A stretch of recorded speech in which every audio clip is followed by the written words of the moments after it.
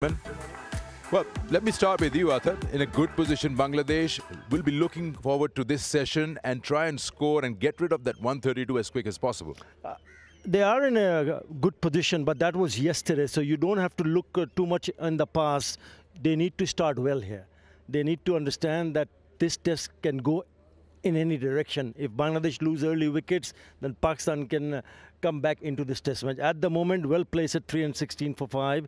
Two well-set batters. But that was, as I said earlier, that was yesterday. So they have to start all over again, and they need to ensure that they just do not lose a wicket early on. If they get their eye in, and we know what Mushfiqur Rahim and Litun Kumar Das can do with the bat, it's still a very good batting surface. So they need to realize the fact that, yes, get set one more time and just keep on batting. Yeah, when you look at the progress and the run flow through the day yesterday for Bangladesh, they almost started off in first gear, but then come third session and they were in top gear. But they were scoring at, what, 12 runs in 12 overs. But then you come into the last session and it's just really good gradual increase. Yeah, absolutely. And credit to Shadman, the man at the top order. He lost his partner early, didn't he? And it took a lot of courage, a lot of skill to weather the storm, the Pakistan storm. They came hard, they bowled well, didn't they, in patches. And I think he's the key man. He was the one who set the platform. And a lot of people might have criticised Bangladesh early, saying, oh, they're not batting quick enough, modern day scoring, etc. But actually, look at the end of the day, that's what matters. And they got to 300, and Pakistan haven't done, Bangladesh haven't done that very often. Yeah. So a lot of credit to him, and good old-fashioned batting. Get through the new ball, and on you go. Yeah, talking about the new ball, when the second new ball came in, Litun Das was the right man because he has opened for Bangladesh, so he knows how to tackle that. And how good was he the other day?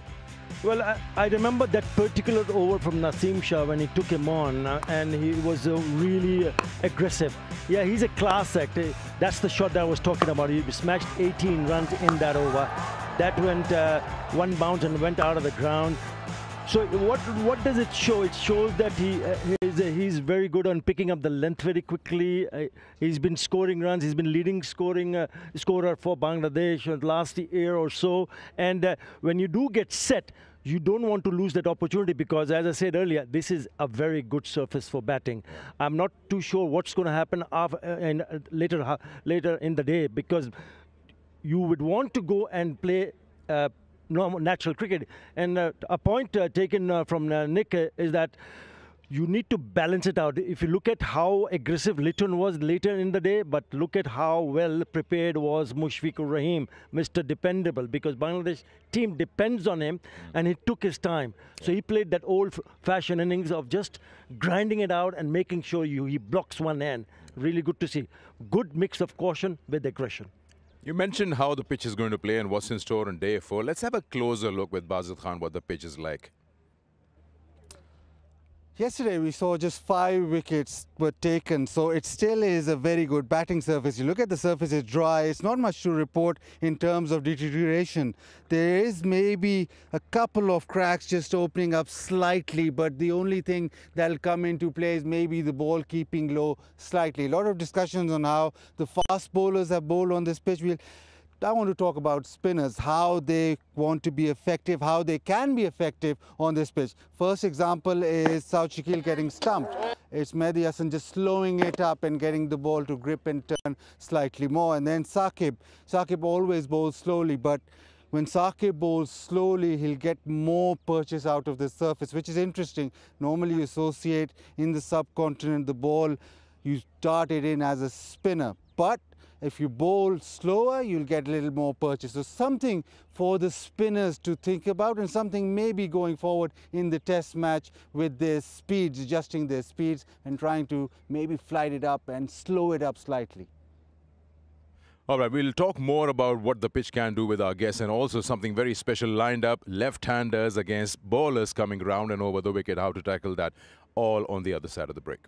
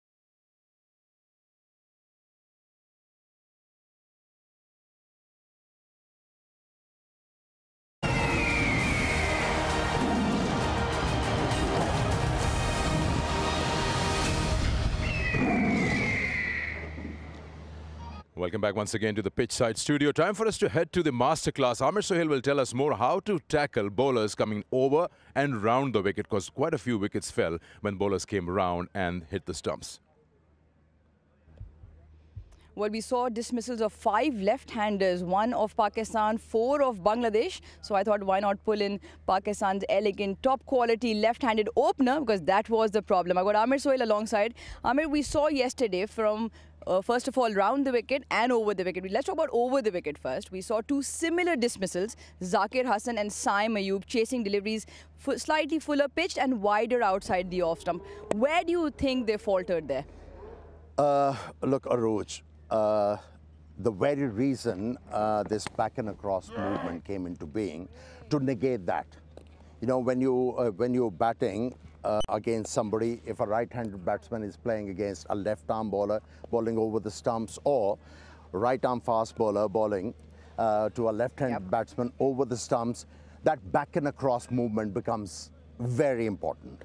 Right, so let's do something. You've got bat in hand. You've got a lot of aspiring cricketers and they can learn from the best. Why don't you show us what they could have done better? The reason why I emphasize on back and across movement, it helps you to play the ball down the track rather than playing through covers with an angle bat. You know, I'll show you how to do it.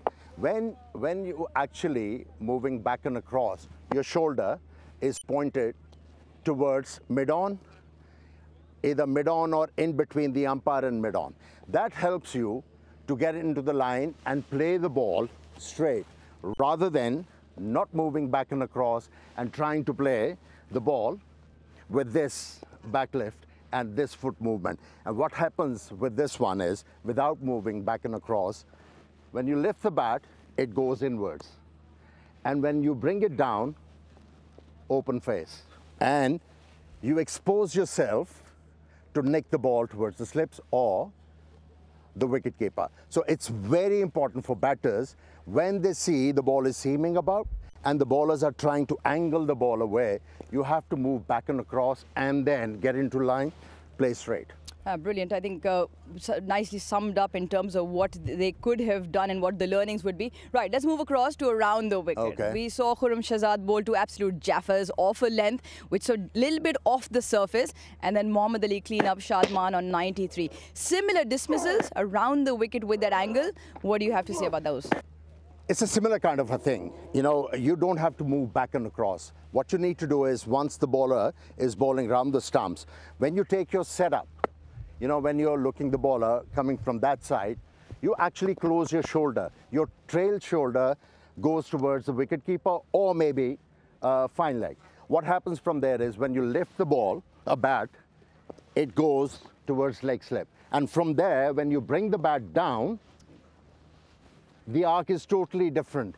And that will leave a gap between bat and pad. So it's highly imperative for the batters, when they are looking to face against the right-arm fast bowler bowling from round the stumps, you have to make sure in your setup, when the ball is about to be delivered, you keep your front shoulder, if not in between mid-on or the umpire, you have to keep it parallel to the umpire's position. And from there, when you lift the bat, you lift the bat towards the slips. And from there, when you bring it down, there is no gap.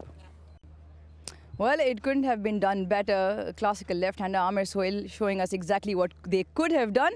I hope you've enjoyed this one. Yeah, it's so amazing how to tackle different kind of bowlers, Nick. I mean, especially the thinking smart ones who are using the crease and going wide and trying to create angles against you. Yeah, I think the biggest question for Pakistan this morning in terms of bowling, when we think about how they executed their plans, is how they're going to win the game. I mean, we're here on the end of day 3, early morning day 4, and all eyes have got to be on victories. I don't think anyone wants to see these boring draws anymore. You know, 450 plays 450 and it ends in a draw. I think one of the things we want to look at is, how can we win the game? Pakistan will be thinking, how can they take early wickets? And one of the ways they can do that is obviously to try and get those Bangladesh batsmen out very quickly this morning. But, you know, that for me would be the thinking point from both teams. Well, I'll take it from where he's leaving. I mean, you're Bangladesh captain. Would you cover the deficit and declare? No, I would not. Why not? because of the fact that Bangladesh, if I was a captain, I would want them to bat as much as possible. You spoke about this is the World Test Championship, Nick, and points do count. Draws don't help, though, do they?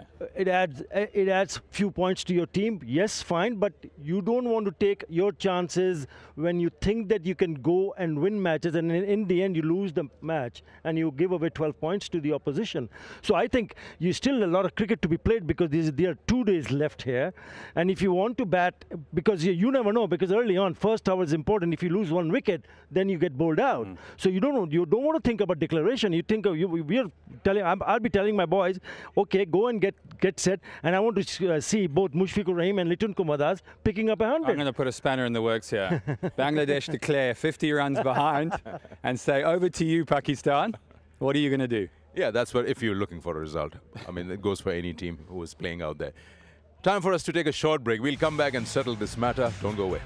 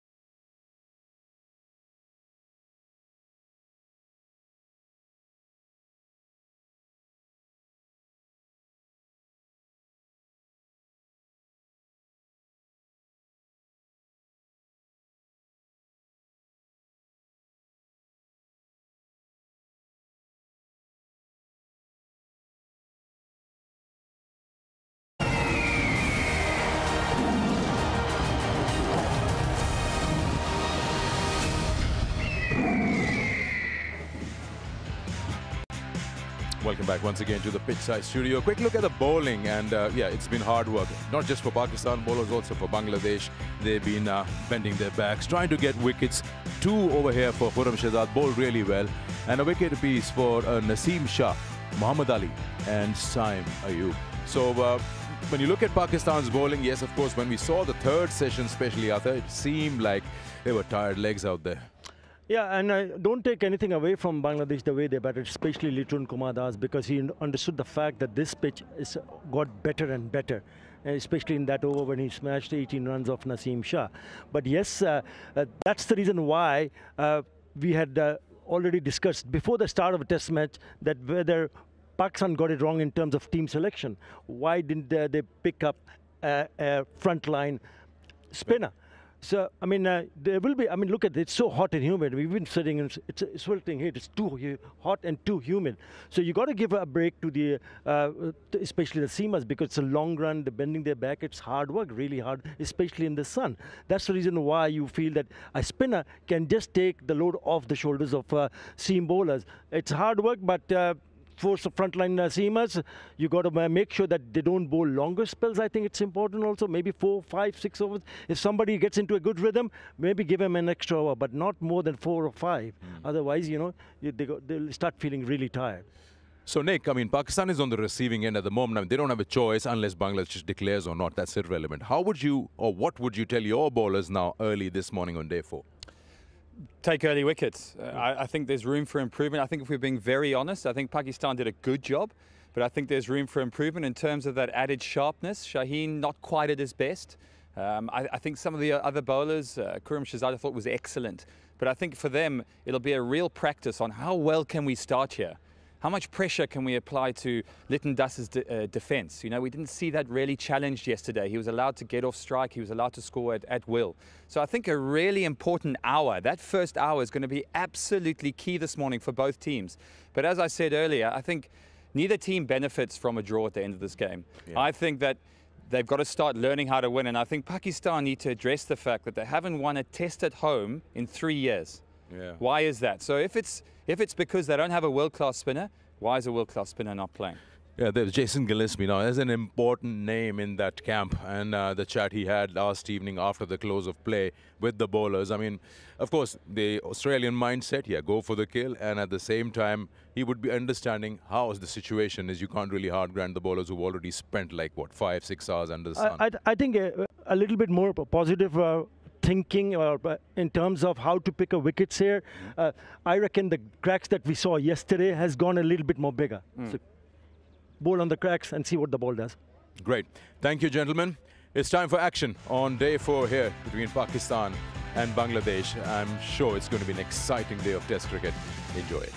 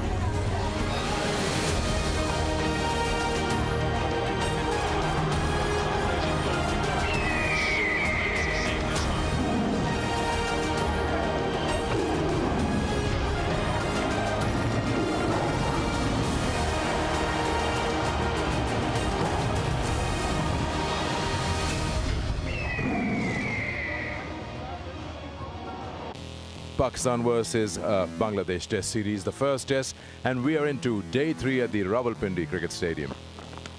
Gone! What a take by Mohammad Rizwan! Bring up his 50, it's his third 50 in Test career. He'll raise the bat.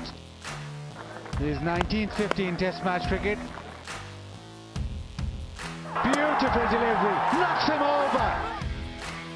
Pulled him.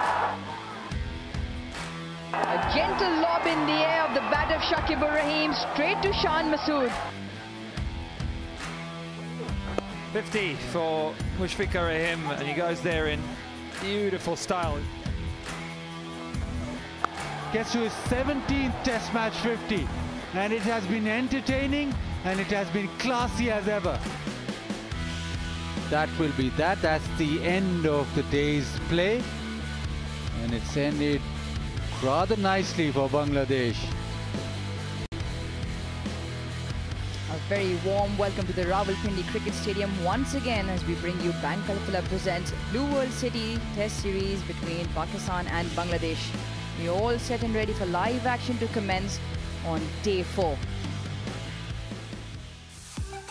Match timings for today, they've been moved around quite a bit again. 15 minutes added to the first session, so we start 9:45. Second session, well, 12:40 to 2:55, and we end the day's play with the third session being 2 hours, ending at 5:15 p.m. 98 overs to be bowled. Remember, we lost the first session on day 1 due to a wet, soggy outfield. Match summary so far: 448 declared for 6. Shan Masood called his men back in after Rizwan and Shakil scored big hundreds. 2 wickets apiece to Hassan and Shariful in pursuit. Bangladesh going steady. 316 for 5. Shadman with a brilliant 93. And the experienced middle order, Mushfiqur Rahim, Liton Das, brilliant partnership, 98. And Mominul with a half century. 3 men in the middle with a half century, and Bangladesh at the moment trail by 132. I've got Amir Sohail alongside, who had plenty to say about this beautiful partnership between the two. Yeah, it's quite handy to have a player like Liton Das batting at number 7. And then when you talk about Mushfiq, I'm a huge fan of his batting. He's a classic batsman. So easy on the eyes he is. Relies on the timing, relies on the footwork. And have a look at their stats. 39 Test innings, and he's been able to get more than 1,500 runs. And Mushfiqur Rahim is not lurking behind. From 34 innings, 1,300 runs. Average is very healthy. 750s and 300s. He's a reliable batsman, Mushfiq. Yeah, since 2021, those two have held steady the ship for Bangladesh, and they're doing it once again. But let's not forget, there was an impressive left-handed opener who impressed one and all. He certainly deserved 100. It was Shadman Islam who did the hard yards with the new ball and played some delectable strokes. Muscled a lot, timed a few, and he was then eventually bowled out for 93. Well, the left-handers have certainly impressed another left-hander. Yeah, I was highly impressed with his stoical calm out there in the middle. Never looked nervy, never looked edgy. He was very authoritative from the word go. Showed how good defensive technique he possesses. And that enabled him to score 93 runs in this innings against a very potent bowling attack. Yeah, while we're talking about the impressive youngster, Athar Ali Khan caught up with Shadman Islam. Let's have a listen what happened earlier. Yeah, I'm with Shadman Islam, who managed to score a very valuable 93. Thank you for joining us. Tell us a little bit about your innings. So, Alhamdulillah but if I get more, so it will be good for my team.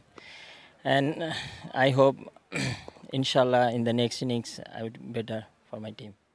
Yeah, you've got playing a test match after, 2022.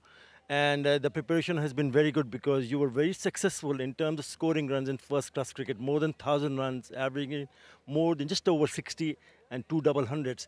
That would have prepared you well for the test matches. Yes, I always prepared myself and talk to me, and if I get chance, then I should perform. That's my belief. Tell us a little bit about the surface. Initially it was difficult, then it got easier. In the new ball, the sometimes moving, sometimes nipping. And after I survived the first session, and I talk with Zakir, and if I get 10 or 20 overs in the wicket, after the wicket will be good and ball will be, we played easily, inshallah, maybe. Yeah, 120 runs behind, but you have two set batters in the middle for Bangladesh, Mushfiqur Rahim and Litun Kumar Das. What have been discussed in the dressing room? They are playing really well. Inshallah, if the first over is very important today, if they batted really well, then it will be good for us. Right. Thank you very much and all the very best. Thank you. Thank you, sir. Thank you. Yeah, brilliant contribution up the order. 93. Athar Ali Khan caught up with him. And another aspect of his game is how well he defended. Amir, you and I spoke about defense, it being so important. In fact, we touched on it earlier on prior to the start of play. Yeah, he gave you the feeling he's reticent when he was interviewed. But while batting, treat to watch. So confident this youngster is. And that is because he's got solid defensive technique. He gets behind the line of the delivery. He makes sure he presents open face of the bat.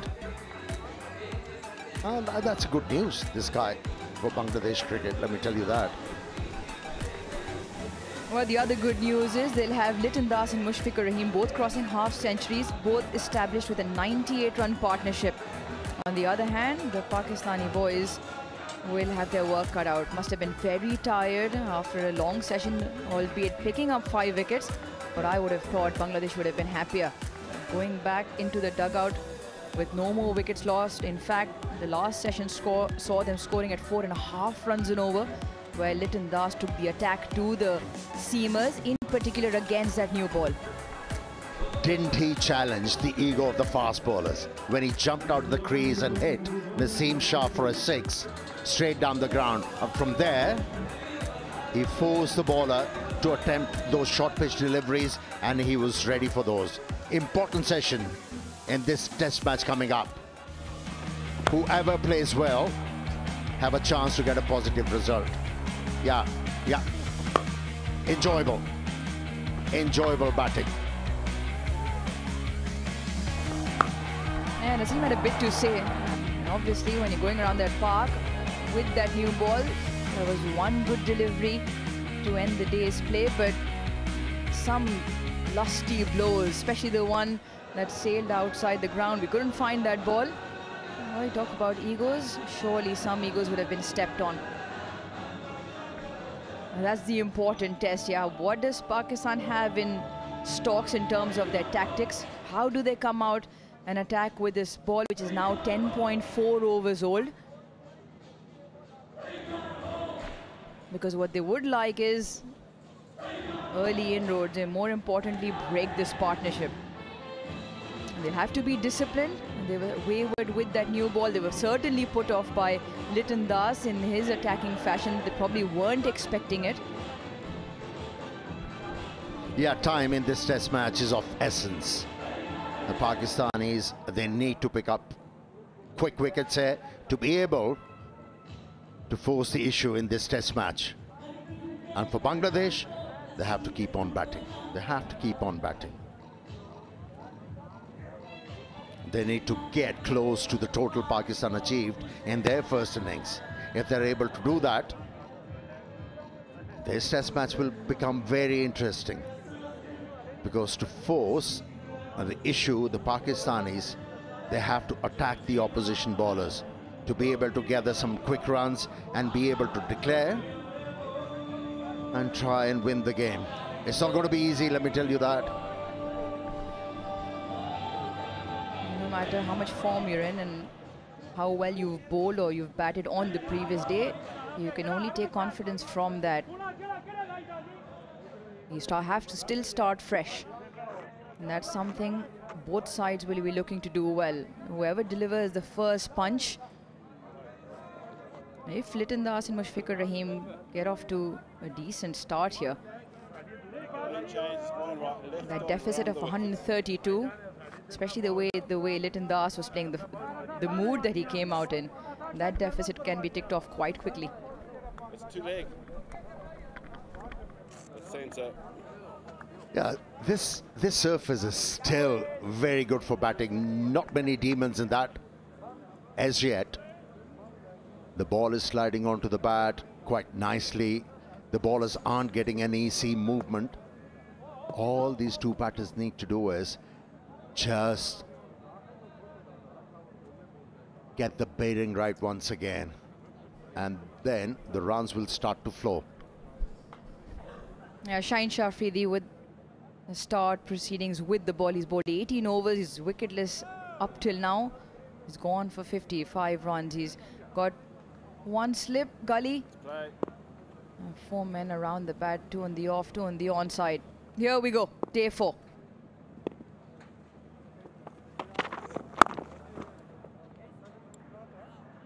And Bangladesh often running with a single. Well, yesterday we saw 80 overs bowled, 289 runs. That's what Bangladesh got at an overall run rate of 3.6. But you have to give it to them. The way they came out and attacked that second new ball in that last session. Hence why that partnership is 99 of 119 in quick time. 53 of 59 is Liton Das's contribution in that. And Mushfiqur Rahim. And he's held the other end steady. And you'd imagine he'll continue doing that. He'll play within himself. He'll keep taking the scoreboard along. And he'll hold one end down. He's a conventional batter, isn't he, Mushfiq? When he starts off with his innings, he is reliant on loose deliveries to be able to score runs. But once he gets about 20, 25 runs, then he starts to maneuver. And then he doesn't need any bad delivery to score runs. He's been a brilliant servant of the game, Mushfiq.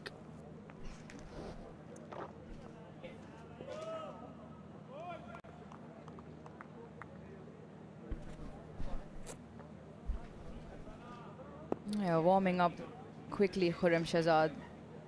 Pick of the seamers with his 2 wickets. That's a good line. As an in-between length that has worked throughout this test match. As the in-between length, again we saw Khurram Shahzad's grouping in the wickets that he got. You just feel if there's any cracks on off or any deviation, they're also right in the middle of that length. So disciplined bowling, conventional test cricket bowling. Put pressure on the opposition, dry out the runs. Do the basics right at the moment for Pakistan.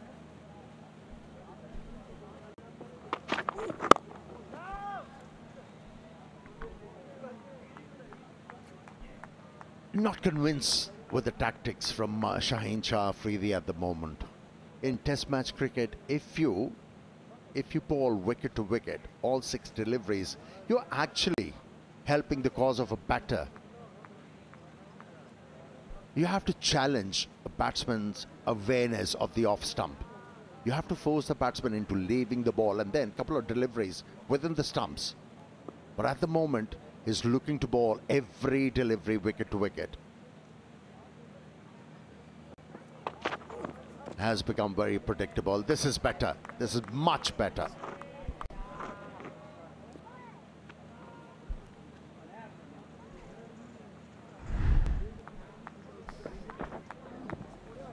On cue. A hint of shape through to the keeper as well, but it's that nagging length. Mushfiq has left it well, but that's what you want. You want 6 deliveries to the same batter. Keep the pressure on. I'm sure we've all played the game. We're very happy if we get the one, get down the other end. It does play on your mind when you're bogged down one end and the bowler's asking questions of you. Yeah, that's what a batsman want. when you start your innings or you resume your innings. You want ball on the bat. And once you get the ball onto the bat, you start to feel confident. End of the first over, it's 3:17 for 5.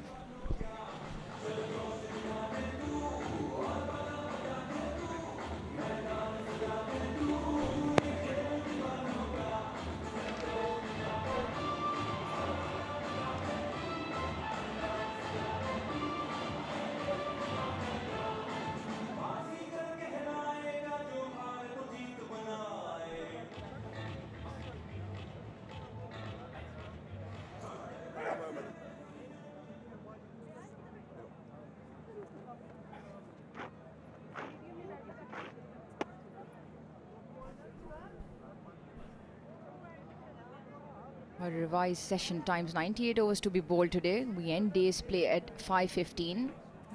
15 minutes added to the first session. That's why we started at 9:45 a.m. local time. Change of bowling. Muhammad Ali replaces Naseem Shah just after.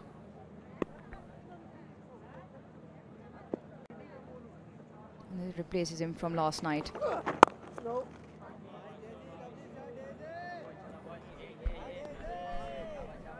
Yeah, judging by the run-up, I think Muhammad Ali's body is so stiff. Even in this heat, he'll be requiring a bit of time to limber up and then steam in and bend his back. Now, these are tough conditions. You have to feel for the bowlers, and then you don't have a spinner in your lineup.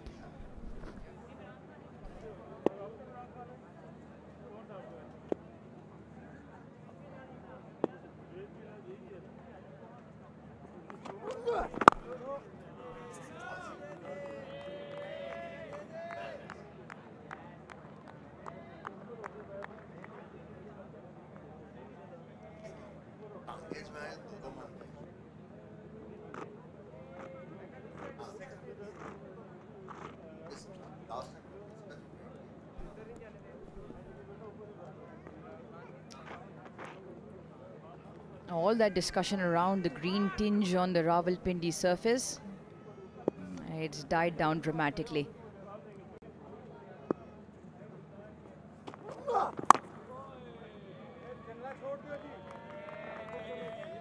It's challenging conditions out there, Amir. The track has become flatter, if anything better for the batters. The ball's still coming on. We haven't seen any movement whatsoever. Well, this tinge of green, the look of the pitch has belied the behavior. There was so much of conjecture that this pitch is going to help the seamers. And this pitch is going to produce result. Hasn't been the case. Yes, the first session, it did offer something to the bowlers because there was a bit of moisture. 100 partnership between these two and a very timely partnership. Yeah, they've put their hand up and they've rocked up a second 6-wicket 100-run partnership for Bangladesh versus Pakistan. And that's what it looked like right at the beginning. A lot of conjecture around the live grass, which it was. And it did a little bit as it would do with overcast conditions. We had a little bit of rain on days prior leading up to the World Cup. Yeah, on day one, it was darker in color. Now it's very light, and it tells you that it has become flat and ideal for batting.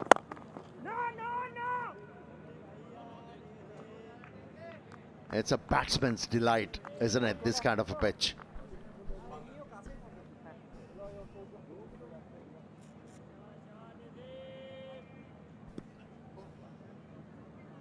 Yep, there it is from today. Even discussion around cracks, whether they've opened up or not.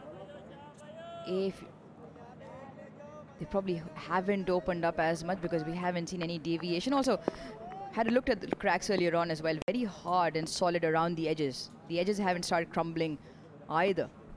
Still a very compact surface underneath. And the sound of bat on ball tells you as well. It's like concrete, isn't it?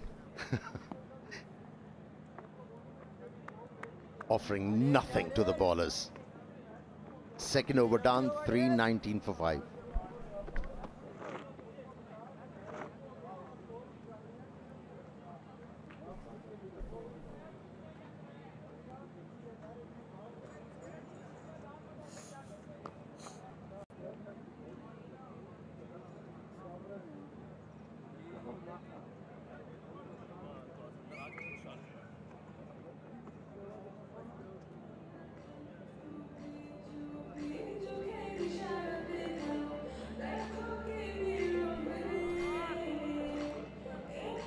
One in quick time. 130 deliveries between Lit and Das. He's been the man in form for Bangladesh in the recent past. He's been the highest run getter along with Mushfiqur Rahim since 2021 in Test cricket.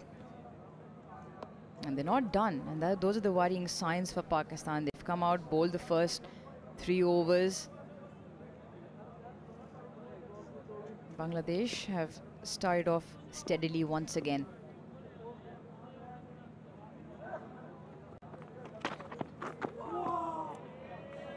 And that's the angle.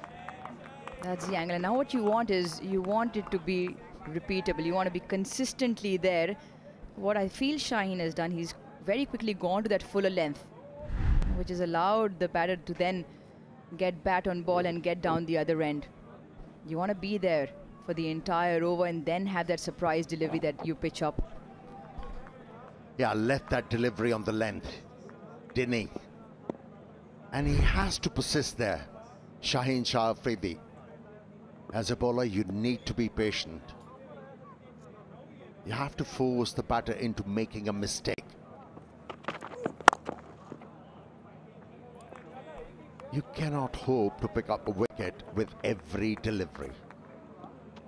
Hope can be dangerous.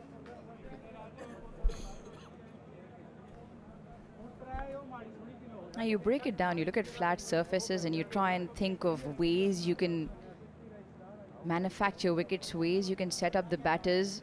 On flat tracks, a discipline becomes extremely crucial, which is one area where Pakistan bowlers, Jason Gillespie in particular, I'm sure will look and have, it's like, guys, we didn't quite nail down our discipline line and length bowling to start with. And there was plenty of loose deliveries. There wasn't probably enough periods of prolonged pressure where you pin down a batter at one end, make run scoring difficult.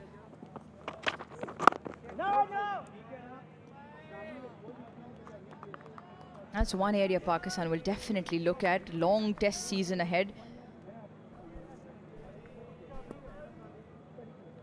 Now he was looking to challenge the technique of the batter. He was asking the batter to show me awareness of the off stump. By moving the fielder from slip towards mid-wicket and square leg, the captain has asked him to bowl wicket to wicket. Not sure. Yeah, the way the field said, the 2 men catching on the leg side close to the bat.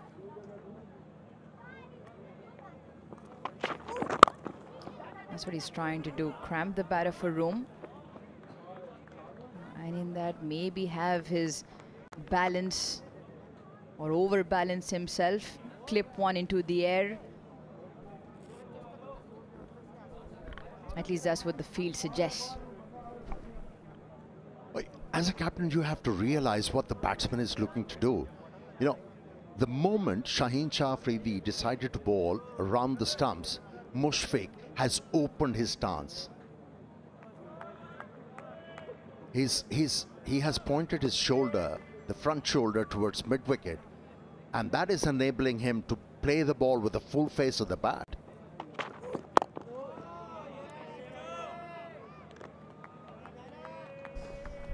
Absolutely. You see there, just with that defense, he's looking to play the ball straight. He's covered the line of the ball in his setup, like you say, with his shoulder. Because when the bowler is bowling with an angle, as a batter, you need to set up to negate that angle. With the ball angling in, that's what they were looking for in placement of those fielders, that if you don't correct your setup to negate that angle, you might overbalance, turn the bat handle and lob it to those two men catching on the leg side. Both batters at the moment looking to play the ball straight. Overdone is 320 for 5.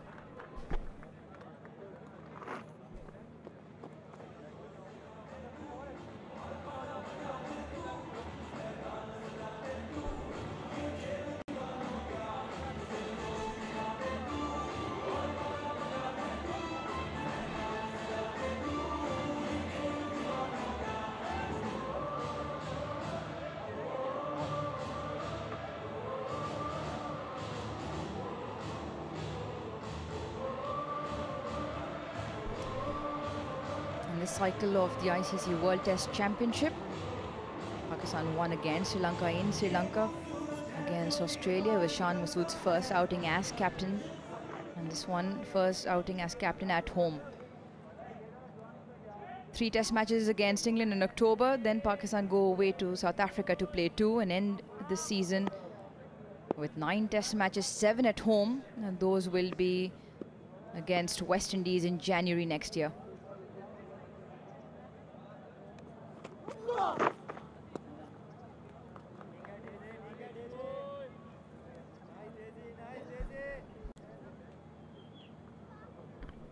Still not there, Muhammad Ali.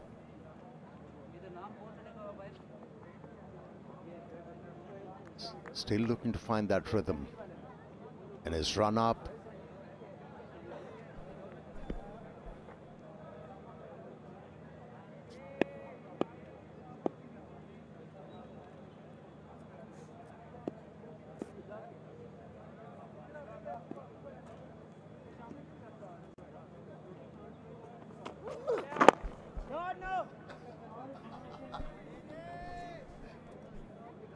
Well, as the test match come along, the pitch is flattened out. The conditions have become very hard for the fielding side, and it's taking its toll on the Pakistani quicks. And you'd imagine Shaheen Shah Afridi there, just probably a cold towel on his shoulder.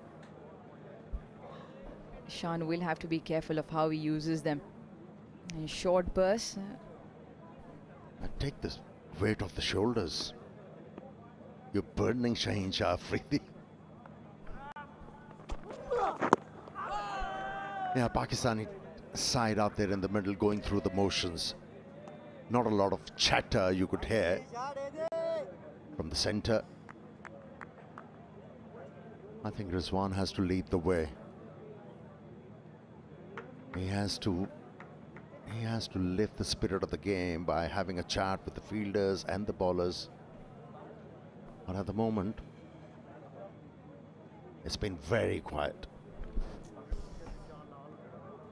It's a fresh day, it's a new day, and it doesn't take long. Here, Pakistan get 1 wicket, and they can very quickly change the tide towards their side. So, just feel a little bit glum at the start of the day.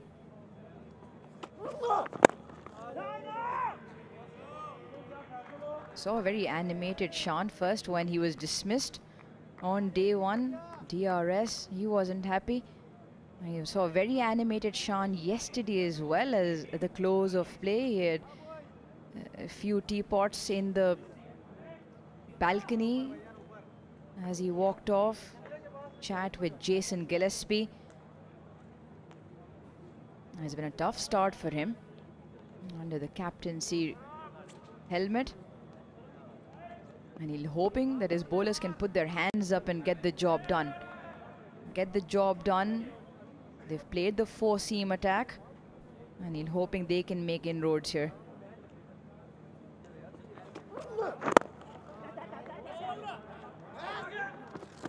A quick single shy at the stumps from Naseem Shah.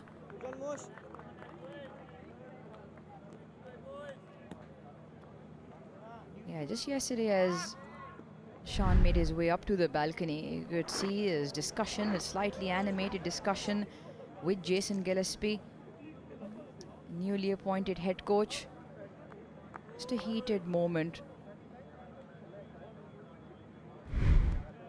Now make of it what you will, but it didn't look very pleasing. Could you decipher what was the chatter? Come on, lads, get the ball in the right area.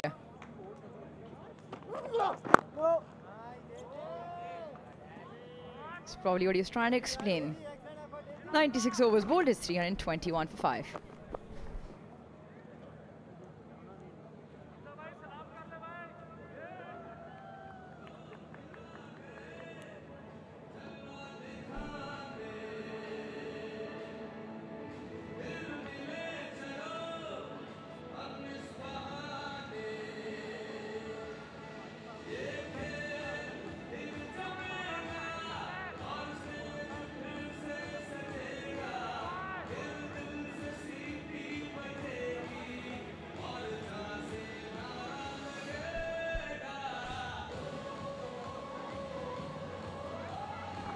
Now we're into the first session of day 4. 4 overs have been bowled on the day. Partnership from 98 has jumped to 103. A second time, the Bangladeshi 6-wicket stand has crossed that 3-figure mark.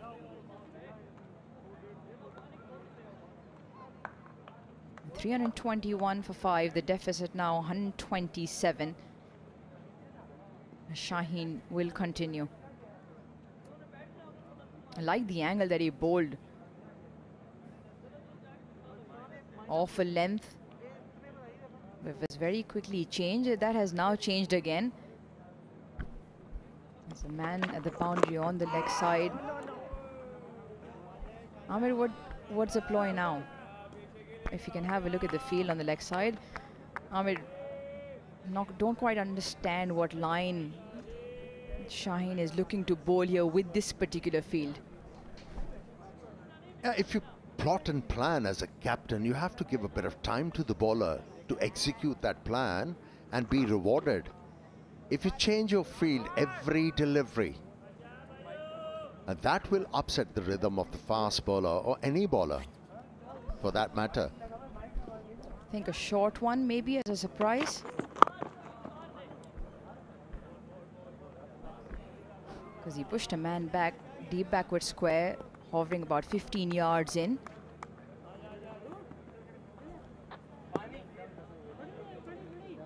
You're absolutely right.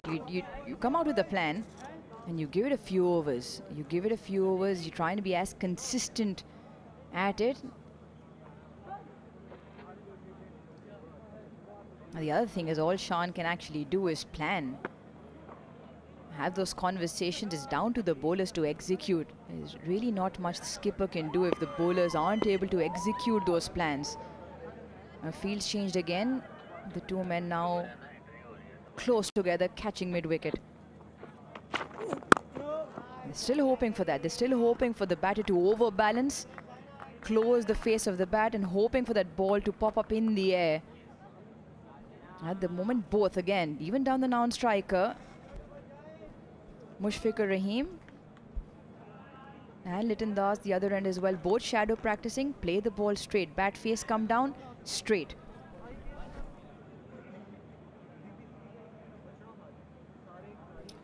All easy at the moment for the batters. Haven't been troubled. Just looking to establish themselves at the crease once again.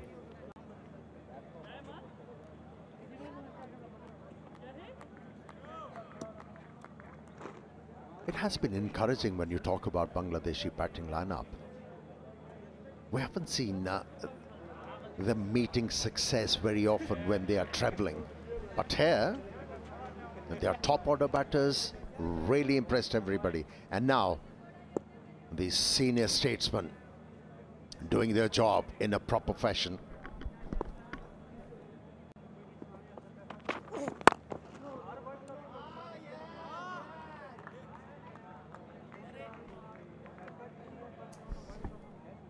You come out with a plan. Right or wrong will be something that you'll know after, but at least we might have a different opinion on it. The teams plan differently, but again, you want to be consistent. You want to give it enough time to see if it works or not. Sometimes when the runs dry up, which would then generally easier to come by, the batter can fall into the trap of trying to score in another area. Do something different, and that's your wicket opportunity. So far, solid, absolutely solid from Liton Das and Mushfiqur Rahim. It's 322 for 5.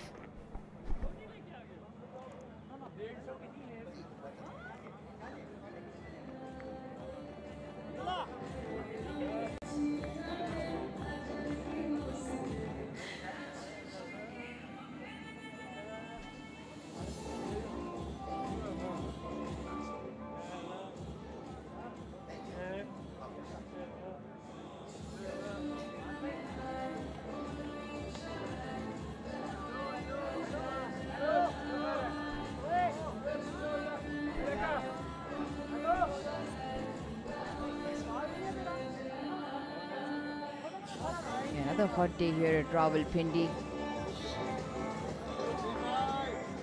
You'd imagine it being a weekend. We saw yesterday evening the crowd come in numbers. They got loud as well. They enjoyed good quality cricket from Bangladesh.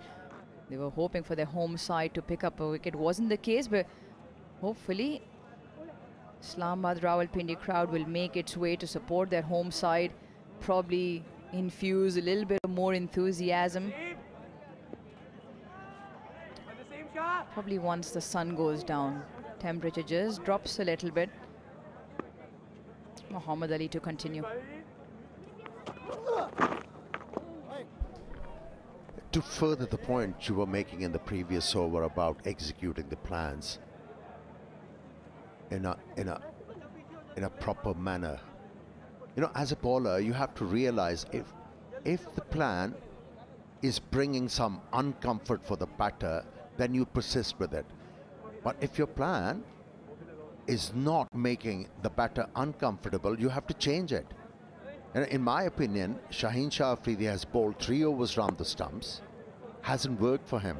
Both the batter look very comfortable. He has to revert to his natural angle of the left armour.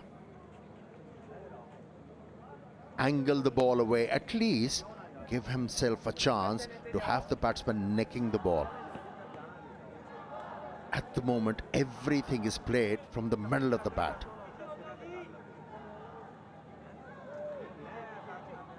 This is the job of the bowlers, to make it uncomfortable for the batters. And if they feel the batter is comfortable, change the plan. Improvise as quickly as possible.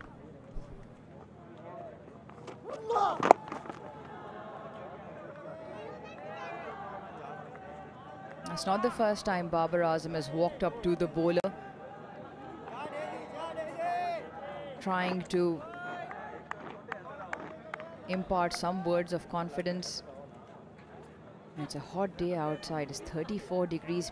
Probably feels like a few degrees more, especially when things aren't going according to your way. So we saw Shaheen Shah Afridi under a cold towel at the boundary a couple of times.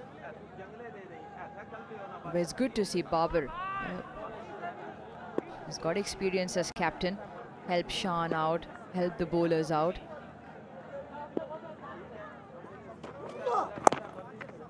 That's a better line.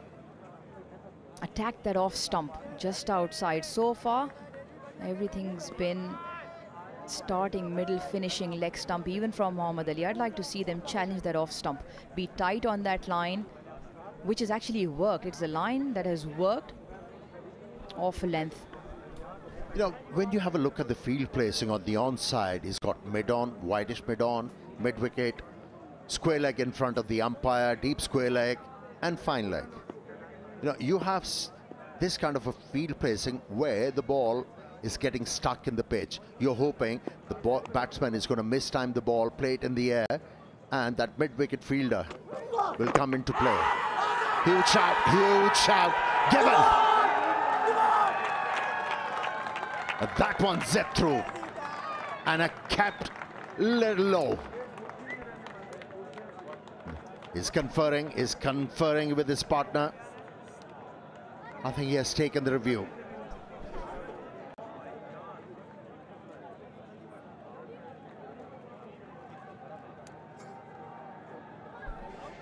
TV umpire to director, we have a player review for LBW.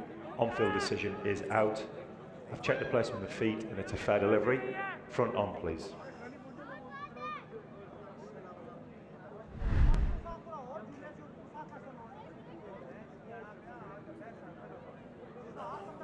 Okay, ball is close to the bat. Can we have Ultra Edge unavailable, please?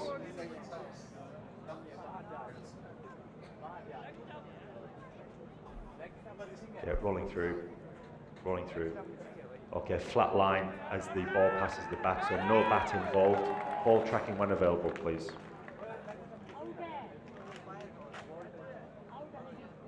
Original decision is out. Pitching outside off, impact in line, and it's missing the wickets, Richard. So I recommend you change your decision from out to not out.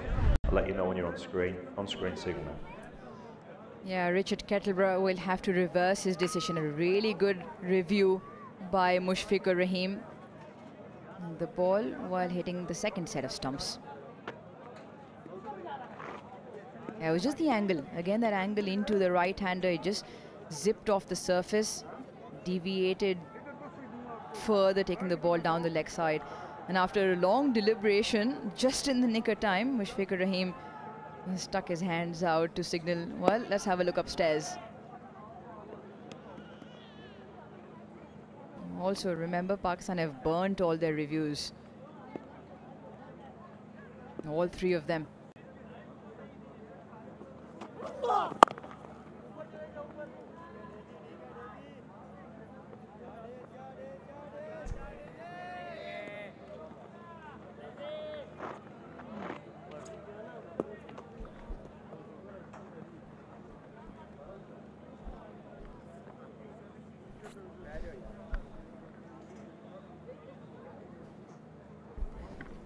Yeah, the captain of Pakistan has exhausted all the reviews, and the bowlers, they look exhausted as well. Absolutely no cushion out there.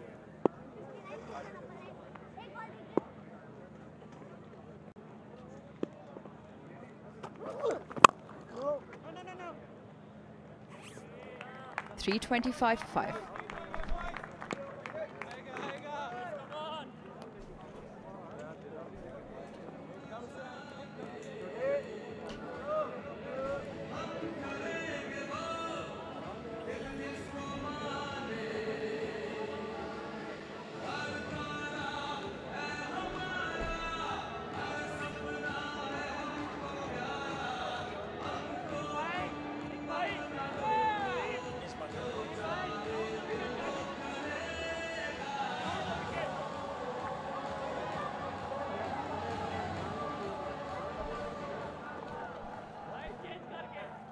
No success yet for the Pakistani bowlers. Oh, recently 6 overs just for 9 runs, but importantly, Bangladesh still building. Shaheen Shah Afridi round the wicket. Short ball. Zips off the surface. Mushfiq tucks underneath. The morning session, just not just the fact that Bangladesh will be able to and try and get to and be able to get to that Pakistan first inning total. Also the fact that the longer they bat, that's more miles in the legs of the fast bowlers. We talked about how humid it is. It's very early in the season.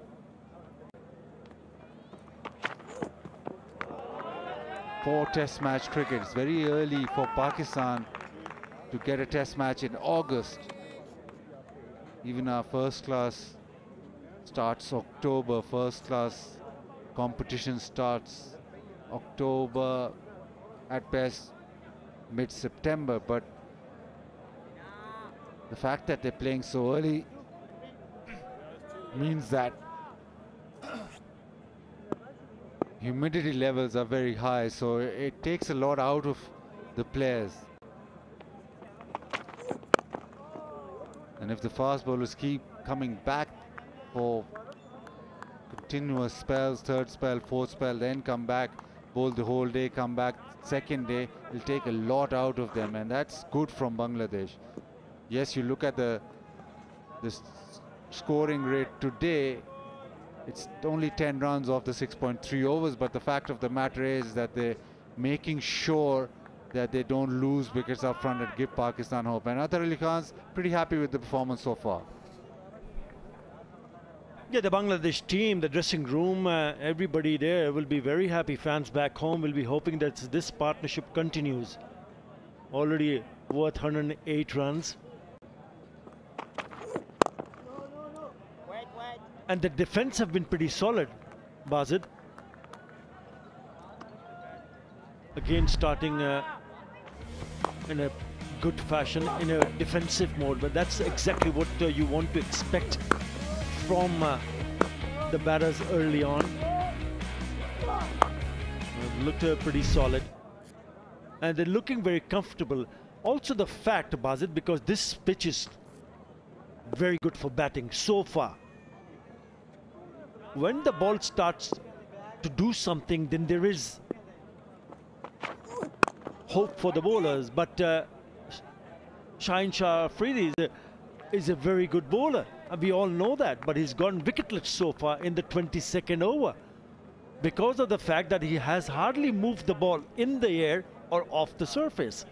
So these are good batting conditions, and the batters have grabbed this opportunity with both hands. Yes, it's still early now. They've only bowled, this is the 7th over. So they're taking it easy and ensuring that they get their eye in. Important for them, both of the batters, to continue to bat through, just bat on.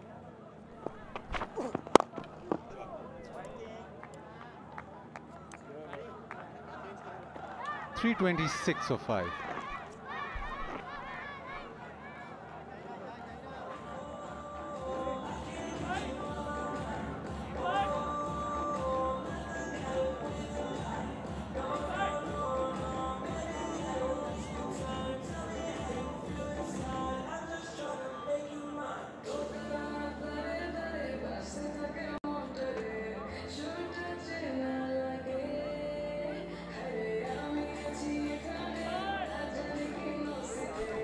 Yeah, a lot of bowling for the fast bowlers. They played 4 fast bowlers, but still there's been a workload for all 4.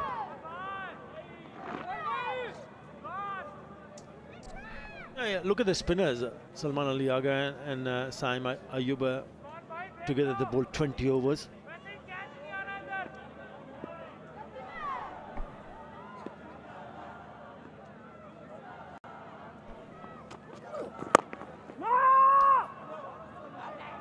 First test match for the Jason Gillespie and Shan Masood combination. They started with 4 fast bowlers. They wanted a pitch which seamed around and maybe offered a lot for the faster men. But as traditionally we've seen with this Rawalpindi pitch, that once that moisture goes, it becomes beautiful for batting. Maybe if the match started on time the first day, it might have been a little bit of a difference with a lot of moisture in the surface earlier on. But we had wet patches in the outfield. Until the match started, the sun had taken effect. But the next test match also here, Athar, we already mentioned the fact that Abrar, who was in the squad and released before the test match, has a terrific record, not only in test match cricket, but especially on this ground in first class cricket as well. He's picked up 40 wickets at 5 games, so that's an option Pakistan will probably have to look at. Even if Pakistan go on and win this test match, whatever way possible, you're still looking at the faster bowlers getting no relief.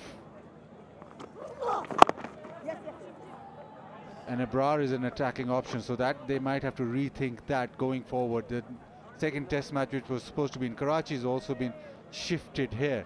Now with Bangladesh, do you see anything, any tinkering with the bowling attack, considering now they know how these conditions will play? It won't change drastically throughout the fourth or the fifth day. So it's about taking 20 wickets. Do Bangladesh now look to someone else? Well, the options available for Bangladesh is Taijul Islam, the left-arm orthodox left-arm spinner. Naeem Hassan, tall, lanky right-arm off spinner, who can bat well. He had scored few in the warm-up matches. And looking at the three seamers that they picked, there is also an option of Khalid Ahmed.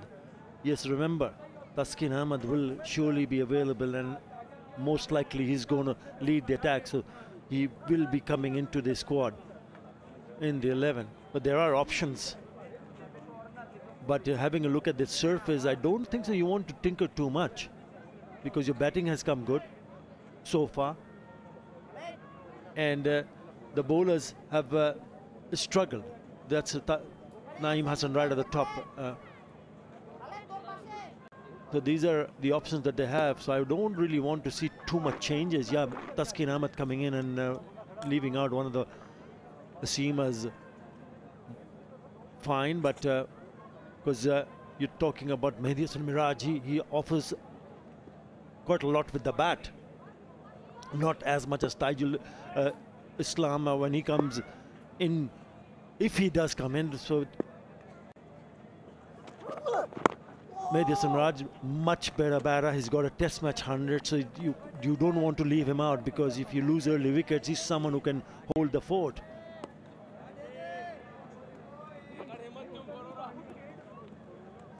Yeah, that's the squad. I was talking about Taijul Islam, Naeem Hassan, Taskin Ahmed. These are the one. You will have to also wait and see Mohammad Hassan Joy, right, who would have opened the innings if he didn't have had that groin injury. Yeah, because if you go in with the 11 that the Bangladesh have picked, it looks pretty good to me.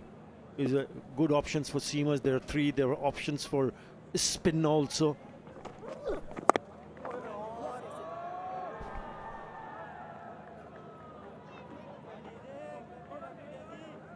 .329 for 5 after 100 overs.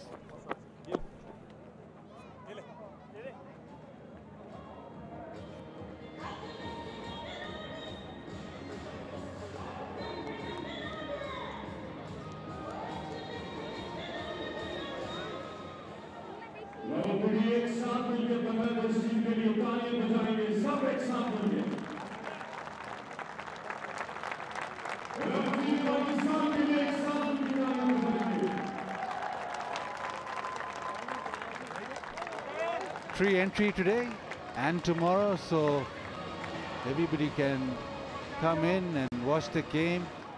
Don't have to watch the whole game because it's quite hot. You can just come in for an hour or so, but yeah, it's the weekend, so if you venture down to Rawalpindi Stadium, you will get free entry.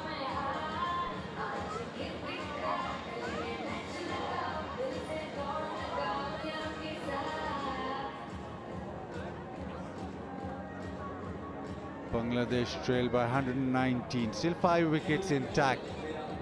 Pakistan have bowled 8 overs. There's been very little to work with for the faster men. Bangladesh want to keep on building.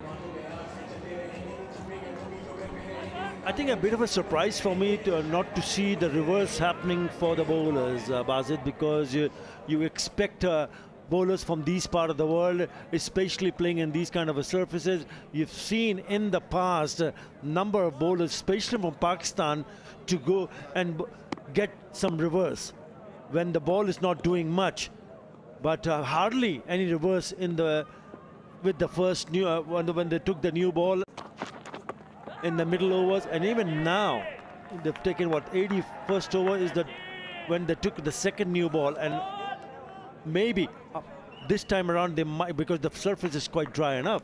So were you surprised not to see reverse happening for the bowlers? Well, I'll tell you one thing. When that second new ball was taken, there was a situation where, as you remember, Lilton took on Naseem Shah in that over and smashed him for 18. Now that over was the 7th over of the new ball.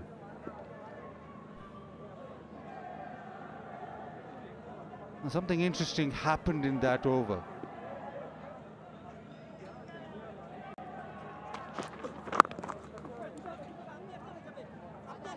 Sheikh wants 2, and he darts back and picks up 2. Now,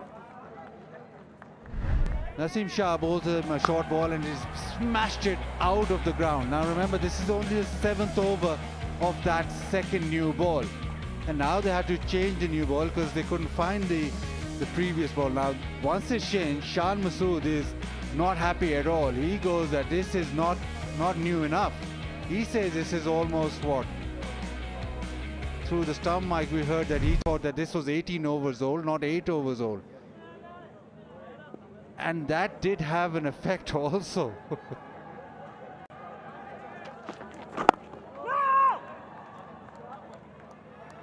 And suddenly, as the ball is changed, there's a dip in swing. So before the 6th, it was 1.1 degrees. And Lilton does, well, he did well, hitting it out of the ground. And the ball that was changed, it did not swing at all. Yeah, I can understand that. But the question remains, were you surprised that the reverse was not happening with the first new ball when it got older, maybe in the 50th over, 40th over, where you expect the ball to reverse? That's what I was trying to ask you. Yeah, a little bit, but you wouldn't expect a lot of reverse, especially here. Again, I talk about conditions. We see this ground is quite lush, and also the fact that there is moisture is the ball's not going to get scuffed up quickly. Even the square is just the wicket that they're playing on, which has a little bit of grass on it, but the square, the pitches next to the actual playing surface are very lush. So the ball to develop into a situation where it starts to reverse, it'll be difficult. That's why we haven't seen much. Edge and gone. Little extra bounce this time from Naseem Shah. Lilton Das trying to cut this away, but the nip of the surface this time does for him. Yeah, it's the bounce that did it. Just the extra bounce. You go because he was looking so comfortable, Litun Kumar Das. Hardly a fall shot before this. Have a look at this. I just came back just enough, and on the bounce caught him by surprise and straight into the hands of Mohammad Rizwan. This Naseem Shah who breaks the partnership. Litton gone for 56. Bangladesh 332 for 6.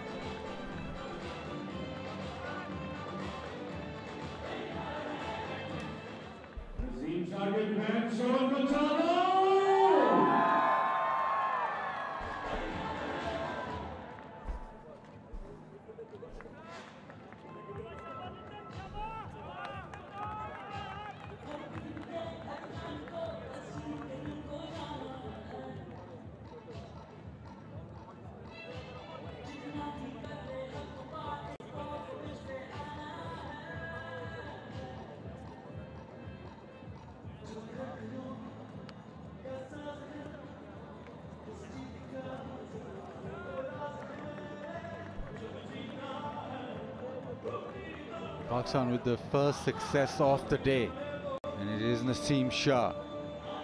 That brings Mehdi Hassan Miraj to the crease. A very conscious batter, an all-rounder. Bangladesh 2 bad teams, so Need a little partnership now. They need a significant partnership, but they still trail by 116.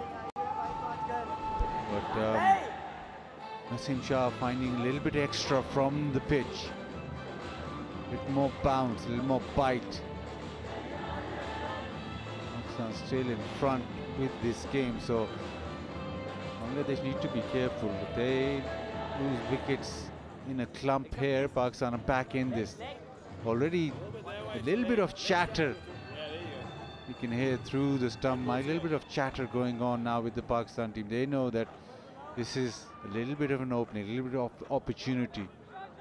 So far, Bangladesh have been very good with the partnerships.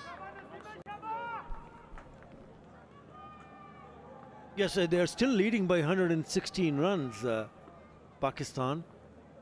And if they can knock those last 4 wickets quickly, game on. That's the reason it's important for Bangladesh to ensure they have Mahidassan Miraj bat and garner a partnership with Mushfiqur Rahim. Successful over for Naseem Shah. It's 332 for 6.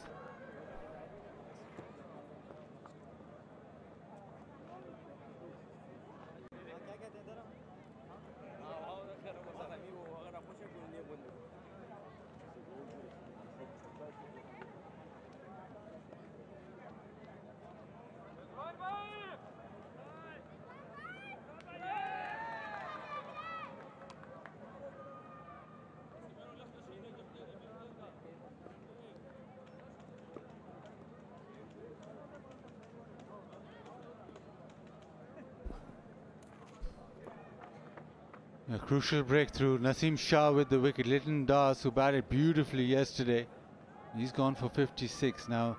Pakistan just with a slight little opening. A wicket here.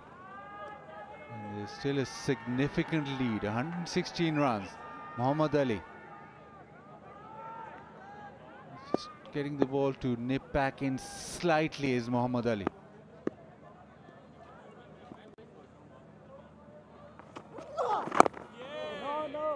Just right there. He's trying to attack the front pad.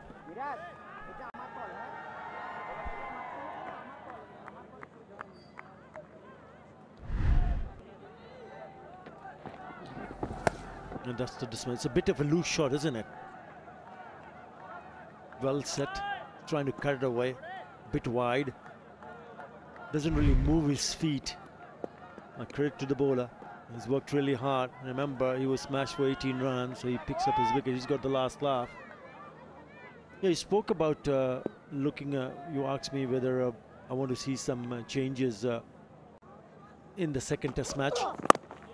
What about Pakistan? Do you want to see, apart from maybe an extra spinner, anyone that you feel that can come into the 11 for the second Test match? I reckon it'd be a tough call leaving out one of those fast bowlers, because I reckon these fast bowlers, because of the fact that they haven't played a lot of first-class cricket leading into the Test match, I think the bowling that they've done, they'll probably be in better rhythm come the second Test match. So it'll be interesting who they leave out. But I do want Ibrahim to come in, because they need a spinner if the surface prepared. Probably even if they prepare a green tinge surface, it still play out the same way. So they need somebody of that quality. And Abrar is different to normal spinners. He's that mystery spinner.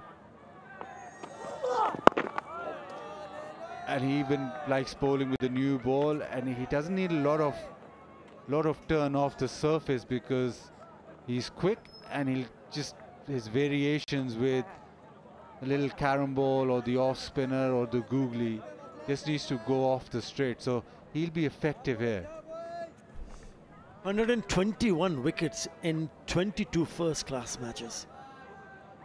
Why isn't he playing?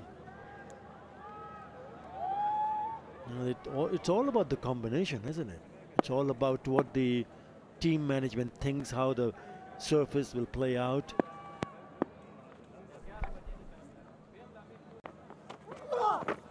Beautiful delivery. That has nipped away. He's got the ball to seam back in throughout this spell. That's the one ball that has pitched and almost took off.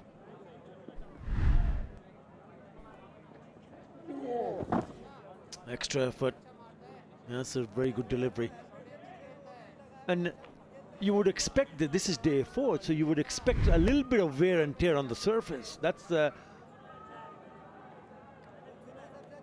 how the test match progresses, because the first couple of days are very good for batting initially, something for the seamers in the first hour or so. But we've hardly seen any wear and tear. The ball has come nicely on the bat. Odd ball has bounced. Very few have kept low. But you haven't seen the ball doing anything at all, because that's the reason why I feel that it's still a very good surface for batting.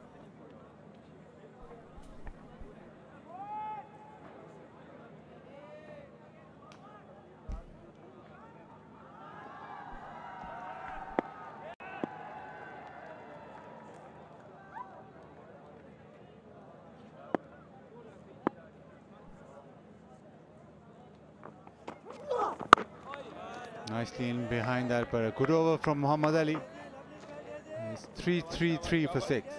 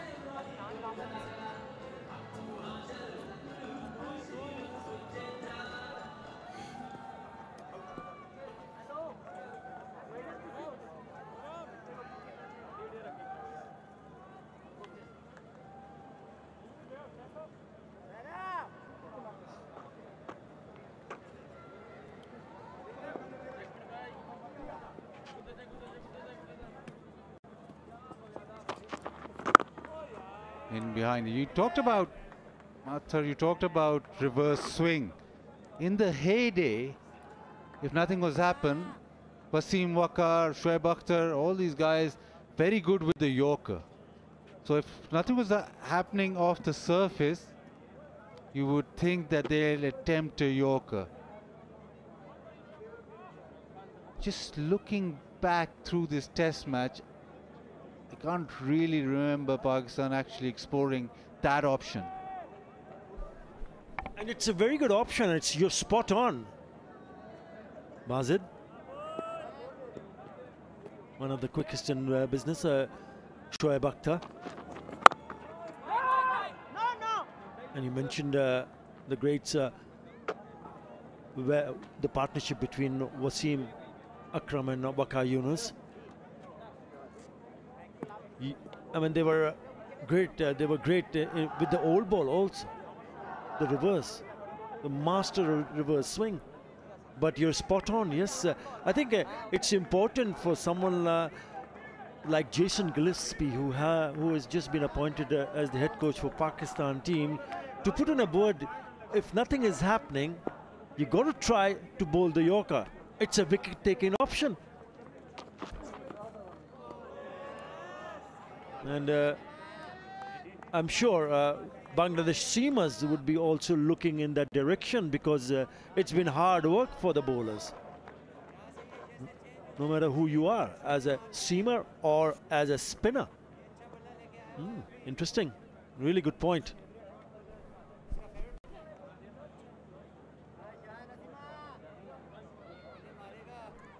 And also, if there's a little bit of reverse swing, the Yorker actually accentuates that reverse swing, exaggerates it. So, yeah, interesting that they haven't gone that route.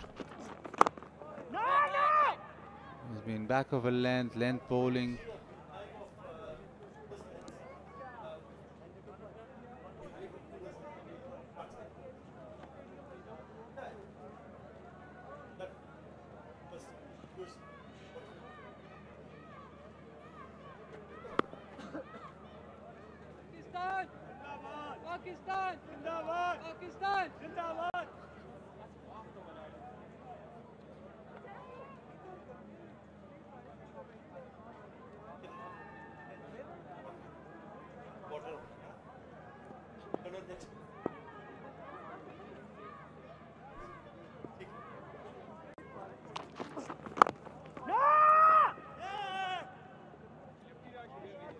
Mushfiq's look quite comfortable off that back foot especially, but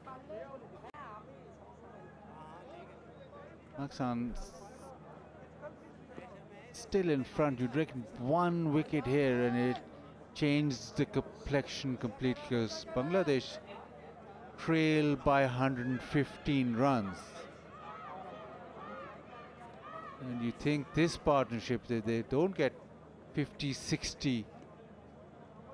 And Pakistan are in play. A wicket here and it changes the complexion, especially the wicket of Mushfiq.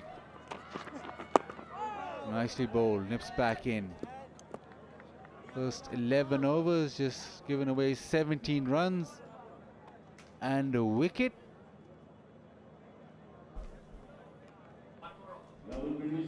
$333 for 6.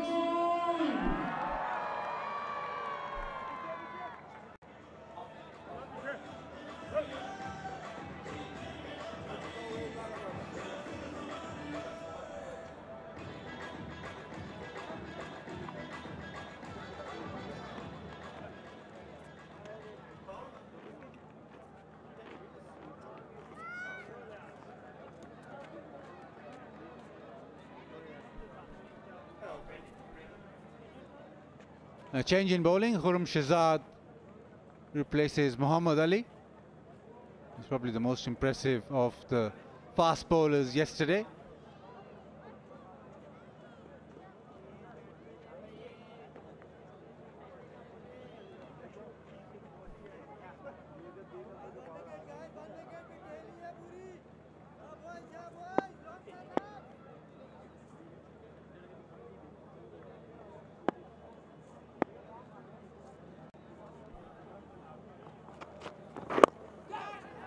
In the air, but timed beautifully. He'll come back for the second.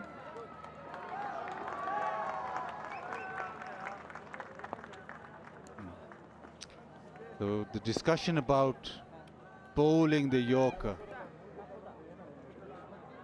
from memory, I can't pinpoint one, maybe a couple of Yorkers only.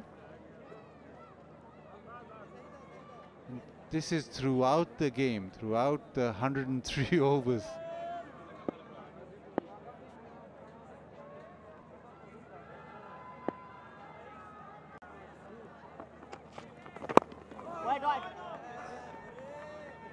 So the Pakistan seamers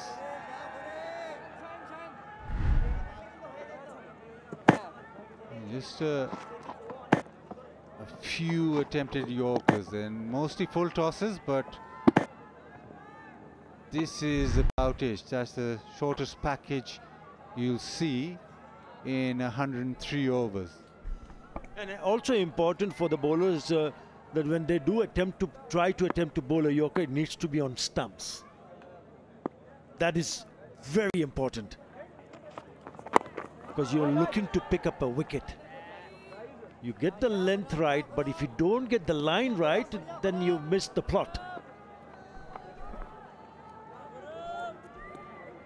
But the surprising part about this is that once the ball got older, we didn't see a lot of them attempting the Yorker. Traditionally, you'd always go back 15, 20 years, you'd always think, well, ball's old, here comes the Yorkers.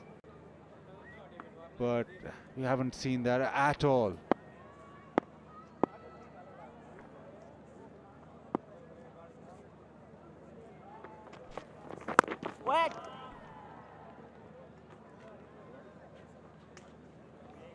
And just to illustrate how Pakistan have not attempted the Yorker, or attempted very little of it,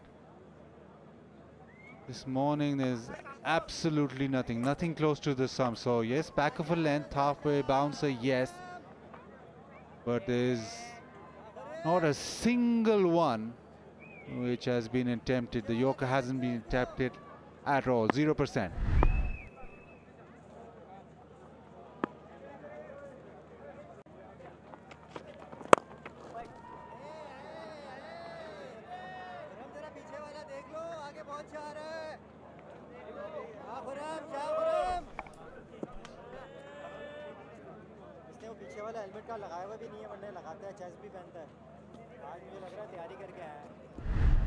Yeah, the Yorker is if you look at the stumps, the distance between the stumps and the 2 meter, there has to be between that, and it has to be straighter. So nothing, not even close to 2 meters. The bowl the closest is probably at 3 meter.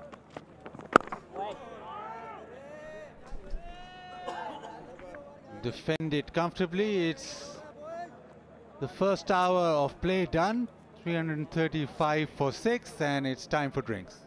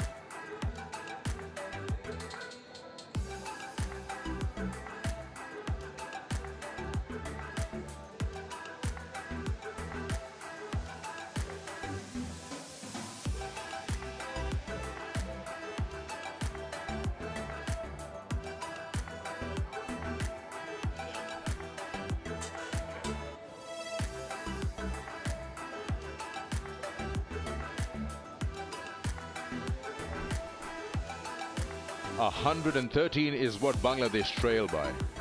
And there are 335 for 6, and this is the summary of the 3 days and a session.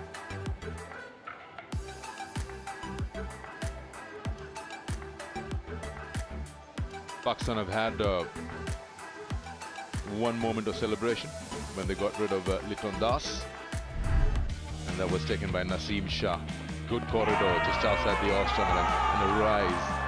It was on the rise, and he's trying to cut that. This is how he was set up. Liton Das is bowling short at him, and yeah, he was up to task. This is all round the wicket, trying to get into his rib cage and then over the wicket. And you see how the ball is just climbing on him, and he's trying to cut that. He didn't have enough room to actually get back onto that. But a good knock from him.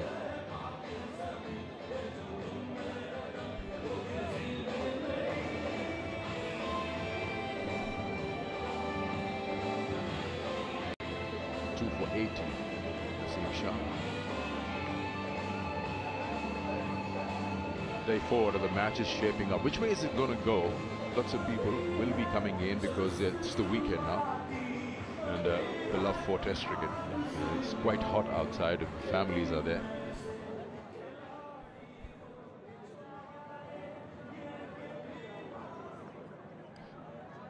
Got Nick alongside me. Nick, give us a result. And when I say that, you got to give us how.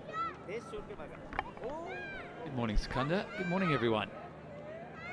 Well, I think everyone who's come in today would love to see a result. That's the first thing. I think Test cricket is at a time and place where gone are the days of these long draws, although we may see one in this match.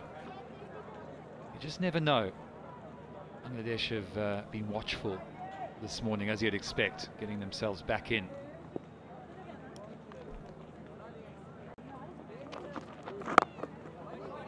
Much like that. Solid as a rock, as the diminutive wicketkeeper batter. Yeah, it's an interesting stage of the game, isn't it? I mean, I said on show that it would be interesting if Bangladesh, perhaps, if they do get close to Pakistan, if perhaps they declared and said to Pakistan, over to you, Shan Masood. Go out and play some aggressive cricket, set up a potential enthralling final day.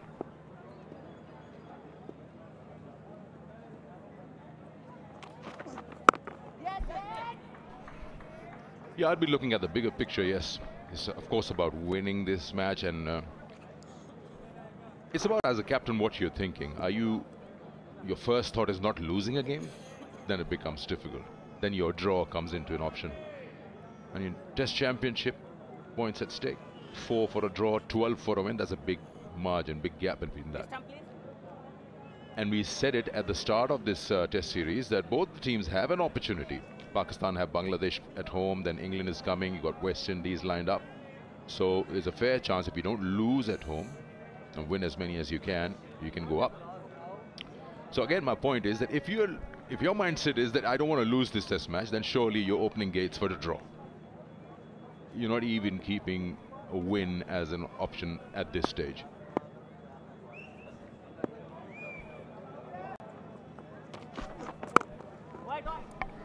And I'd go even one step further and say, let's say we get to the end of day 5 and both teams shake hands. What questions have we answered?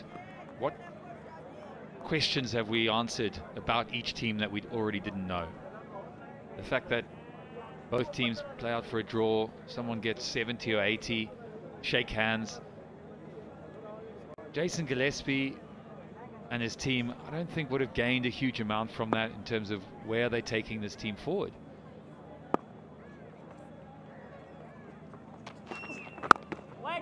We already know how Pakistan have played, and you keep doing the same things, you get the same results. And I think maybe there's an opportunity for Shan and new coach Jason Gillespie to say, listen, how do we want to play our cricket? You know, coming 5th or 4th or 6th in the World Test Championship doesn't really do anything for us. So draws and playing solid cricket, yes, there's merit at times. But I think the game as such has moved forward, where they can afford to take a risk against Bangladesh. It's in their hometown. They haven't won a Test match for 3 years now, Pakistan. And that's quite a telling stat in many ways. In your home, in your backyard, it's quite a telling stat. And could you say, is that because they haven't got a world-class spinner, or perhaps a world-class seamer for that matter? So if you haven't got one, they need to find one. And if they need to find one, he needs to be playing. And I'm talking about Abrar Ahmed, or the person that's going to be identified to take Pakistan cricket forward. Lots of talking points, lots of thoughts. It doesn't mean it's right or wrong, but I think you'll get more answers out of your players by pushing them out of their comfort zones. You know, make it a more exciting prospect for the game of cricket in the next 2 days. 336 for 6.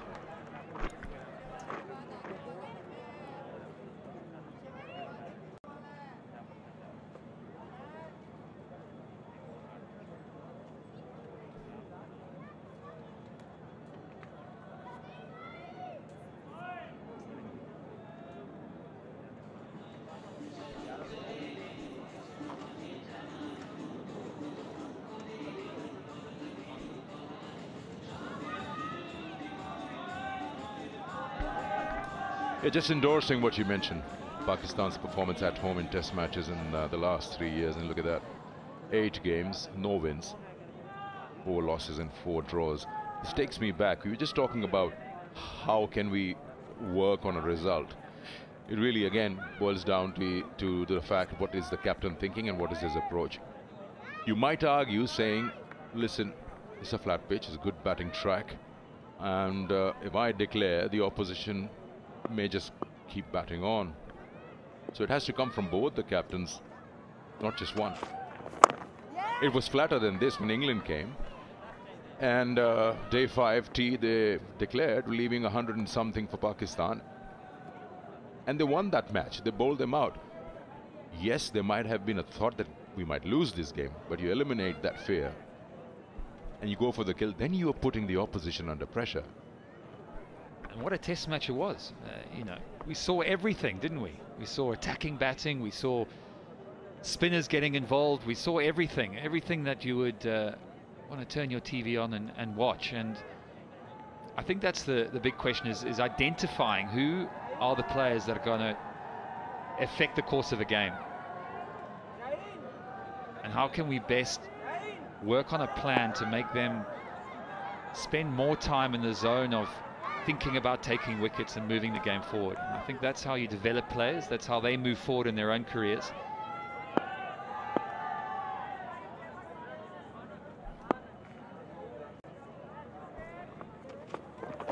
And look, I don't want to be biased, of course. I mean, England are playing a very attacking brand of cricket, Bazball, etc. And I'm a fan of Bazball, don't get me wrong, and there's a time and place for it. But perhaps there is something one can take. Maybe it's affected my own thinking in the way that I look at Test cricket. And this is the Test summary from that match at Rawalpindi in 2022.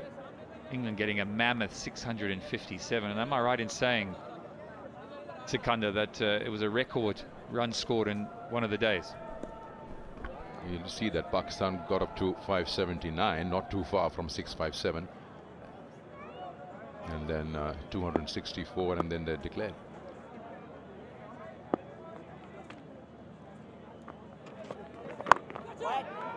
So it's really about mind games. See, just let's suppose that Bangladesh declare after getting as many runs as Pakistan. Now you're almost putting the home team captain under that pressure. This onus is on him. Will he reciprocate? Yeah, and I think it's a big question, because it's basically sending a big message out to your teammates and to the public of Pakistan, saying, okay, Bangladesh, we've got you, out we go, guys. We're going to set them, I don't know, 300 in a day, 325, something like that. I think that might be a bit too much on the final day, so maybe 280 I think would be a competitive score. Yeah, you've got to leave a score where the opposition believes they can get it. Otherwise, anyone would put the shutter down. So it's really about winning sessions and of course, the mind games. What is a good score? We've got one day. What are you setting them? A tough one would be 3.5 and over.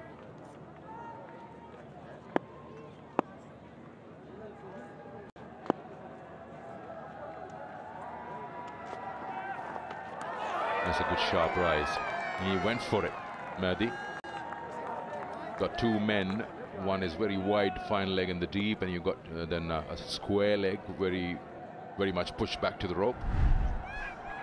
Yeah, this was a good bouncer. Got it high.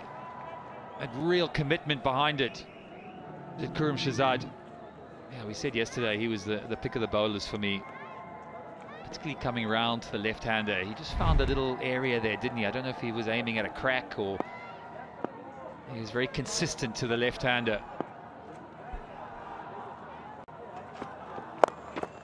This one not as high and pulled and controlled. Fielder's lost the ball, and that'll be 4.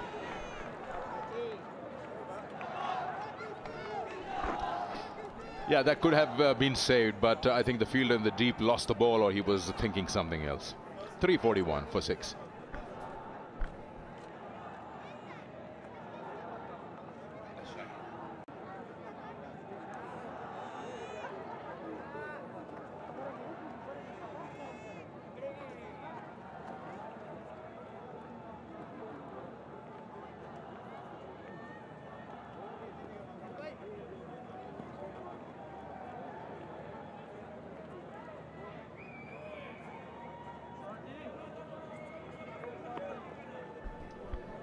Day 4 and this session.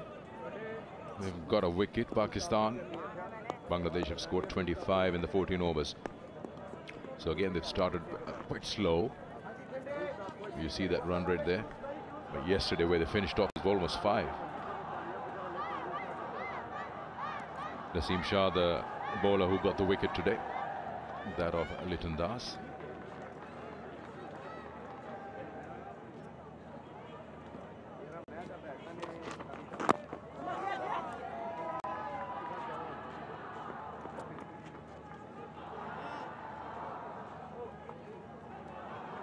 Hey, let's go back to that boundary, the last ball of the previous over. I mean, you just noticed Shaheen Shah Afridi at deep square, Scott napping. He had all the time in the world to cut it off, but he was look at where he's going. He hasn't spotted the ball. By the time he does, it's too late. You can't say anything to him. Apology.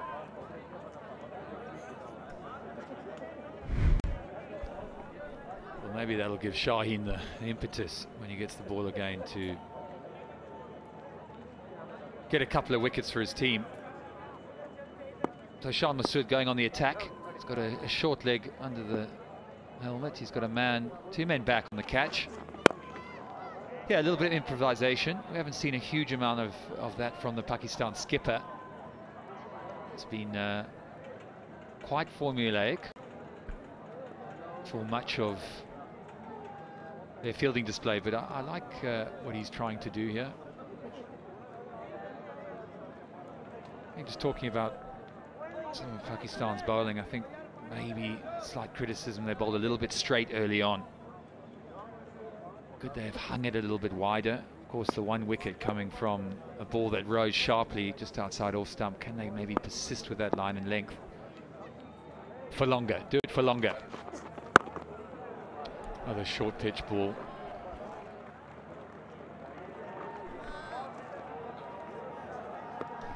Nick, you were talking about mindsets or different captains. He's currently captain of Yorkshire. Maybe shades of how cricket is played over there. We've been talking about the longer format, baseball, all that. Would he replicate that over here?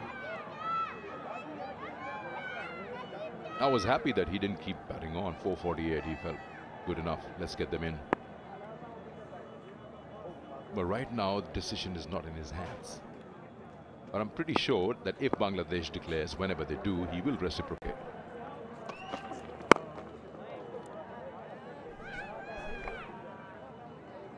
Yeah, different ways of looking at it. Part of me felt like perhaps Pakistan could have batted on. Shaheen Shah was going pretty well, wasting too many deliveries, and you look at Bangladesh now, he trailed by 106. Could they be trailing by 206? Would it make a difference? Suddenly you're really in control of the game, as long as runs came quickly. So it might be a question to have got them to carry on. Rizwan, of course, was on 170 at the time, so I think they were in a place to try and push the game on and even get a bigger score and try and bat once in the game. I think now time slowly eking out of the game. Bangladesh taking their time to get in this morning. It's hard to try and force a result unless, of course, Bangladesh say, hey, we're going to surprise everyone out and we're going to pull out in an hour or two's time. I doubt that'll happen.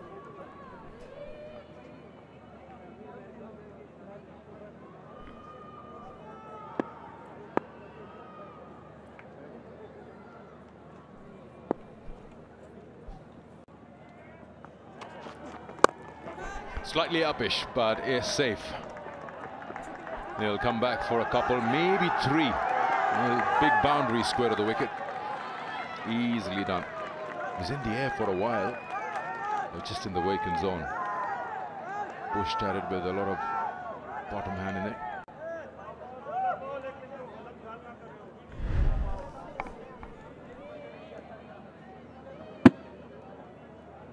Good hands. Got him out of trouble there. Wasn't quite in the Mushfiqah zone, was it? A man who plays so tight defensively and plays the ball under his eyes. He a little bit adventurous there, wasn't he? But you can expect that. He's been in for... Sorry, my bad. That was Mehdi who played that shot. So we can understand where that came from. Mushfiq has been very stout in defence. Right under the eyes. Been a real clinic on defence. End of another over. 3:46 for 6.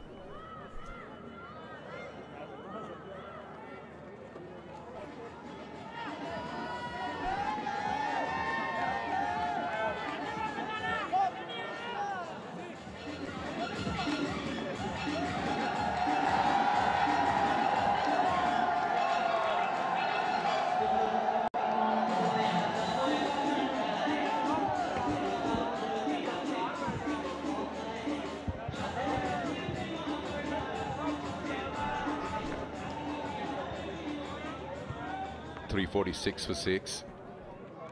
That's how the session is moving along. Let's come back to Pakistan. A while ago you mentioned, and we show 8 test matches at home, 4 losses and 4 draws, no wins for them. For decades, Pakistan has been known for their fast bowlers. In recent times, we haven't really seen fast bowlers really living up to their reputation. I'm talking about the longer format, and numbers do suggest the reason why they've been losing or having a draw and not being able to bowl the opposition out twice is the reason that I guess we've had a lot of words that the fast bowling battery is unplayable. But the numbers suggest something else. If you talk about paces at home in test matches the last 3 years amongst test playing nations, I'll just show it to you and just endorses what we were talking about. So last 3 years, strike rates from pacers at home. Have a look at that. 91.3. It's the worst amongst all test playing nations. Even the average, 54. Something is just not right. The dependency on fast bowlers is there, but the desired results or expectations are not coming by.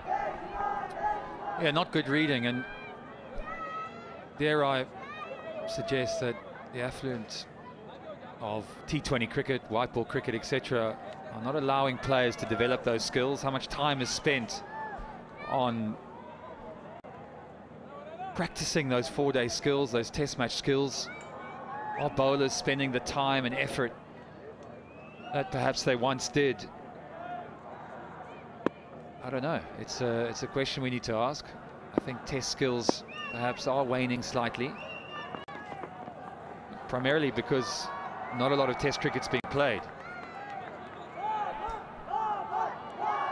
Well, 8 matches in 3 years, yes, you would say that. But if you look at those numbers again, so just to tell our viewers what exactly we're trying to say in simple language, when you look at this column where you say strike rates, 91.3, which means Pakistan is taking a wicket after 91 balls, which is almost 15 overs. I'm talking about fast bowlers only, because we're talking about pacers.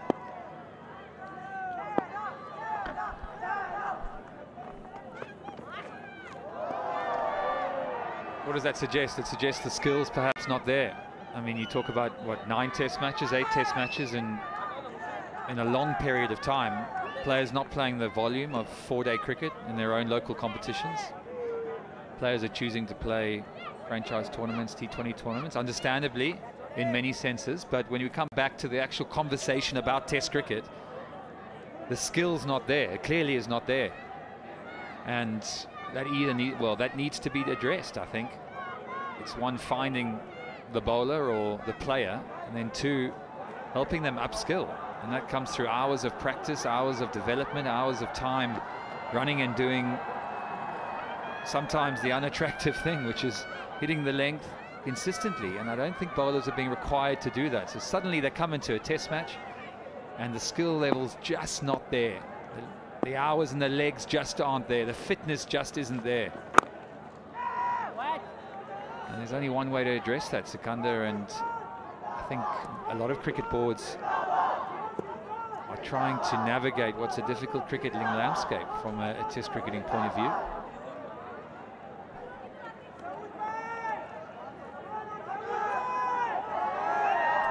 Yeah, while you were explaining this to us, I'm just looking at what the strategy is at the moment from Shan Masood. Now, he had a predominantly onside field when they were bowling bounces at Mehdi. Now they've changed the plan.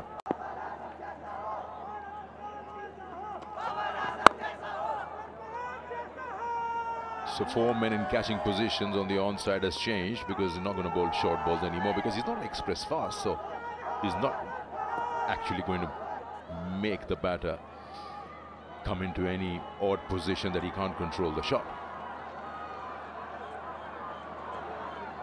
You look at this field now, it's pretty attacking, isn't it? You've got a short leg, you've got little men on catches here and there. Again, you ask the question, could this have been done yesterday? Could they have shown a bit more forward thinking in terms of taking more wickets, taking them and applying pressure onto the Bangladesh batsmen? Have they been allowed to settle too quickly? Yes, it's a flat wicket, so let's make sure we make that point. It's definitely not easy out there. No one would want to be a fast bowler on a wicket like that. That is for sure. But you got to find a way. And I think both teams, as long as they're thinking of how can we get a result here? Is there a way? You look at the Bangladesh lineup, they've got 2 spinners. Are the spinners good enough to extract life out of this wicket on the 5th day? This one thread through backward point, through the gully area. It'll bring up a boundary and it'll bring up the 350 for Bangladesh. They're moving on slowly, albeit it's 350 for 6.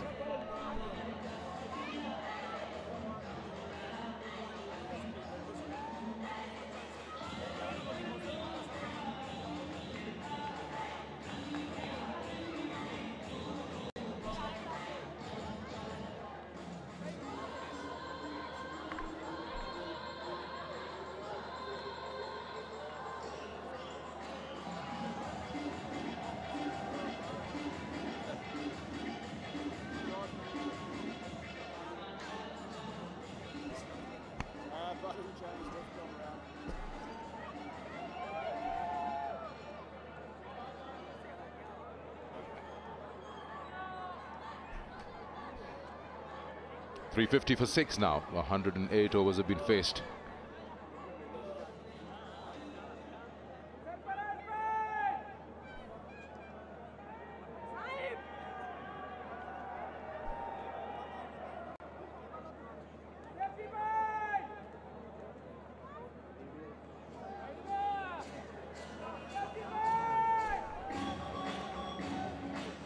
Slight pause in play as Mehdi just getting himself a drink, maybe change of gloves.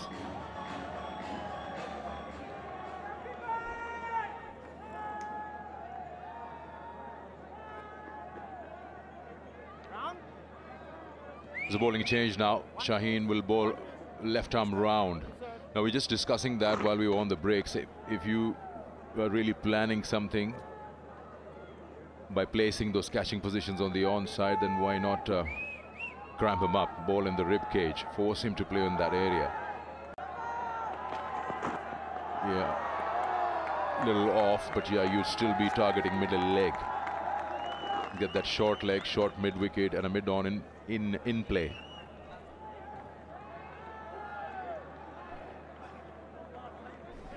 Yeah, we saw that ploy from Nahid Rana when Bangladesh bowled.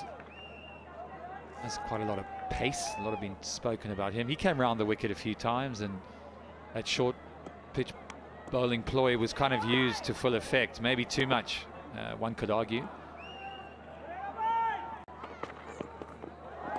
See it again. A bit short, but you've got to have a bit of pace. There's not perhaps the life and bounce, and you've also got to remember that we're into day 4 and legs will be tired, bodies will be sore. Got a short leg and a man catching it mid-wicket for that exact shot. 2 men back at deep backward square leg, waiting for the mistimed pull or the top edge. So good thinking. At least there's a plan. They're working towards something. Yeah, ball into his armpit, right in the ribs. Get the shoulder of the bat. Good run. That's a very good run. The minute he played that, he knew how quickly he was getting to that fielder. Not very far away from Shan Masood, who moved to his right. Also, knowing that he is strong with his left arm, so he has to go around and collect it. Smart cricket.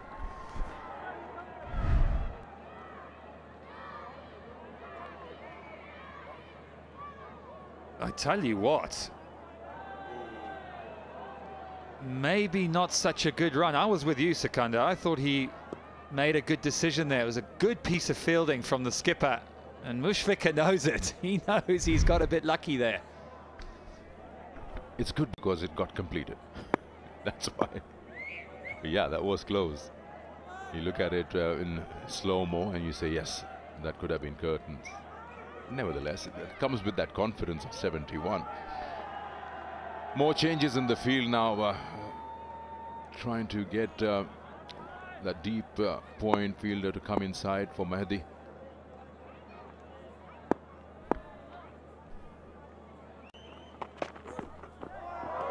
And it's easy to let go.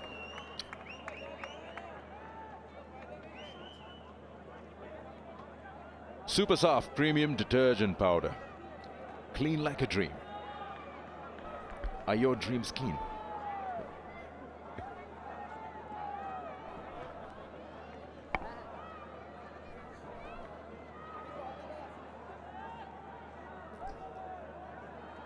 .97 is what Bangladesh trail by. So they've done a very good job by staying in the game and moving along, getting to Pakistan's 448.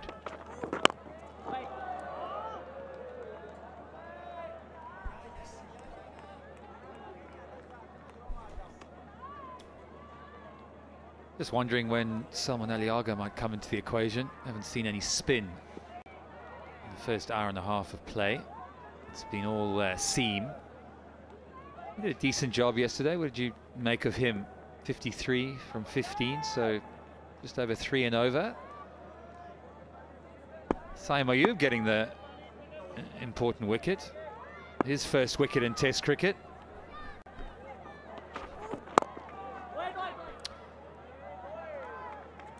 Over. 351 for 6.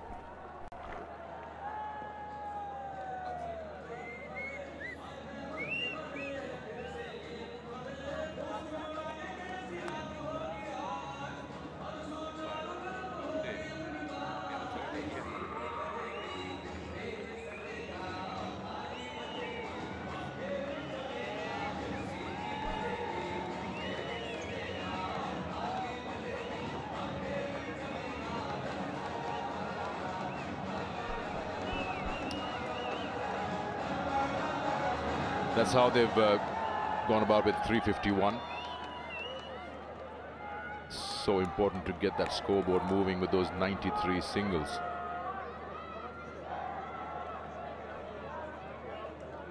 The fast bowlers have almost like bowled 100 overs between them, a little less. And you got those 15 overs from the spinner, Salman. 20 together if you want to add Saim Ayub's 5. So that's an equal share with the fast bowlers. Shaheen 23, Naseem 24, Ali 20, Shahzad in his 23rd. Well, I'll say probably they could think or rethink about getting a specialist spinner in the second test match on the same ground. And then probably you'll have to leave one bowler out, the faster ones. I don't see Salman sitting. Yeah, you'll almost be certain they'll do that. Can't say for sure, but having seen conditions here, you would think a spinner would come into the reckoning. Maybe a seamer misses out, maybe a batsman.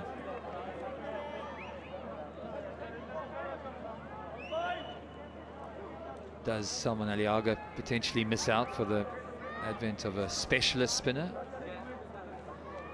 So the seamer's average pace in 2024, Australia and India at the top.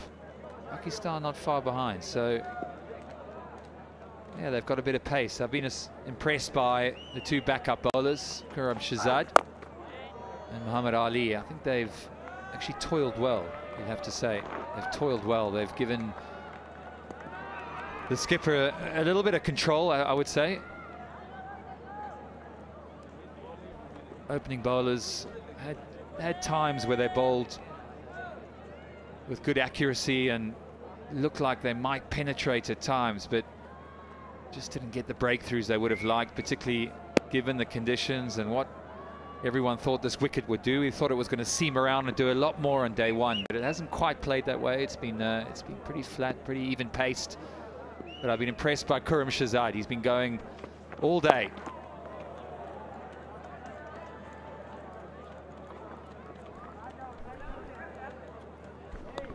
Like the way the Bangladesh batters have tackled the shorter ones. I mean, not on one occasion in this whole 352 runs they've given even half a chance to deep square or that deep fine leg. Every time they've controlled that pull shot, angling the bat towards the ground. No wonder Shaheen was slow to move at deep square when the ball came at him, because you almost get bored. There's nothing coming at you.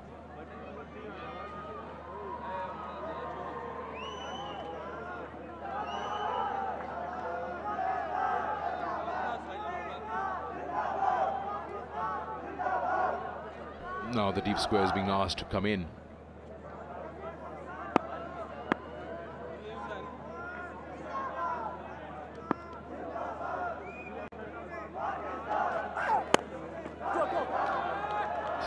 Get runs here.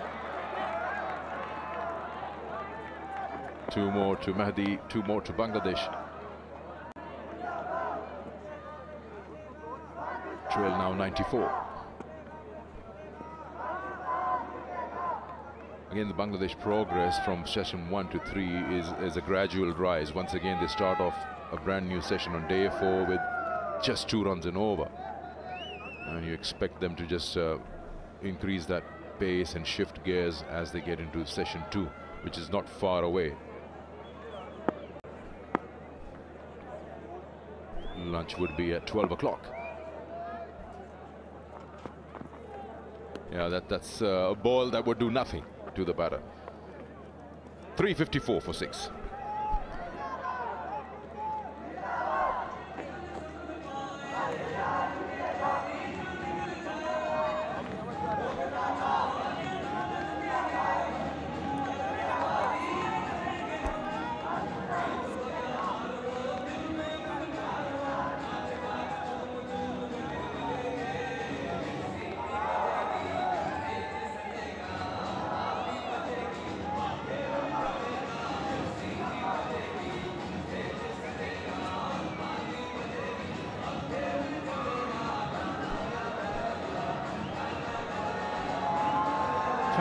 The partnership.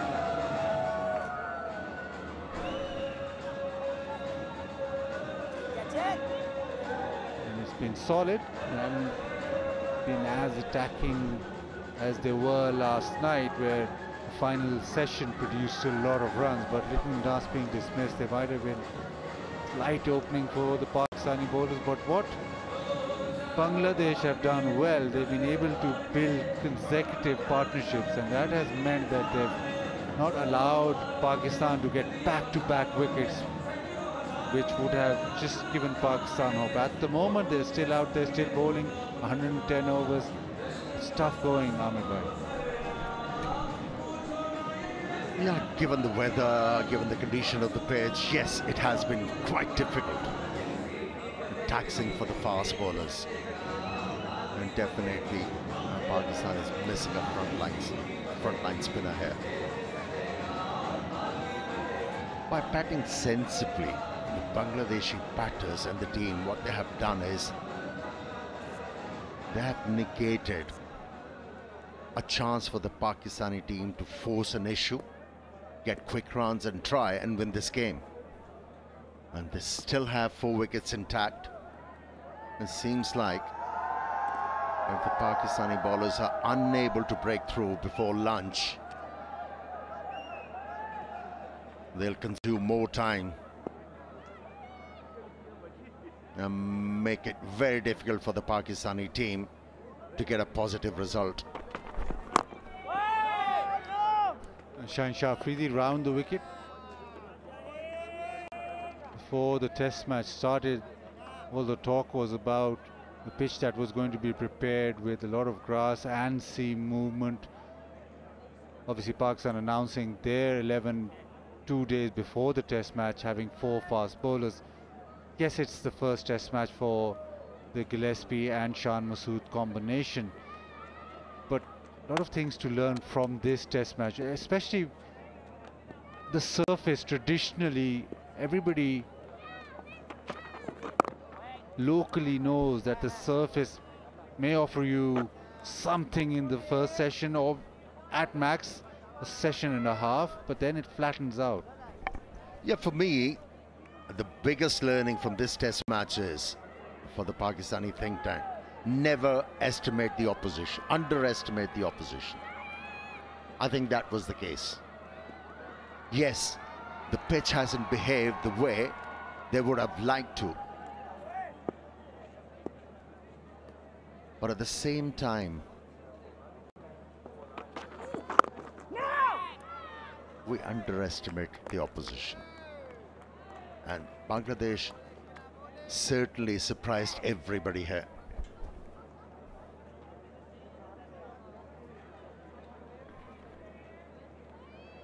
And the way that they've approached the innings Bangladesh have, it has been very heartening. You remember that Bangladesh against Pakistan have a very poor record. It's not a team that they play well against at all. Only 1 draw. But at the moment, the batting's going very well. Hey, it's good to see a lot of fight in the Bangladeshi team.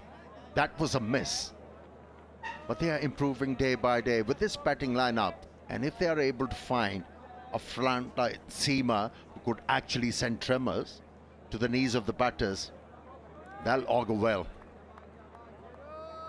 Yeah, it's good to see Bangladeshi team shaping up quite nicely. Here's the option, Taskeen Ahmed. He's missed by the Bangladeshis in test match. I don't know why he was sent to play for 18 against Pakistan.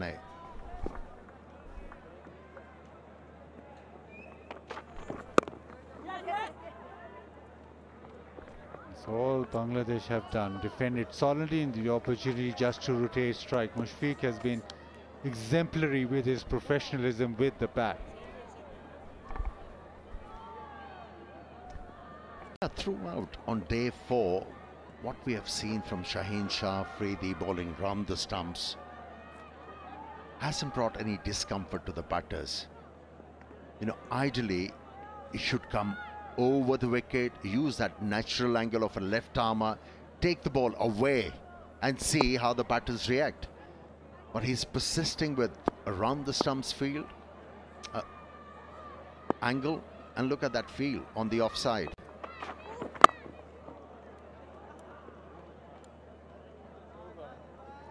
If you're bowling wicket to wicket, those 2 fielders placed in the catching position on the offside, they're not going to come into play. It's 355 for 6.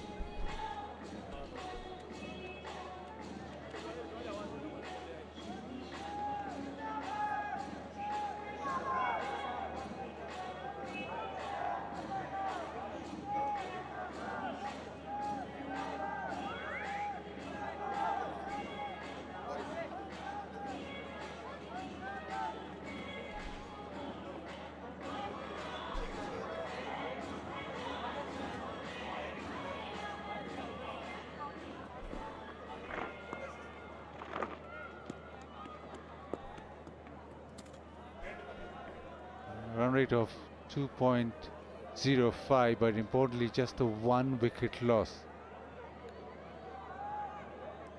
And just about 25 minutes to lunch. Important 25 minutes for Bangladesh. If Bangladesh go into lunch just 6 wickets down, it'll mean that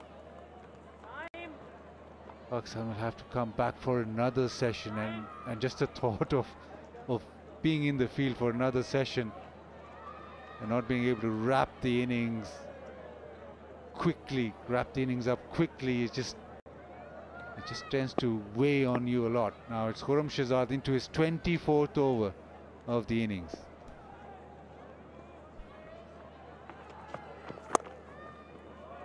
Very nicely played, beautifully used the pace down to third, and this will get to the fence. Lovely batting. Yeah, he's a master, isn't he? A little master. Mushfiqur Rahim, deft touch, waited on that delivery, waited, and at the last moment, opened the face of the bat to get that placement. Now from the word go, he batted with authority. He was never flustered, never looked edgy or nervy.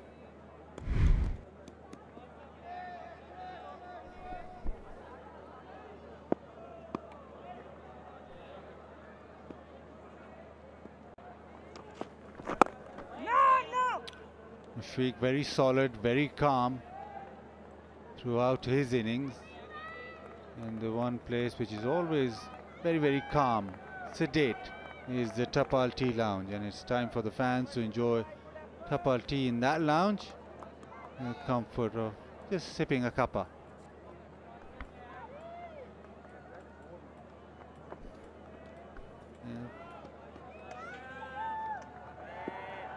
Pakistan wrapping innings up. We talked about how difficult it has been for Pakistan in this test match, but overall the problem has been for Pakistan is wrapping the innings up, or have the bowler who can deliver yorkers like that and get through the defenses of the lower order, have extreme pace which can get through the lower order, or have some mystery spinner or leg spinner also who can get through that lower order. In the last 3 years they've really struggled with dismissing the late and lower order. Yeah, Basit, you got a feel for these fast bowlers bowling in this heat.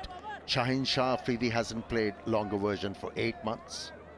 Naseem Shah coming back into the side after nursing the injury. Khurram Shahzad has been out of the side because of the injury.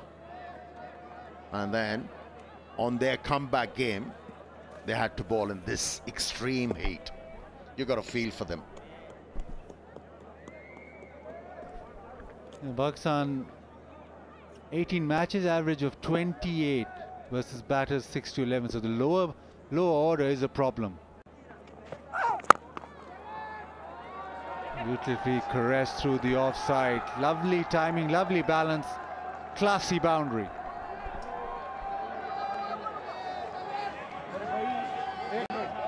The attraction about that stroke was the ease he played that stroke with.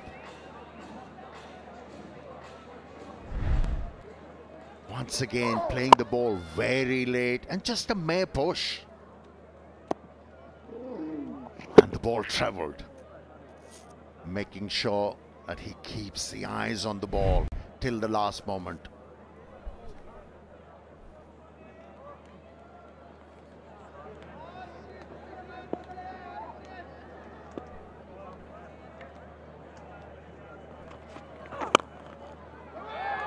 Works it away leg side, just be the single, but good batting again from Mushfiq.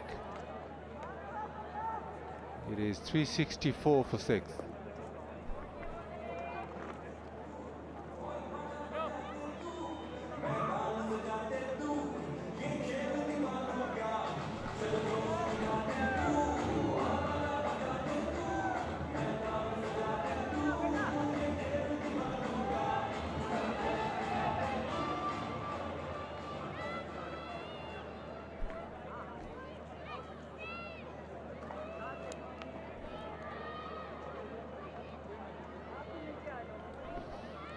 .84 runs Bangladesh trail by. All eyes on Mushfiq, 82 off 186. Senior batter standing up, making sure Bangladesh stay with the game. Shaheen Shah Afridi still round the wicket, still those catches, short catches in cover.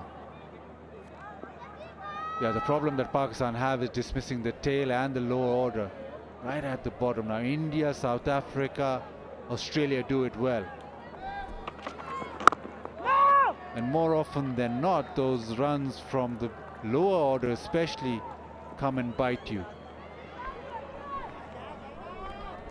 Yeah, it was easy in that reverse swing era, wasn't it? But now we haven't moved on. We haven't deciphered a way to get rid of tail enders.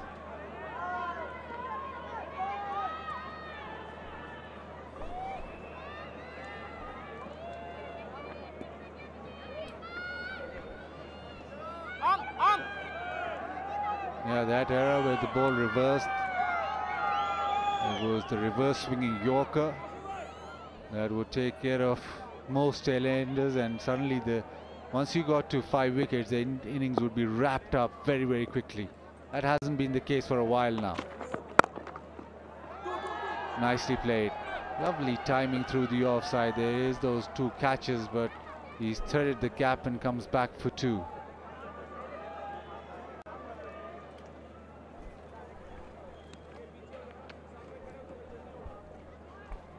I'm impressed with his calmness out there in the middle.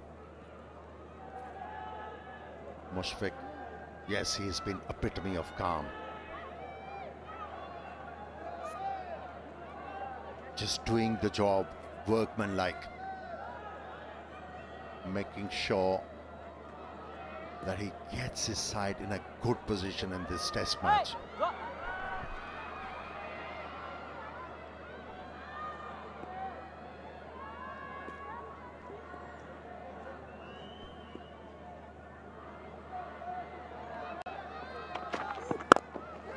Full toss and just pushed down the ground, bunted towards mid-off, and they'll get to the fence. So a gift for Mushfiq, and he accepts. Yeah, was comfort food, wasn't it? A batter who's been there for 188 deliveries. That was a gift. And he made sure that he capitalizes on that opportunity. Knew where the gap was. Once again, a mere push. Earned him 4 runs.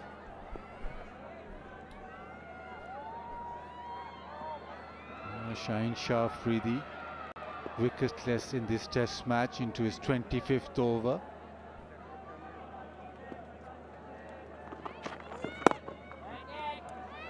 There has been an issue with Shaheen Shah Afridi as well. A dip in form after his injury.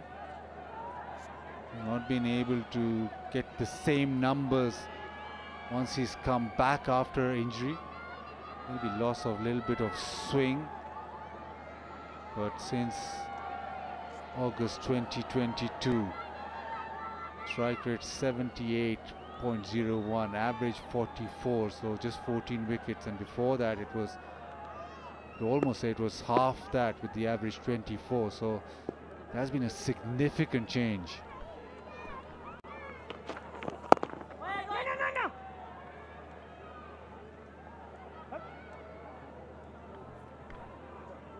A lot of people talk about the dip in pace. Yes, that might be the case, but there's also the fact that that new ball, especially with the red ball, it's not swinging as much as he used to. He got the ball to dip back in to the right-hander a lot more before the injury.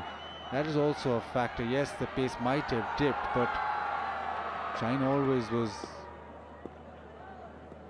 the one thing that was always talked about with him was that swing back into the right-hander. Talk again about that after the over. It's 370 for 6.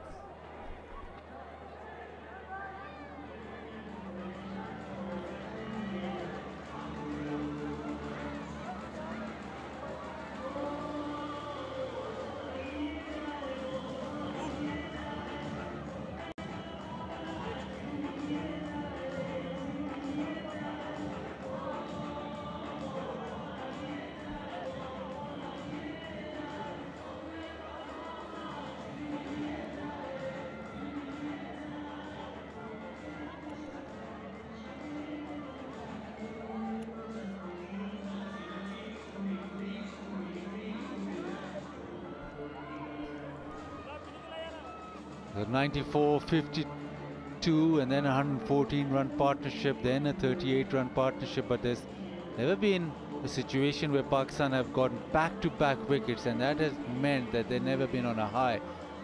Very important that you build partnerships, even small partnerships, so that there's no panic in the dressing room. That is what Bangladesh have done well. And that's where they have achieved in a big way. And coming back to the point you were making about Shaheen Shah Afridi, yes, we see a lot of depth in his ability. He hasn't been swinging the ball. But Bazid, you played cricket at the highest level as well. There are times in your career when things happen for you. Then you run out of luck. That's where you have to raise your skill level. And we haven't seen Shaheen Shah Afridi raising his skill level. He delivers everything out of hope rather than setting up a batsman. What we see today, he's been persisting with round the stumps.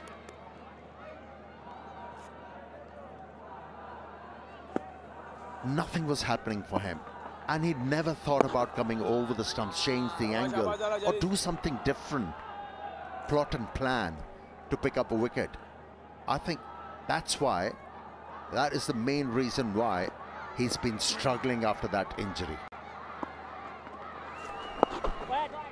Yeah, I mean, by the point you make, the international cricket, if you don't improve, you stagnate.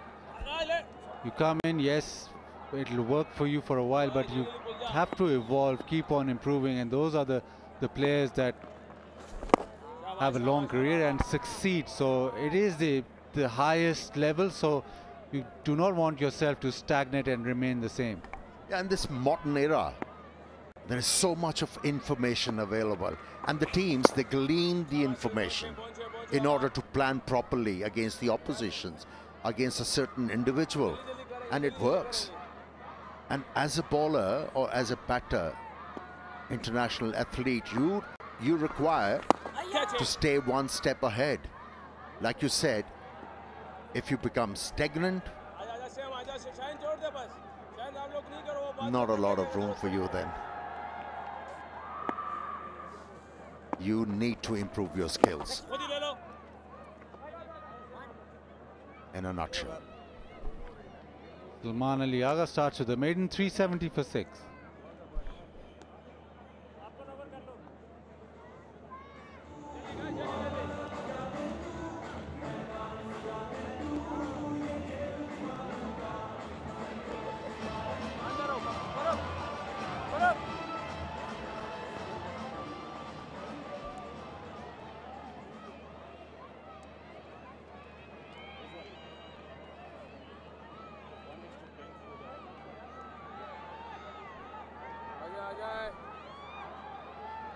A free entry for the weekend, so families welcome. Everybody can just rock up to the stadium and watch the game.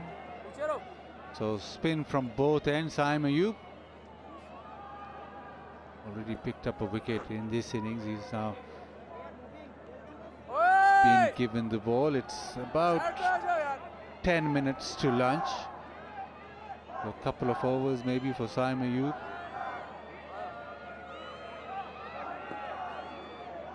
Does have a few variations, the carom ball, the leg spinner.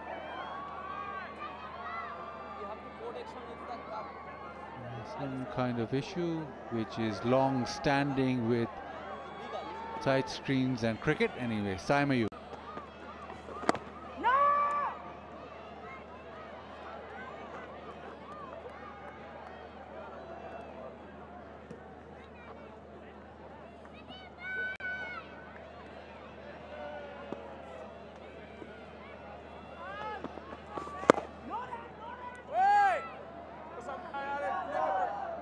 Now that they've got two spinners on, the other problem that Pakistan will have while playing four paces is quite humid, quite taxing. Goes for that slog sweep. He's very good with the sweep, very efficient is Mushfiq, and he picks up a boundary.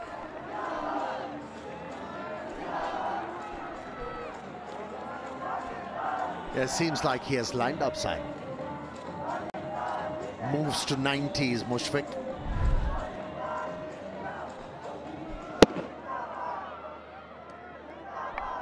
This is Mushfiq's highest against Pakistan in a test match.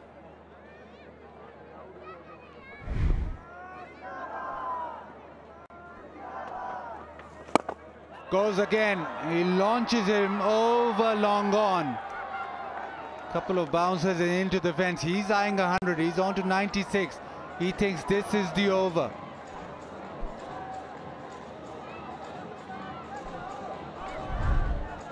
Oh, he's been ultra patient. And the moment he saw Saim Ayub, I said, okay, here's my chance to get to 100 in a jiffy. Couple of boundaries all ready for him in this over.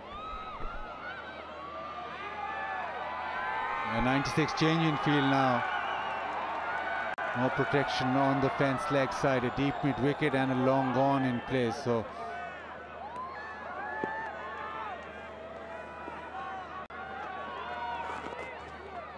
cuts it away. Doesn't get the gap, but he's sticking his Mushfiq. He's lined up as Amir Bhai rightly pointed out. He sees this as an opportunity.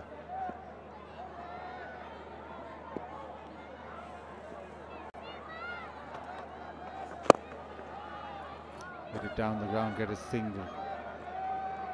9 off that Saim Ayub over is 379 for 6.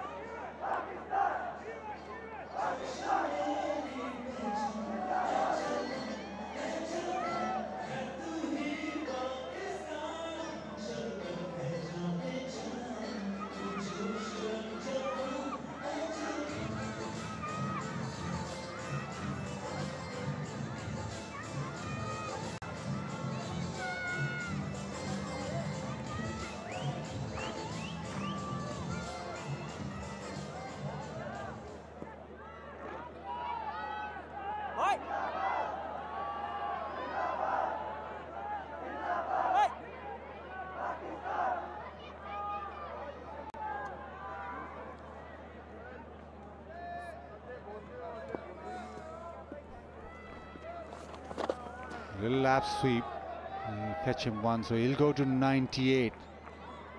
It's been very classy batting from Mushfiq, very solid. And one thing that is strong is Pepsi Kamal hai.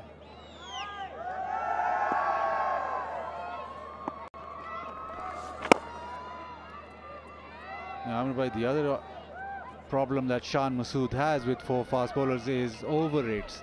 And we know that in the World Test Championship, you get deducted points. And once you play 4 fast bowlers in this humidity, you're obviously going to lag behind with the over rate. So spinners will have to bowl in tandem. Right now, it's Mushfiq, 98. Turns it away. Will this be the moment? Races away. He'll come back for the second. Classy century for Mushfiq. Look what it means to him. First century against Pakistan, and the most capped player, the most experienced player, shows his worth. Third Bangladeshi batter to score 100 against Pakistan in Pakistan. Classy knock from an elegant batter. Thanking heavens. Brilliant knock. Given the situation, when he walked in to bat for his side, handled the pressure very well. Pounced on every scoring opportunity, improvised at times as well. What a knock. Rightly appreciated by his teammates.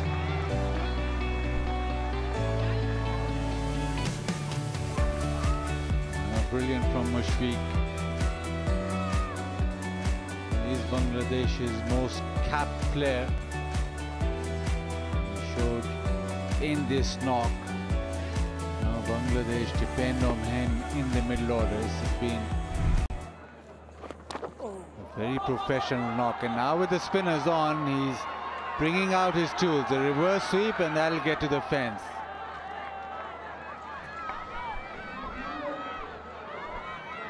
Yeah, He has realized this is the time where he can gather some quick runs. Not afraid to improvise now. You know, throughout the innings, Bazi, he hardly played a stroke out of anger. Just kept on relying on sheer timing and played the strokes with consummate ease. Delight to watch this batter out there in the middle.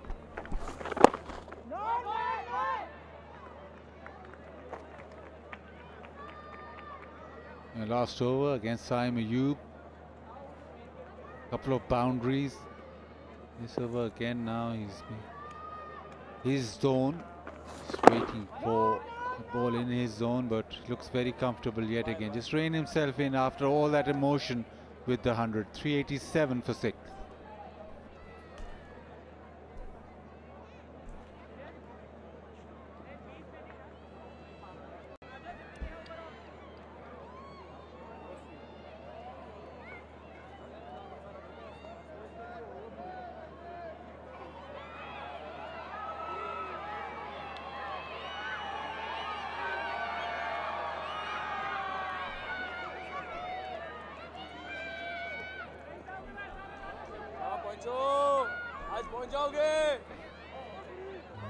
Standing tall is Mushfiq.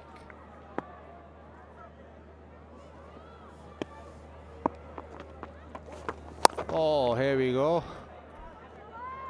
Saim Ayub showing that he is part-time. Well,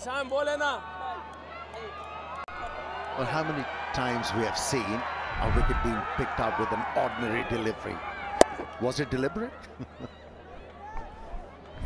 Well, he's had enough of the pitch, so he's not using the facilities.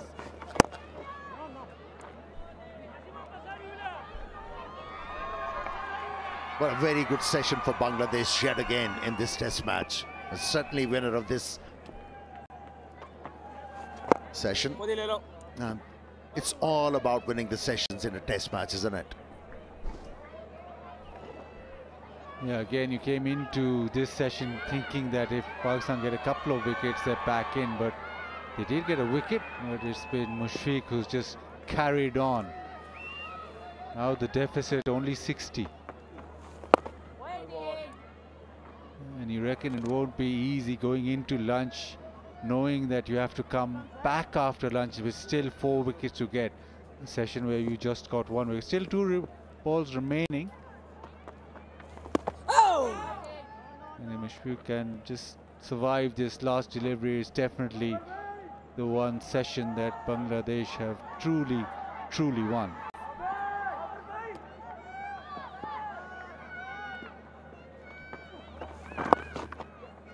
Turns it away leg side, gets a single. And this should be, yes, it's time for lunch. Mushfiq goes into lunch, 101 not out. Bangladesh trail by 59 with 4 wickets intact, and the initial session of day 4 has gone all Bangladesh's way. Yeah, the Pakistani captain must be saddled with so many worries, because it has become very hard for them to pick up wickets. And the Bangladesh team has gained a very strong position in this test match, courtesy Mushfiqur Rahim, Shadman and few others. Very impressive from Bangladesh. The batting unit has stood up. Pakistan still trying to find answers to force the game forward, but Bangladesh in pursuit of that 448 from Pakistan, now 389 for 6. A tough whole session for the Pakistani fast bowlers. A lot of work done for them, and then also being in the field now for over almost a day and a half. Yeah, once again remained unbeaten. It's become hard to dislodge. Solid technique, and he's got the right approach whenever he comes out to bat, Mushfiq. 93 from Shadman, 101 not out Mushfiq, the star, but contribution from Litton and Mominal. Right now it's Mehdi Hassan, 17 not out, 101 Mushfiq, and 389 for 6, Bangladesh. The bowling stalled high, Shaheen 25, Naseem 24, Shahzad 24, Muhammad Ali 20 overs. A couple of wickets for Naseem Shah and Khurram Shahzad.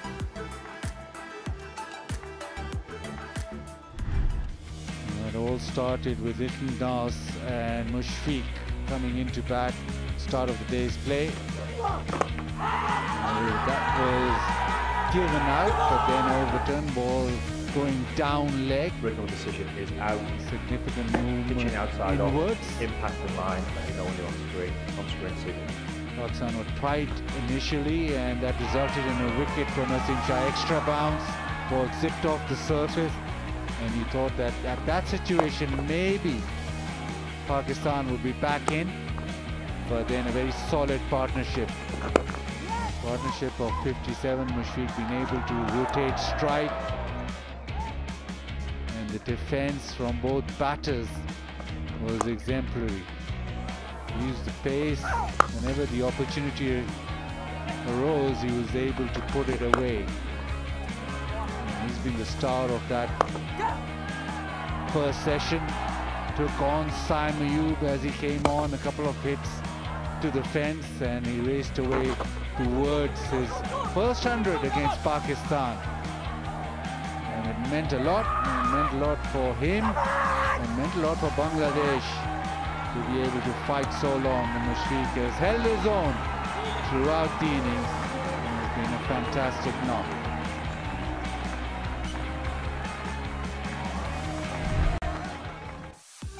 So, fourth day, first session done. Bangladesh trailed by 59 runs with 4 wickets standing, and post lunch we'll be back in about 35 minutes time.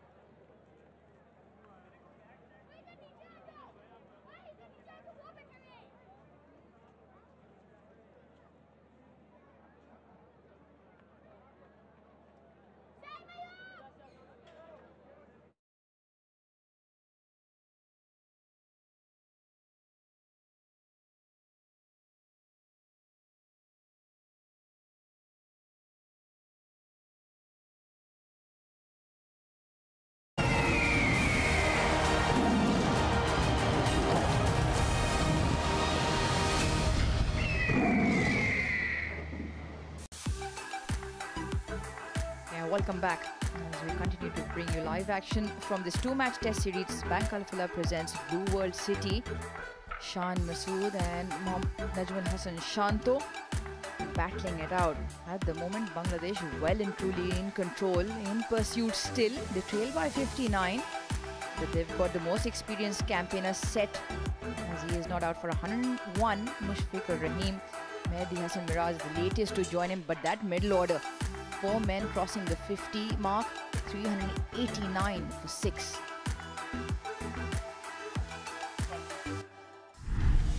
I've got Athar Ali Khan alongside. Athar, take this away.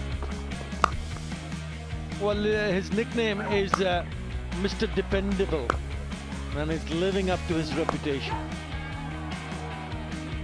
Lovely innings. Exactly knew what was required. And he's enjoyed that. And nicely paced because he was in no hurry whatsoever. Yes, those glances of his legs was a treat to watch, and some lovely tries on the offside. The bulk of the runs on the offside between cover and point, 32%, has been a high scoring area. Behind square on the onside also. It just shows that where the bowlers have targeted, perhaps maybe a little bit short and a little bit too much on the pads. But what a knock.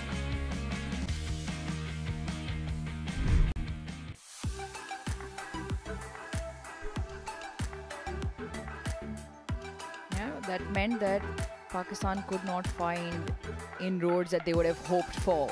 The 1 wicket.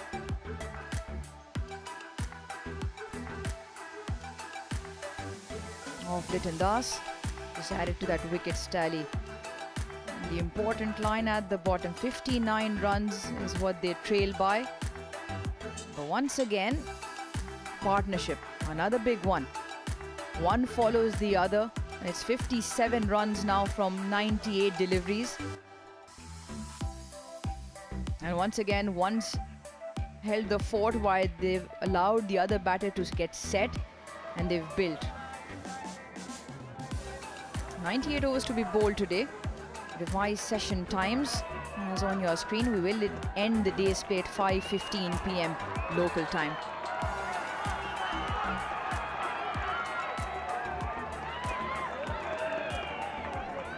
Once again, tired bodies of Pakistan while they make their way out, still searching. Bangladesh, Athar, you'd imagine, will have a spring in their step. You'll have to wait and see what was discussed in the dressing room and what kind of approach now from the Bangladesh batter. They're still trailing by 59. In Bangladesh, the way they have batted, apart from Liton Kumar Das, everybody took their time, which is fine. But if you're looking to create something different here, if you want to create a little bit more pressure, you talk about okay, let's go and score runs quickly. Let's take some sort of lead and put the opposition on the back foot. If they can get, let's say, close to 100 lead, and then if they're still there, still batting, maybe then put Pakistan back in and see what they do late in the day. Yeah, you spoke about the partnership. It's quite evident, isn't it? It's 94. It's all started with Shadman Islam and Momin ul Haq, and immediately after that 52 between Mushi and Shadman, and the big one, Mushfiqur Rahim, adding 114 with Liton Kumar Das, and don't forget Mehdi Hassan Miraj just come on to bat, has added 57 with Mushfiqur Rahim. It's a lovely 100, 11th test 100 for Mushfiqur Rahim. He's looked solid as gold. Mehdi Hassan Miraj, unbeaten on 17, has a test 100. Came against West Indies in Chattogram.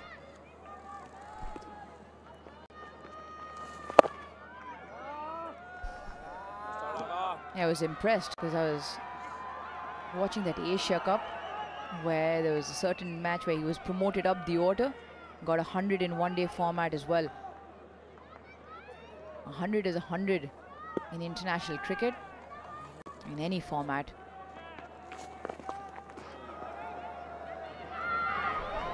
He's worked hard on his batting, and he's willing to bat anywhere. He's quite versatile, Mehdi Hasan Miraj. He's been asked to open in the innings in the white ball format. You spoke about that innings when he batted number 3. He just puts his hands up. If needed, I can do the job. Yeah, it's an excellent quality to have. To be flexible in your opportunities, in your approach. When you approach it with an open mind, success is easier to come by than when players are fixed in their ways and stubborn in their approach.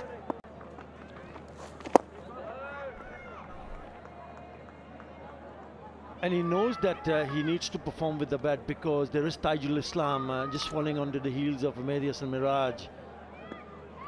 But if he gets in and gets some runs, then that's an added advantage for Bangladesh to have someone laid down the order to hold its own. 390 for 6.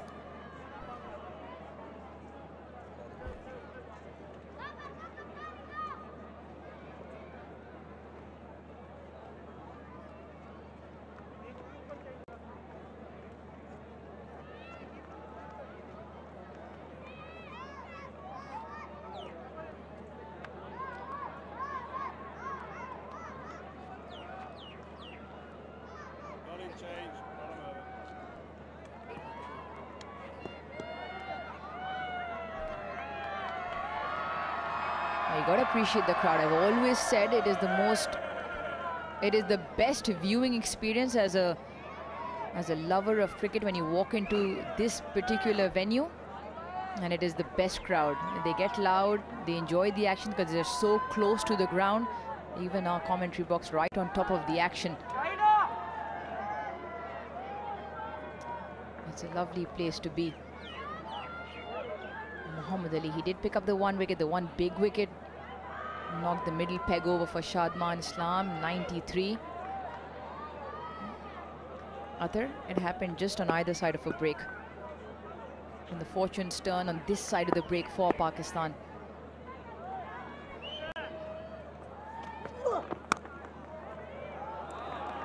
He's guided that quite nicely into the boundary.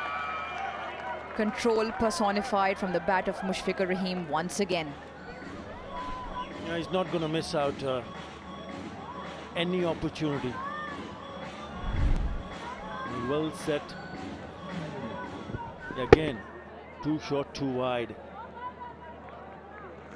Just guiding it into the vacant areas.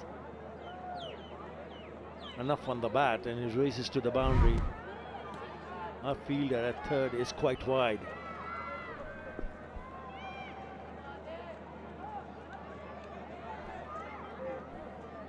Now, you spoke about how quickly they can get the runs and what they would have in mind in terms of a lead. Deliveries like that will only help their purpose. But they'll manage to get quick runs. Muhammad Ali bowling with 2 men behind the bat. Lead backward square and fine, both hovering about 15 yards in from the boundary.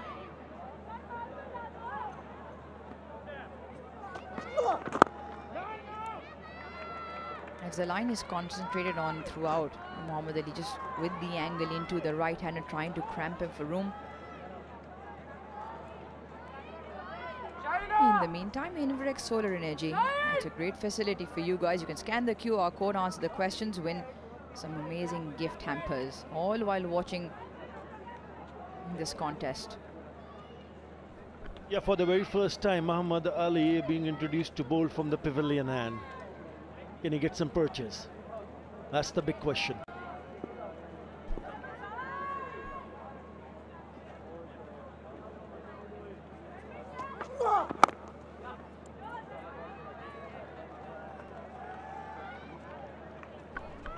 There's so much talk about this surface, Uruj. Second test match to be played in the same stadium, would you want to see a different sort of a surface? I'm not quite sure how quickly you can turn around the innate nature of these surfaces. Traditionally, they've always been good batting tracks. Yes, there's been a bit of seam movement, and our fellow commentators touched on that the quality of the fast bowling has probably just fallen off the ball. Numbers to show for as well in the past, but how quickly can you really turn it around? The surfaces underneath are very hard, very true. You speak to Bazid Khan, as we appreciate that nicely timed stroke through the offside as well. He should pick up 3. Bazid Khan always speaks about he's been a local here, he's played his cricket here. He's like, no matter what, these surfaces don't break. The cracks open up. You were there as well earlier on. We're all looking for when those cracks are going to split, whether the edges of those cracks are crumbling. Nothing. If anything, the bat, we're well into day 4. Ball still coming onto the bat. In spite of all that live green grass that was left on the surface. So I'm not quite sure whether it is possible and to what degree is it possible to change the nature of the surface. And to what? Also, what is Pakistan looking to? They obviously, Shan Masood came out, said because of the green grass. Azhar Mahmood as well, post-match yesterday after the day's play, made comments regarding reading off the surface, and it hasn't gone according to what they made of it.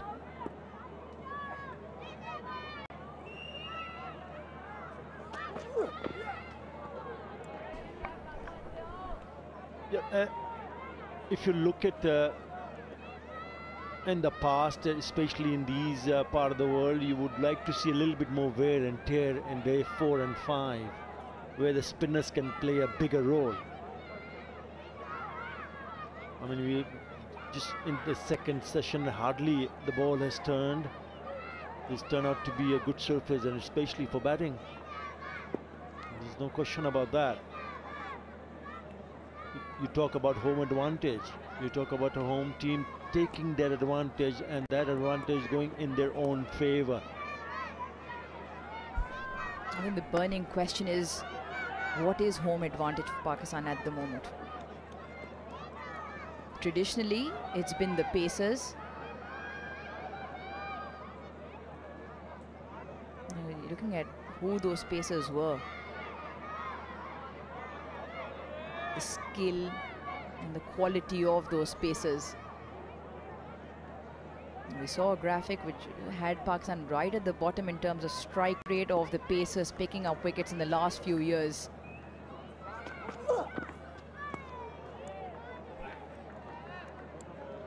.398 for 6.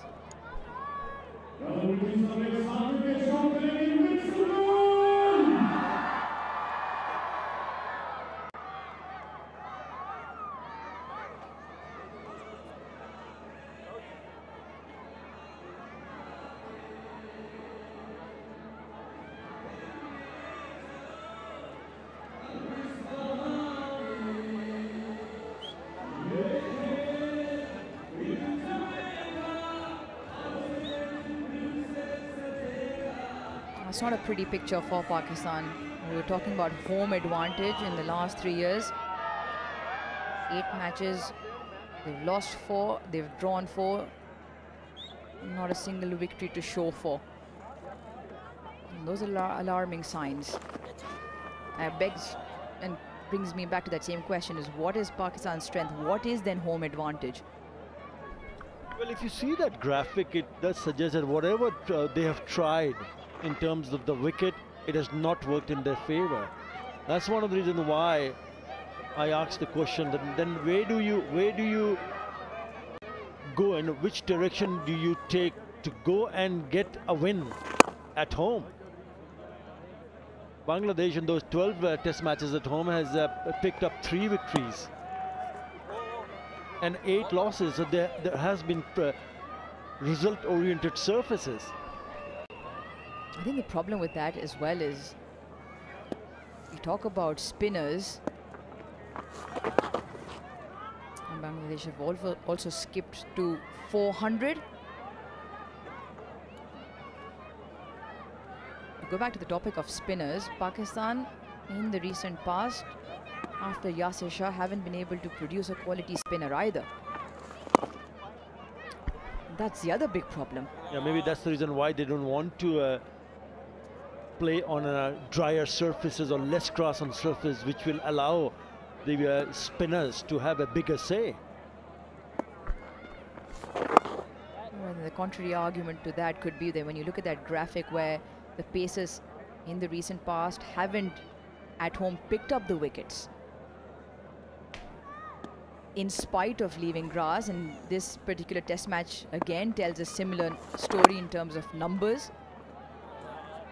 Is it then worth keeping the surfaces dry and playing your spinner? 400 for 6.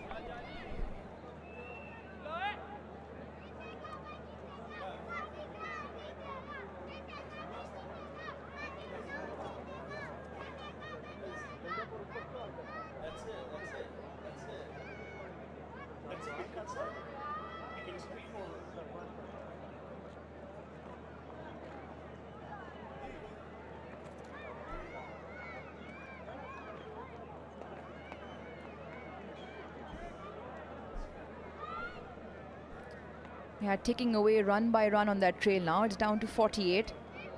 68 the partnership in 116 deliveries between Mehdi Hassan Miraz, who's also now on 21. Bangladesh have now crossed the 400 mark as well.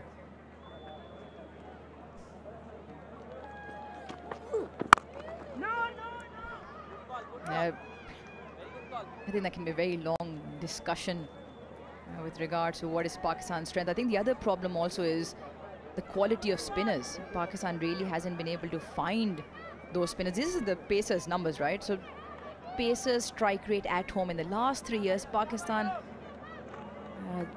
that figure should be in red. 91.3.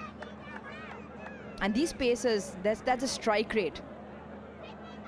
So we're looking at a churn of bowlers which includes Shaheen Shah Afridi, Naseem Shah, Hassan Ali, Fahim Ashraf,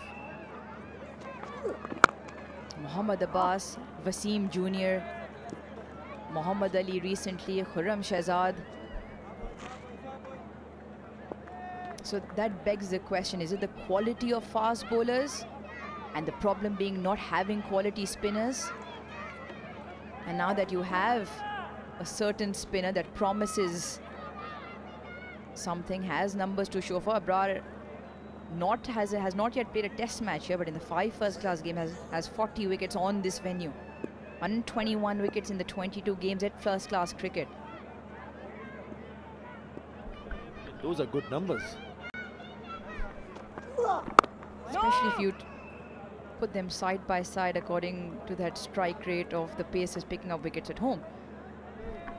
One needs to also understand the fact that Bangladesh, if they can eke out a draw, it is a positive decision for Bangladesh. Yes, you won't want to see them win a test match if you're in a position, but if you don't lose a match and draw the test match, I think they've done well. And that's a win for Bangladesh. I think Pakistan will, they'll be forced to take a draw. Clearly plans that they had hoped and expected haven't really gone according their way.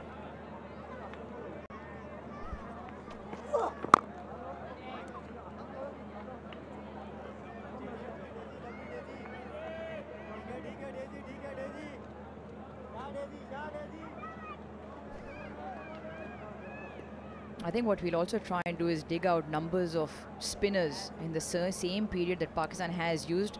It's been predominantly Sajid Khan and Noman Ali off spinner and the left arm spinner. And see how they actually stack up against the Pacers' numbers. So clearly there are telling signs.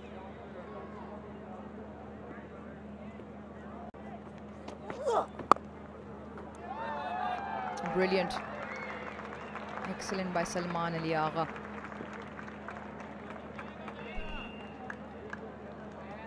And where do you find your bowlers? Obviously in a domestic competition. In the longest format of the game, if you're thinking about picking a bowler who's done well in the domestic competition, then he gets an opportunity. Well fielded there.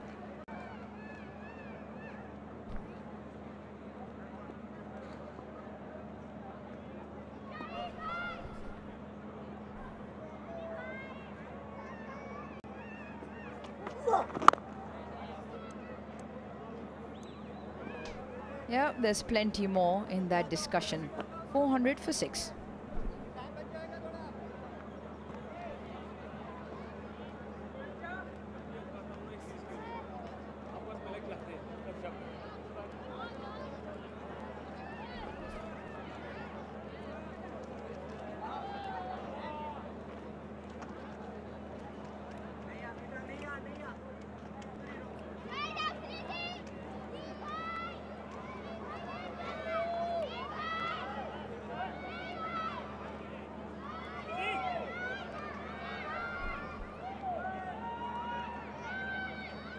Just under 3 runs and over today.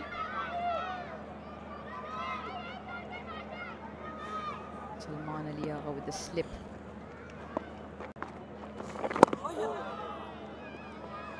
Oohs and ahs because that ball just kept a little bit low.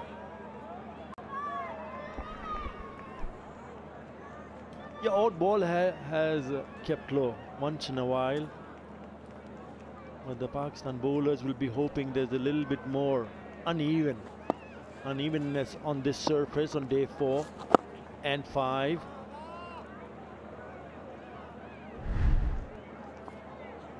You're watching it closely and making sure you put the bat right behind the ball.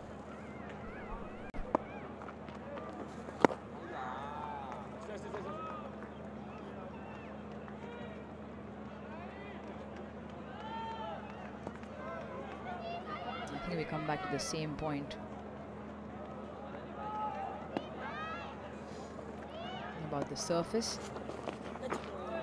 When you're slightly dicey about how it might play, you cover all your bases.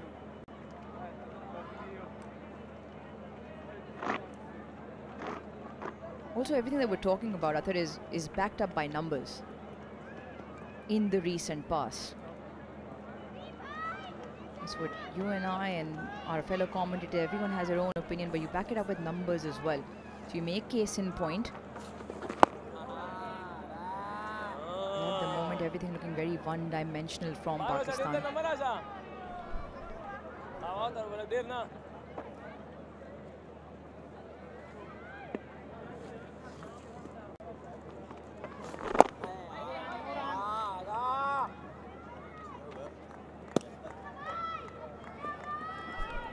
Four and 1 for 6.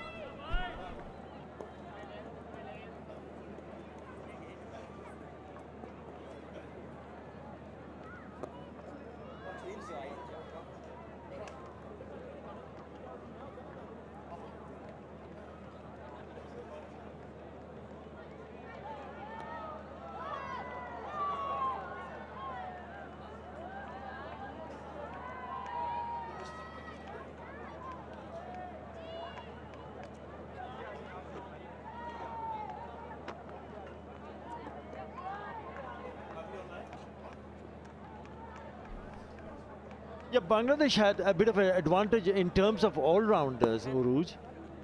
We have Shakib Al Hassan, one of the finest, and also Mehdi Hasan Miraj. Just watch him how he bats. So it adds value if you have a genuine all-rounder. Instead of looking at a specialist bowler or a batter, if you can get hold of an all-rounder, it's a huge boost to the team. And that's where Pakistan is also missing out, a genuine all-rounder. You just added one more point to the worries of Pakistan. Absolutely correct, because then you don't have to drop a seamer to play a genuine spinner. Like somebody like you say, Shakib Al Hassan, a complete all-rounder.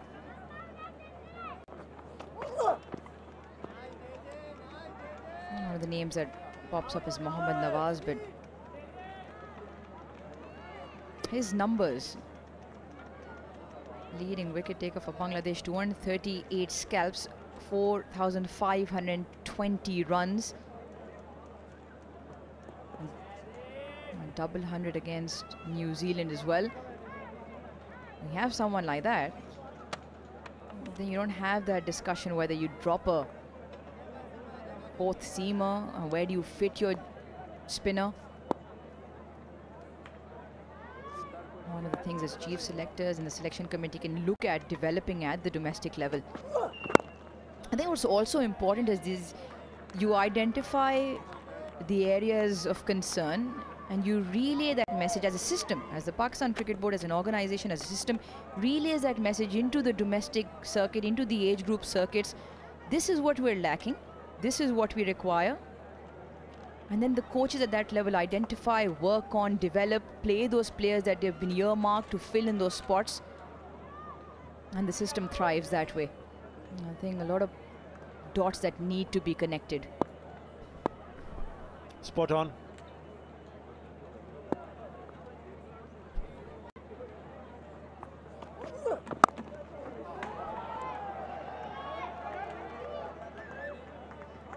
Bangladesh has been good.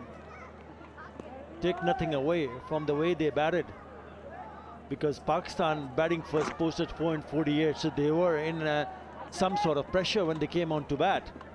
And remember, they lost an early wicket at score of 31. Yes, they didn't lose a wicket overnight, so the openers were unbeaten at stumps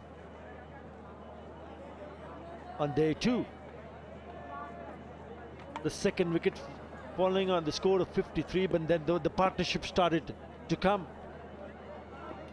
It's been really good fight back and a good statement from the Bangladesh batter, and it continues, and that should give them a whole lot of confidence going into this second test match, which is also supposed to, which will be played here. Earlier it was in Karachi, but now they've decided that they will play the second test match in Rawalpindi. There you go. That's exactly what I'm talking about. 147 for the third wicket. Big partnership. 93 for the fourth wicket. 147 was the score when Mominal got out, but they still added 50 runs. Does add so much value. Just one of the loose shots. One of the loose shots that we have not seen too many from Mushfiqur Rahim. 402 for 6.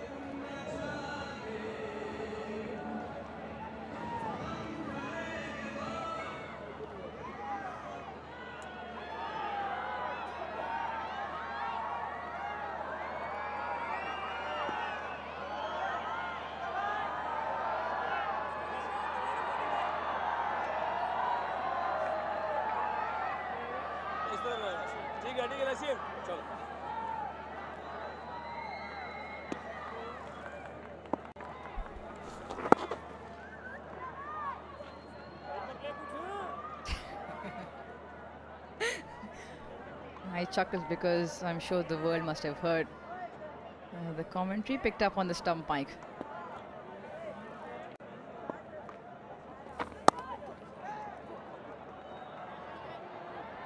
Played fine, played late, picks up 2.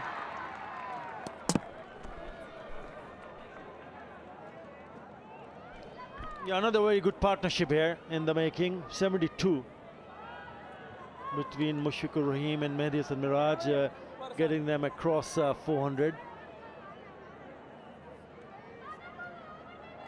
It's been good, very good. Batting with a lot of authority. You always feel when you get in a new batter in, it's nervy time. But he's shown good composure. Mehdi Hasan Miraj enjoying some bites in the stands. French fries,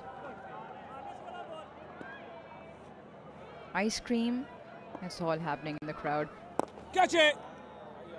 Yeah, I think Bangladesh can be very, very happy about the way the batters have performed. Yes, the 2 batters up top did not get big runs apart from Shadman, but the middle order has come to the party. 4 scores of 50 or plus Mushfiqur Rahim has converted it into the century as well. And hence why they've been able to score 405 at the moment. It now becomes the second highest score of Bangladesh versus Pakistan. Goes for the reverse, not completely in control, lobs over the slip fielder. Mohammad Ali cleans up. Overdone, 407 for 6.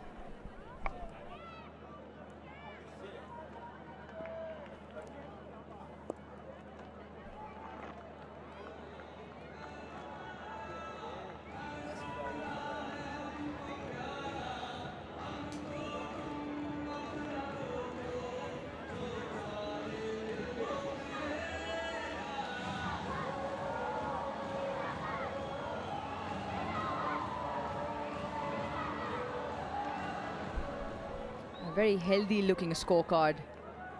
Big scores, 93 from Shadman, Mushfiqur Rahim still out there with 110, 250s, Mominul and Litan Das, and Mehdi Hasan Miraz as well. Once again a partnership, 75 over 140, not as breezy and brisk as the one which Mushfiqur Rahim and Litan Das. It was Litan Das who decided to have some fun, in particular some big lusty blows to Naseem Shah.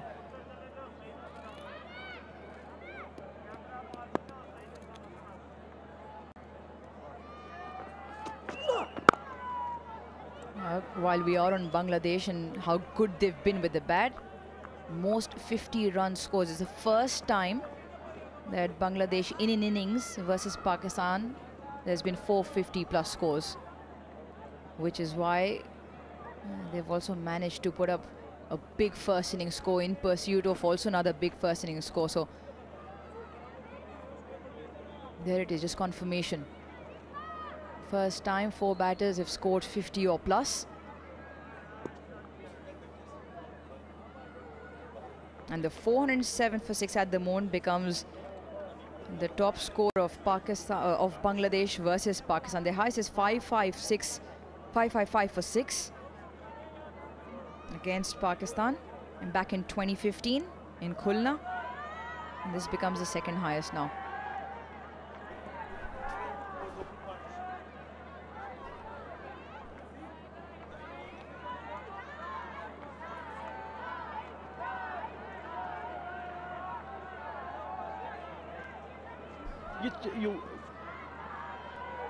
Any team would be looking to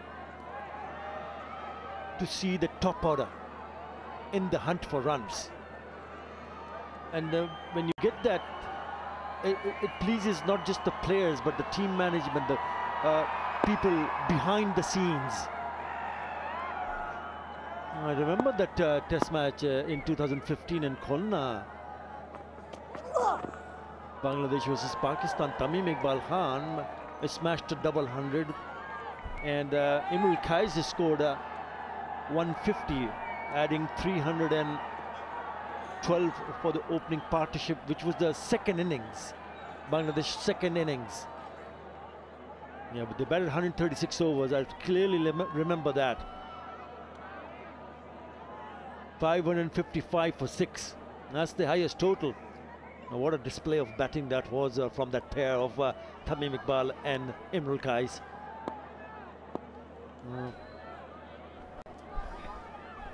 A definite short ball ploy here. 6 men on the leg side. It's just a change in tactic from Shan Masood.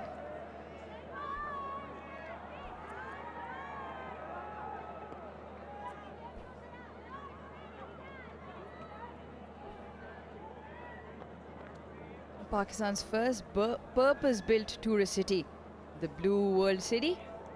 It looks good.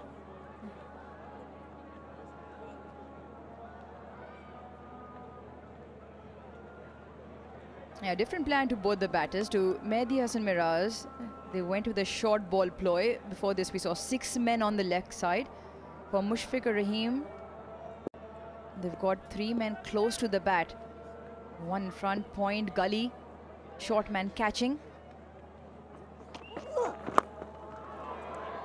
And guess what?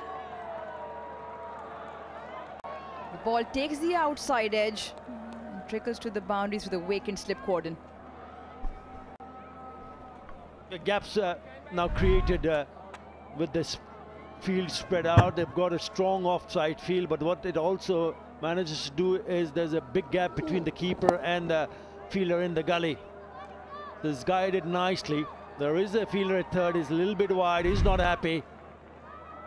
So another boundary to Mushfiqur Rahim, his 14th.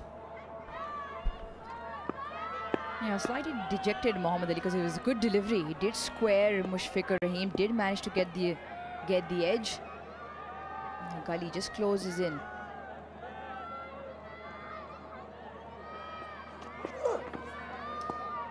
Yeah, he's looking for that wide delivery which can drag Mushfiqur Rahim on the front foot and maybe get one to get the edge to Gully. Short man catching in front. So just after a long stale period, you just see Pakistan trying something. Shan Masood with two definite ploys again, the two different batters. What they have done in the past is they've tried something, just not for long enough. They've chopped and changed.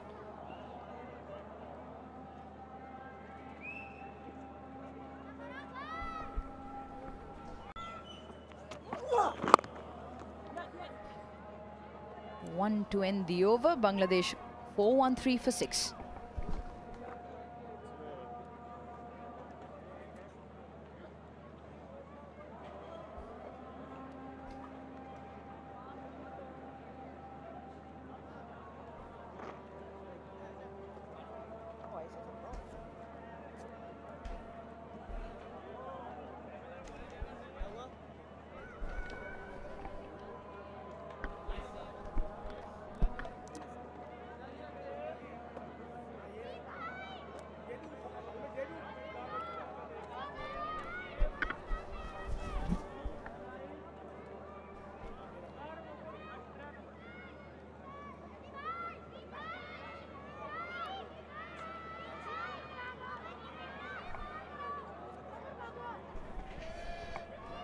Just looking at the run rate session-wise, this one has just started though. You have a batter batting at 115. You'd probably think that you can get into second or third gear.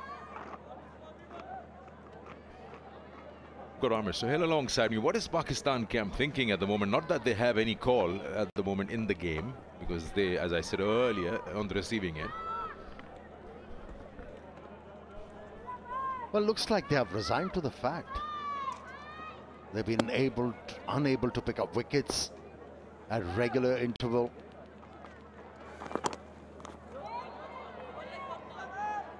And Mushfiq doesn't look like getting out. Batting with a lot of calmness. And with the fact that Mehdi has ability with the bat, and that is also helping the cause of Mushfiq. He's batting conventionally, making it very hard, ultra hard for the Pakistani bowlers to break through. Yeah, he must have been a point of discussion. Do we play Tajul Islam or do we play Mehdi, who's a part-time spinner, because he's got the ability to bat at this number. He was favoured. But again, I think lots of us in our own stints have discussed in terms of where is this test match heading. And from Bangladesh, way of proceeding seems like they're happy to bat on. They're not worried about tomorrow as the last day, so they don't mind if it's a draw. Yeah, seems like this test match is meandering towards a draw, a tame draw.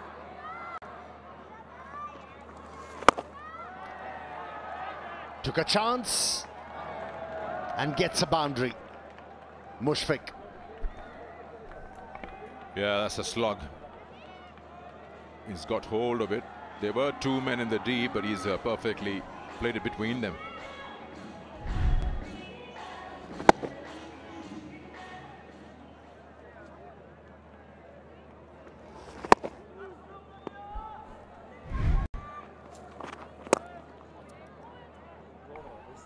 He will keep strike, Mushfiq.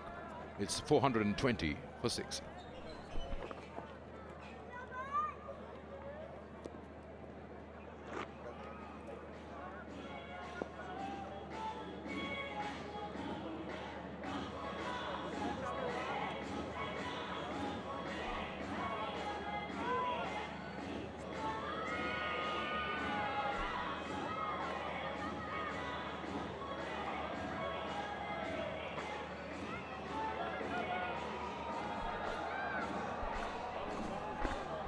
Seems like Shan Masood is running out of ideas.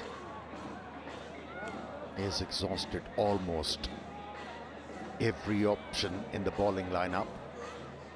It won't be a bad idea to go with a left arm spinner. South Shakil, he can roll his arm over. Babar has a test wicket. In fact, against Bangladesh, if I'm not wrong.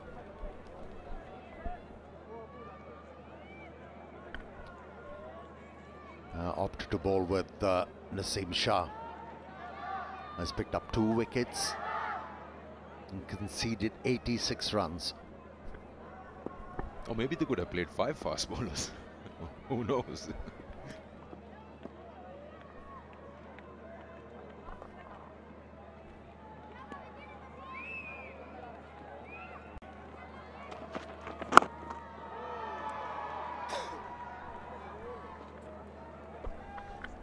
It's a hallmark of a good player to play the ball under the eyes, allow the ball to come close to the body and then off a full face of the bat. He has started to access the ball very early. Now Mushfiq must be sighting the ball big.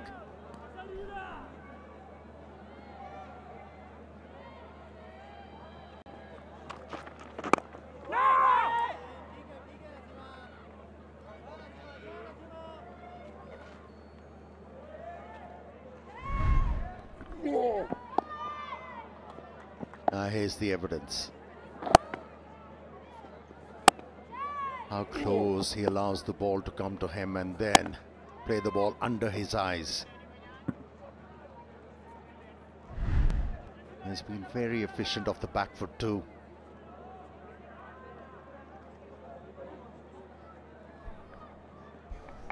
It has been the hallmark of world-class players who allow the ball to come closer to their body, and they play it right under their eyes. And you name quite a few, apart from some who have great hand-eye coordination and natural. And if you have a look at that package once again, another thing, cricket is a game of forward momentum. Whenever he has played the ball off the back foot, his momentum remained forward, and that's why he's been able to control the ball in a proper fashion. Have a look. The weight staying forward.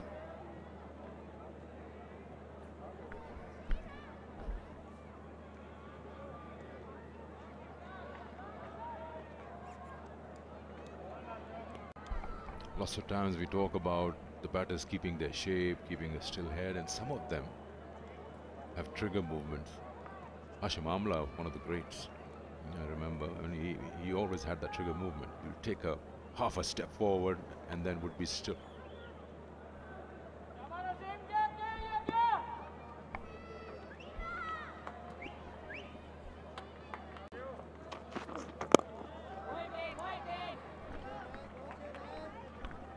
Yeah, you spoke about trigger movements of the batters.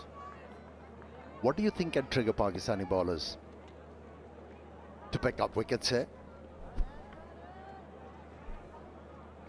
You know, from what we've seen, from this far away, there are different field positions that Shan Masood is trying, but we don't see the bowling according to that plan. We had 6 on the onside while Uruj and Athar were commentating, but the balls were way outside the off stump. So, can't be a bluff.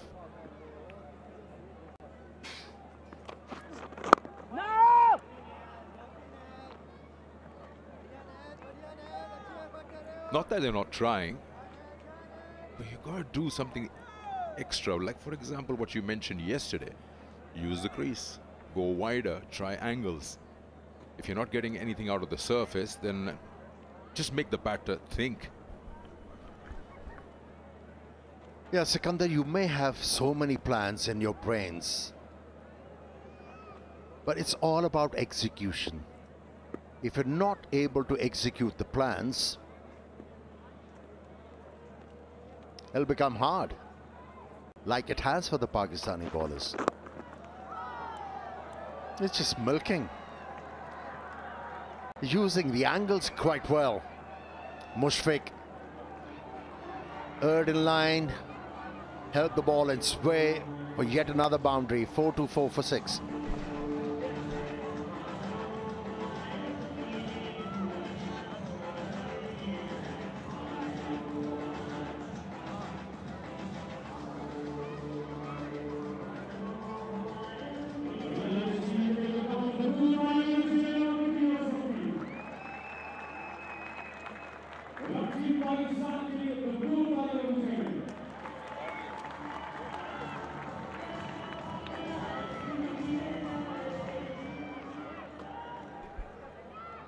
Partnership 92.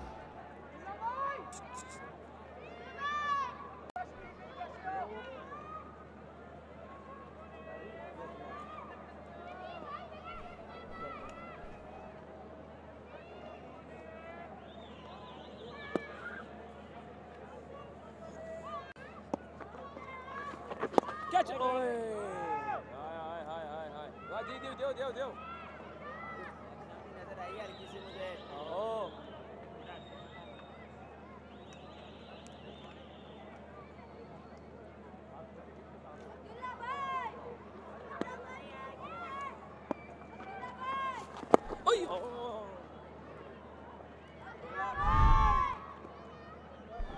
That's the last ball of the previous over. Leg stump line, easily put away, vacant zone.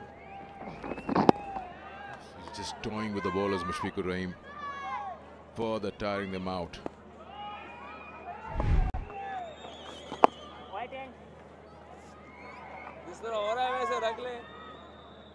Yeah, during a test match, you get those sessions where you just go wicketless.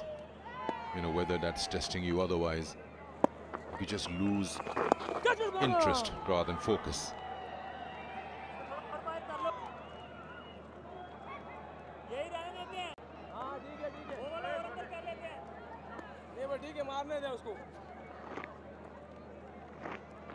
I'll bring this question to you after this over. You could probably answer it then. From Bangladesh point of view, I mean, if you were in that camp, what are you thinking? 23 is the trail, so you're almost there. Is there something out there that makes you feel that, yeah, I can get a result in my favor? Or at least I can try. We'll do that in the next over. Well, the answer is simple. They have to bat and get a lead of 150 runs. That will give them a chance to attack the Pakistani batters in a hope they pick up 10 wickets and get a good result.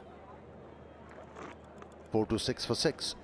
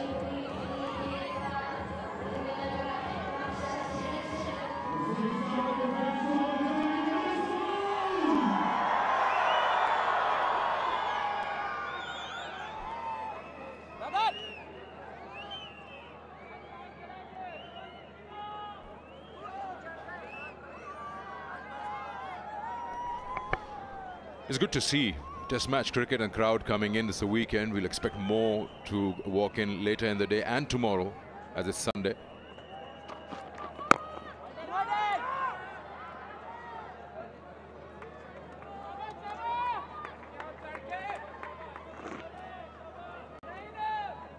We're just getting news that Shaheen Shah Afridi is now a father. He's got a baby boy, I'm told. So congratulations to you, to your family, your wife, Shaheen. I don't know if he's got the news already, but we're all happy for you.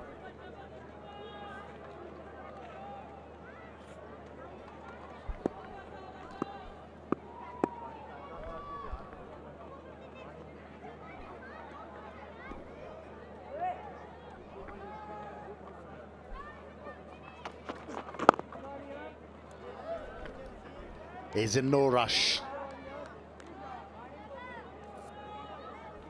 Mushfiq still concentrating hard. The focus is there, along with his partner, Mehdi Hassan Miraj.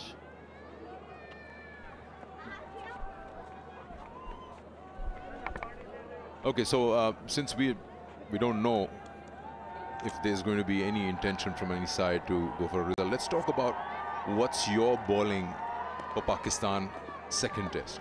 Would you make any changes or you go with the same? And if you have a room for a specialist spinner, who are you leaving out?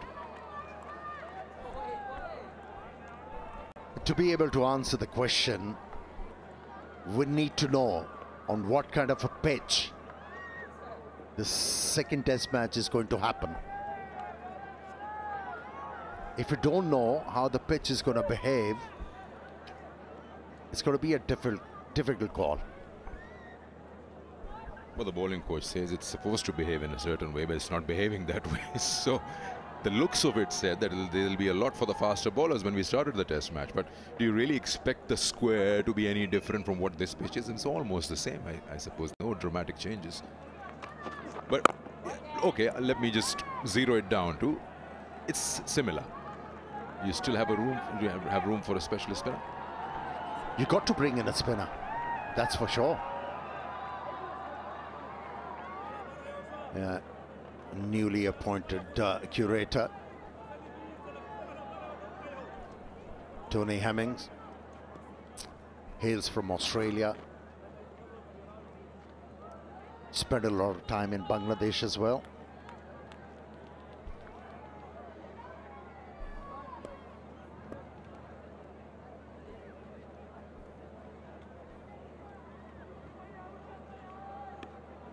And to further the conversation, yesterday when Pakistan had the second new ball available, you popped a question: are you going to give the ball on reputation or to somebody who's been bowling well? So my answer would be, do not play on reputation.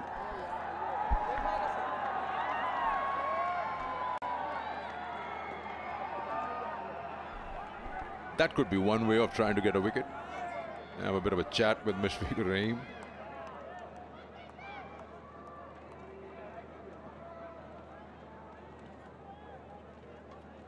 He won't react. I remember your playing days. You would actually give it back to the bowler if he has a word or two to say. Not really. You know, at that time, who would? To Curtly Ambrose, Courtney Walsh, Malcolm Marshall, Patrick Patterson, Ian Bishop. We'll come back. 4:26 for 6.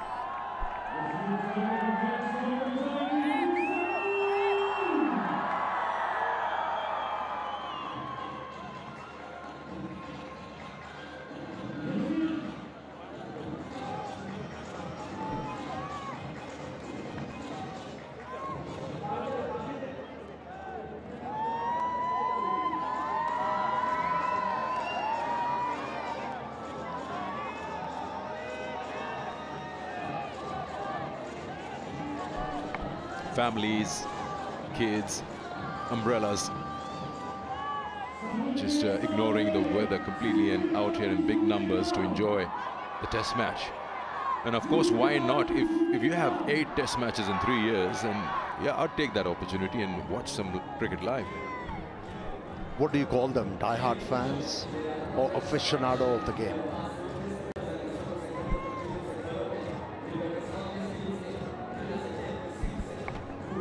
Well, it's a weekend, they're fans. And I'm pretty sure, I mean, some are here to watch the game who follow Test cricket, some are here to watch their heroes. Just to see them right in front in flesh and blood. Yeah, there you go. I need a cap, Naseem Shah. Well, he might not give it to you because he might need it in the sun.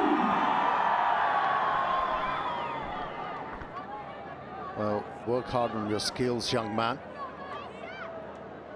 You might be captain. Oh, he had a story to tell. Naseem Shah, he said he wanted an autograph from Azhar Ali. And Azhar Ali probably didn't notice, and then he said he started crying. And this was back in the day. He told that story in front of Azhar. So yeah, you never know. Remember Babar saying he was a ball boy. In one of the games, I think was in Lahore or somewhere. Yeah. Well, there he goes, 2007-8 versus South Africa. And look where he is today. So, yeah, wonders never cease.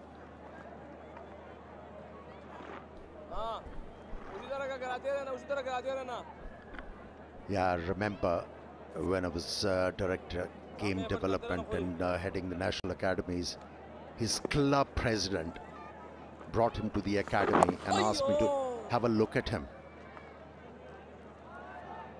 And I organized net sessions for the upcoming cricketers, and I asked him to bat against Mohammad Asif, Shoaib Akhtar, and at the age of 13 he really looked very comfortable, and from there on his talent was identified and he was given opportunities at the representative level. Never looked back, kept on improving. Now he's a big name, he's a brand. Yeah, I remember, if I'm not wrong, for 1 or 2 seasons he sat the bench in PSL for Islamabad United, never got a game. Or maybe one.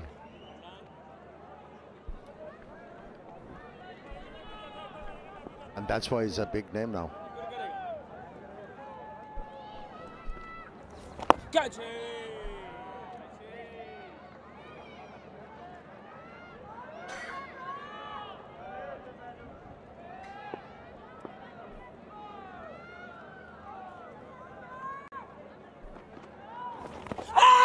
That's a shout, but probably bad there, inside part of the bat. Otherwise, looks pretty adjacent. Pakistan don't have reviews. Would love to see a replay on that. I think there is some bat. We'll come back. 4:27 for 6.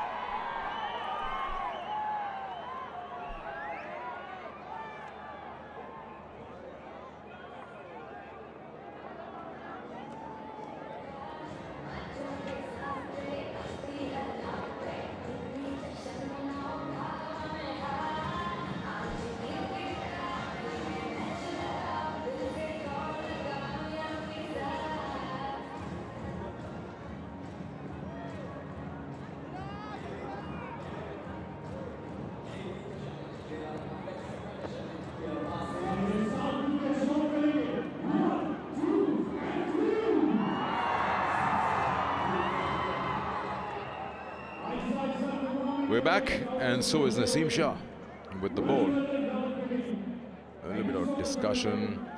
Once again, just trying to find inroads.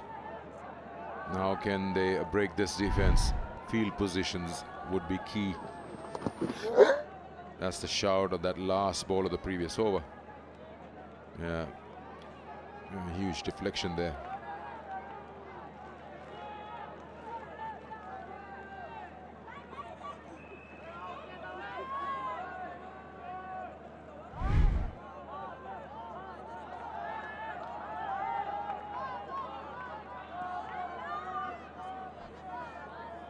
Long distance chat, keeper and bowler, and just trying to get the field right, getting an extra man on the onside. Shaheen now moving across. Let's see where he stops. They already now, including him, they got 6 men on this onside. You see a square leg, a mid wicket, then you have a deep square, deep mid wicket. You have a deep backward square leg, and you have a very wide fine leg in the deep. I'm just trying to decipher What is the thinking behind it?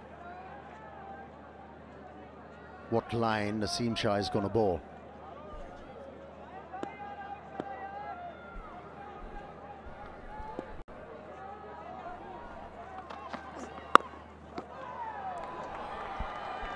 He just moves across and opens the face on the offside.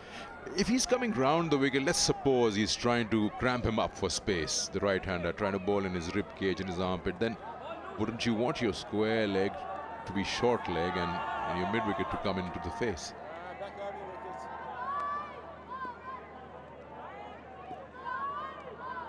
With 6 men waiting, I don't see him pulling any short ball towards them. Now you have a man coming in close to the bat on the offside. More of a silly point. He's come back over the wicket after one delivery. Okay, so one box is ticked, so he's going for that short ball, which is pretty obvious. Probably want another man with a helmet on the onside, short leg. Well, while nothing's happening out there, let's have our focus towards the Super Soft premium detergent powder. Clean like a dream.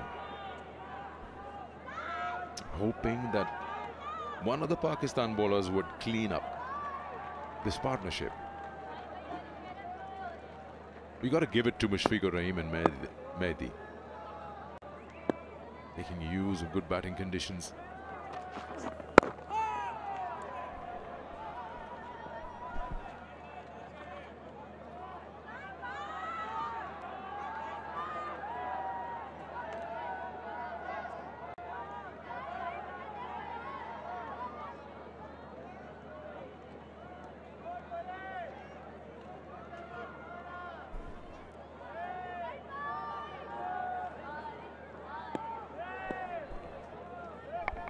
He's bowling over the wicket. Have a look at that. There's lots of men in the deep. 3 on the onside. Then when he's mentioned, 1 next to the umpire. See, usually when you have such kind of field placing on the offside, there is a backward point.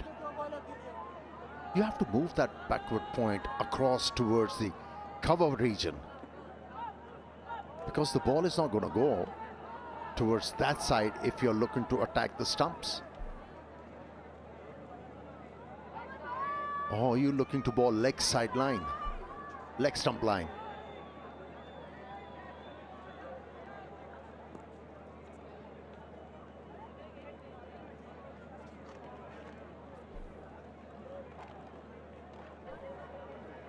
Still trying to decipher.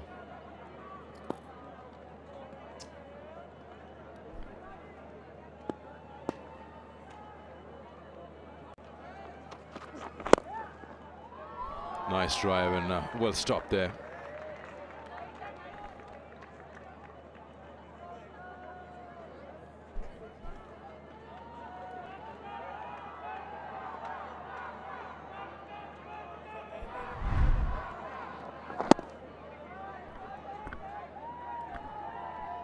The commitment is there. You have to give it to Naseem Shah. Bowling his 27th over in this heat. Still had the energy to stop in his follow through.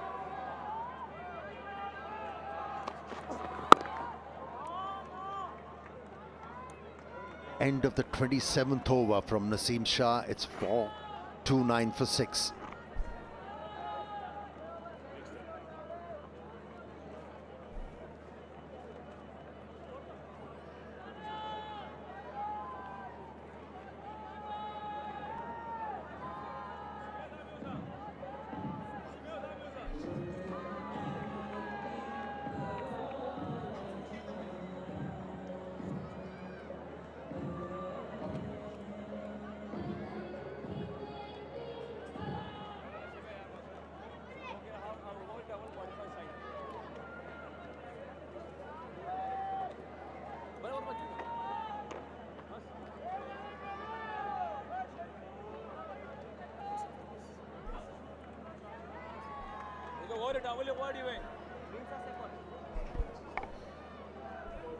4:29 for 6. Salman Agha will continue from our end as the media end.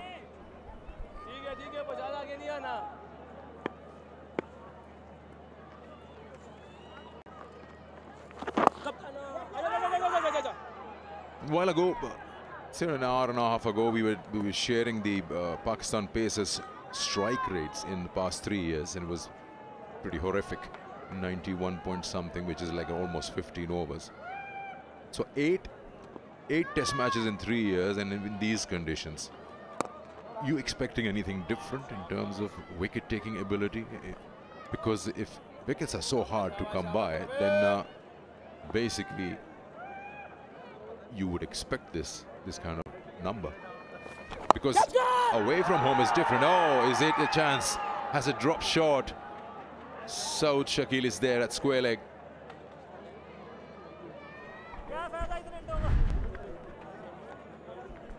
Yes, it was the case of ball falling short. Good stop by Saud Shakil though. Yeah, to answer your question, picking up wickets in a test match is an art. And for that you need to have skills. And the reason why the Pakistani bowlers, they haven't been able to pick up wickets regularly in this format of the game, because they haven't got that experience in first-class cricket. You learn the art if you bowl longer spells in first-class cricket. At times, you'll go wicketless, and then you start to think, what am I supposed to do in order to pick up wickets? I think that's where they lack.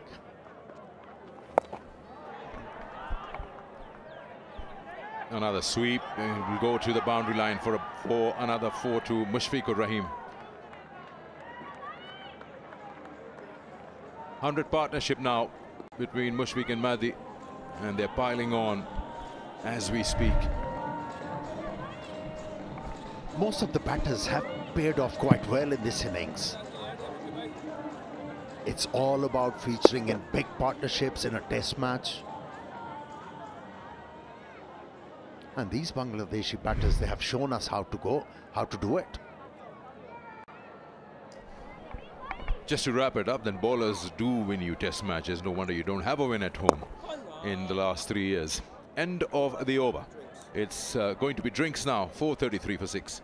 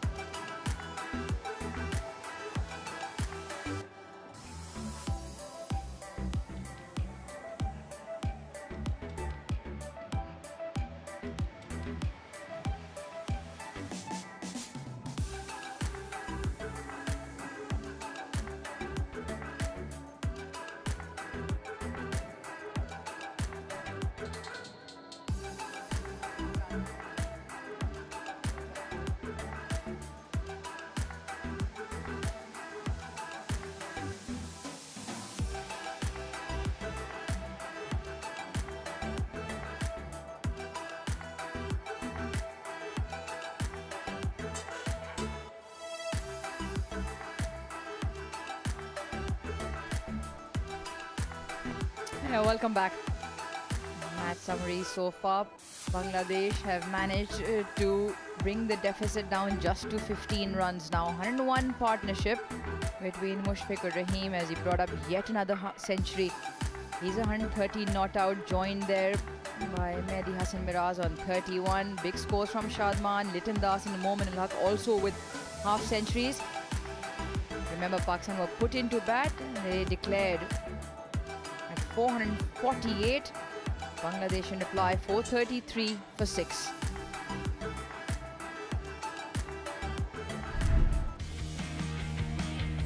I'd let the opening bat next to me take this away. Nick Compton, all yours. What an honour. Well, it's been an honour watching this man apply his trade. It's been compact. It's been a highly classy innings, full of patience and defence and some lusty blows too. Well batted Mushfiqur Rahim. There's a reason why he's Bangladesh's leading run scorer in Test cricket. He has a really complete game. He's a true professional. And he's cashing in on these run-scoring festivities. It's been an excellent innings all around the wicket there. As you'd expect, he's very severe just behind his point. 32 coming behind that point region and on the offside. Not a huge amount down the ground with that open face and an open stance. He's always going to be better square of the wicket. Also, he's quite a short guy too, so picks up on length really well. Well, we're back to play now. Shakil's going to have a bowl for the first time. Why not, eh? Scored some runs. Might get a little bit of a golden arm, who knows?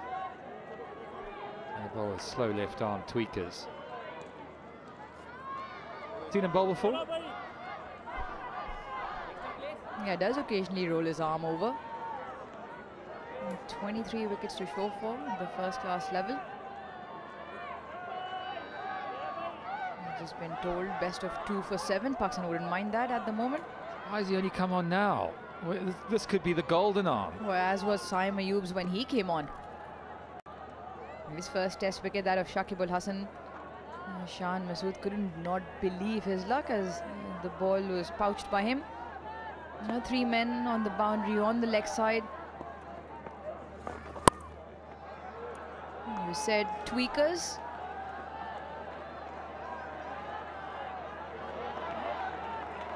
And that one yields to. Saim Ayub chasing that one down.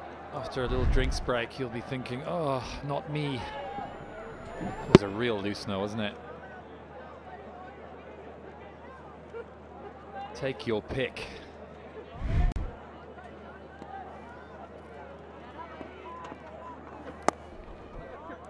Very gentle, isn't it? Yeah, what hasn't been gentle is the toll on the Pakistan bowlers. 130, this the 133rd over now, 100 of them being bowled by the 4 pacers. There is a lot of overs,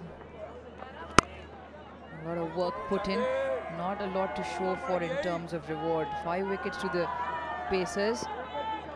Shaheen Shah Afridi's bowled 25, he went for 67. 27 overs by Naseem Shah, he picked up 2 wickets. 24 overs by Shahzad, he has 2 as well, and similar overs for Muhammad Ali got Shadman.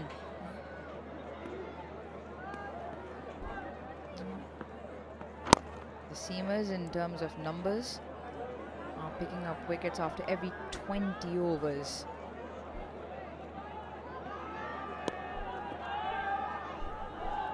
So where are we in this match, Aruj? Are we looking at that the bowlers that have been used as simply as going on to the next match and trying a bit better, trying to improve, or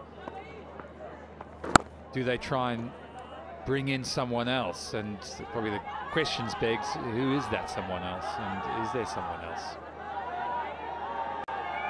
Is there someone that can bolster this attack in the pace department or the spin area? Names like Abrar Ahmed have been used. We'll continue that conversation after the over. It's 437 for 6.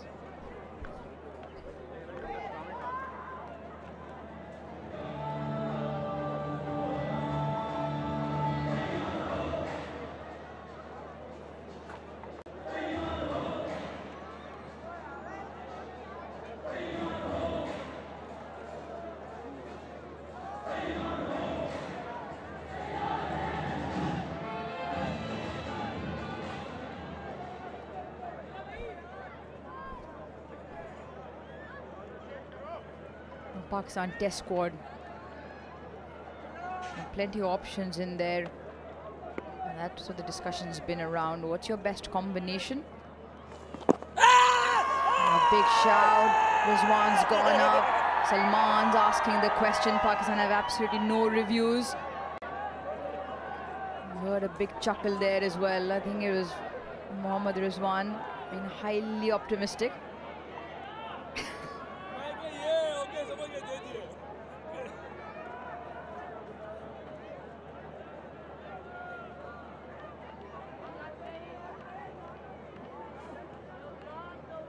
We'll soon find out why they're chuckling.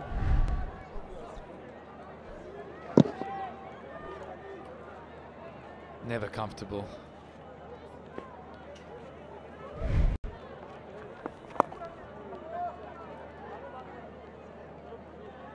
Back into live cricket. Mushfiqur has dusted himself off. It's been quite an innings, hasn't it? Let's talk about Mushfiqur for a bit, because I think he deserves the praise and applause for what he's done in this innings. Yes, at times some will say he hasn't moved the game on quite in the way that perhaps some could have or should have, but he really has been impressive, as is that shot. If little touch will pick up 2. Yeah, I wonder whether Bangladesh, having almost brought up, come equal to the score now, whether they'll push on a little bit, do you think, or will they just keep batting in the same vein? Yeah, you asked where this game is going. I think the drawing board will have his notes for Pakistan for the future, but at the moment I think it's Bangladesh's game to set up. I think Pakistan have exhausted all their resources, are playing the waiting game now. If they can enforce an error from Bangladesh, it just depends on what the discussion was in terms of how many do they want to get Bangladesh.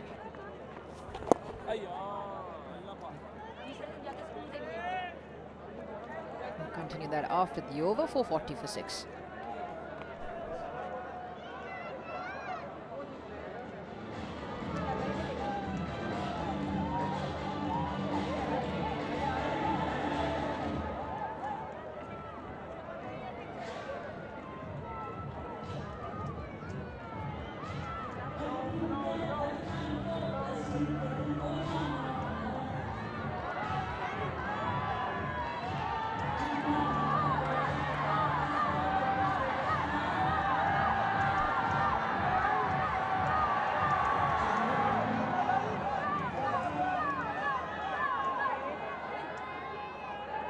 Bangladesh now trail by 8.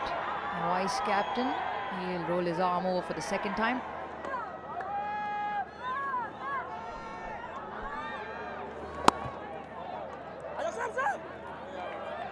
You asked me where this game is going. I think it'll be either of the two. Either Bangladesh will say, right, let's get some batting practice and just bat for as long, which inevitably means it heads into a draw.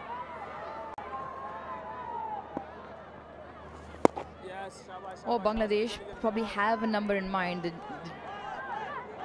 first innings trail is already knocked off. It's just got 7 left. They probably decide, well, we've got 2 men now set, a 109-run partnership, get some quick runs, maybe 120-run lead quickly, and then put Pakistan back in and see how many wickets they can pick up. If they can pick up 10 scalps, I think it's Bangladesh's game to set up.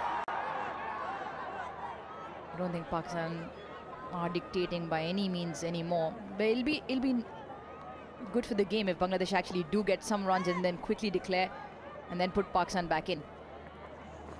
You want to win test games and you want to try and set them up to win.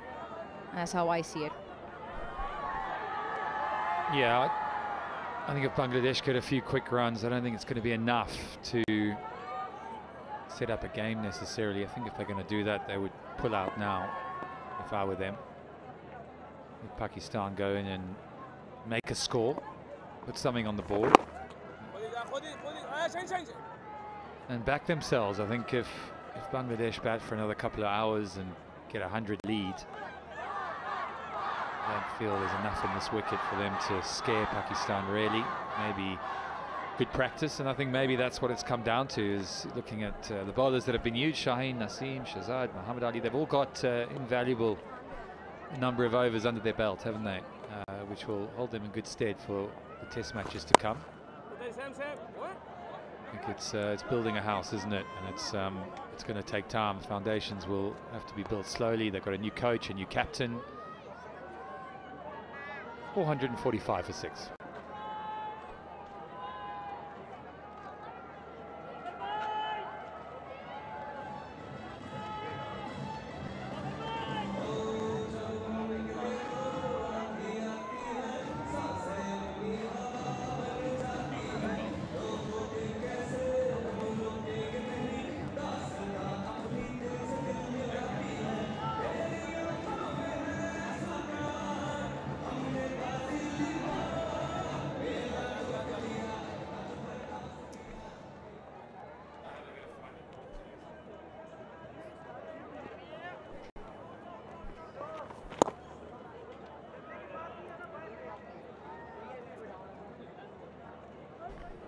Yeah, the ifs and buts.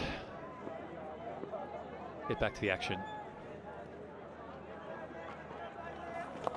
On the sweep. Played that nicely. Everything about him has just been very controlled. Never really leaves his bubble, which I think is one of the great aspects to watching him from a technical perspective. He plays the ball so late under his eyes. Very rarely goes out of his bubble, both mentally and technically. He's quite a meticulous preparer as well. His preparation, I've seen and I've heard, is no stone left unturned. He just goes about his practice in a very meticulous way, and same routines and consistency, and I found that really helped my game when I started playing. It was something I didn't have as a young player. You know, I wanted to bat, I wanted to practice, and the more balls I faced, the better. And it took me some time, with the help of coaches, of course, and watching other senior players. I was at Middlesex, where Andrew Strauss was the captain there, and we had likes of O.A. Shah, who played for England. And I watched them prepare. Nice little touch there, just beat him in the flight, but he was good enough to get a couple of runs out of it. So all about preparation. Scores the level, 448 for 6.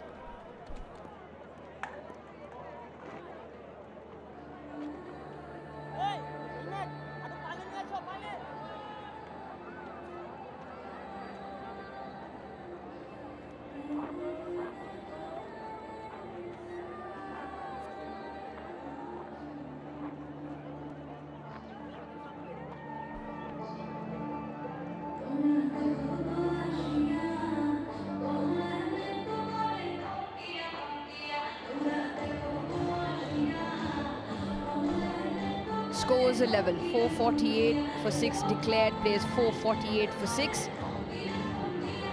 Good to see back-to-back 100-run partnerships from Bangladesh.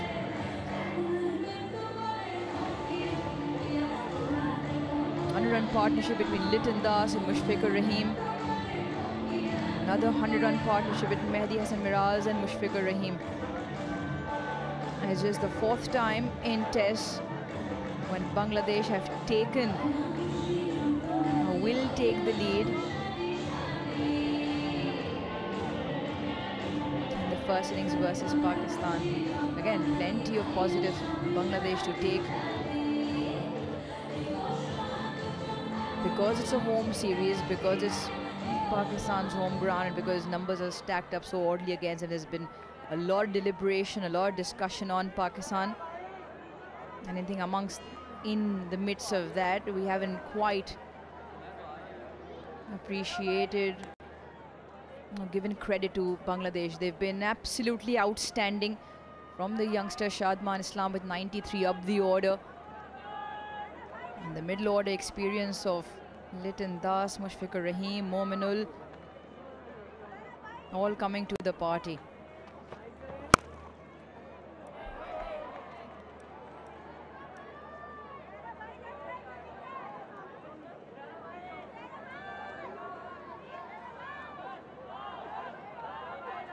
Nick, that's your favorite spot, the Tapal Tea Lounge. How was your experience there yesterday?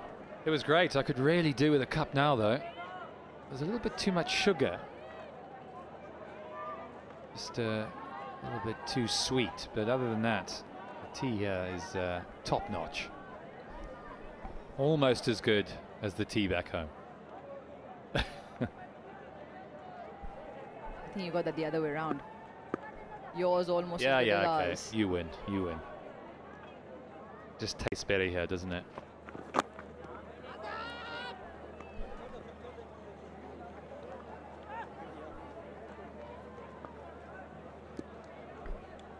So the match.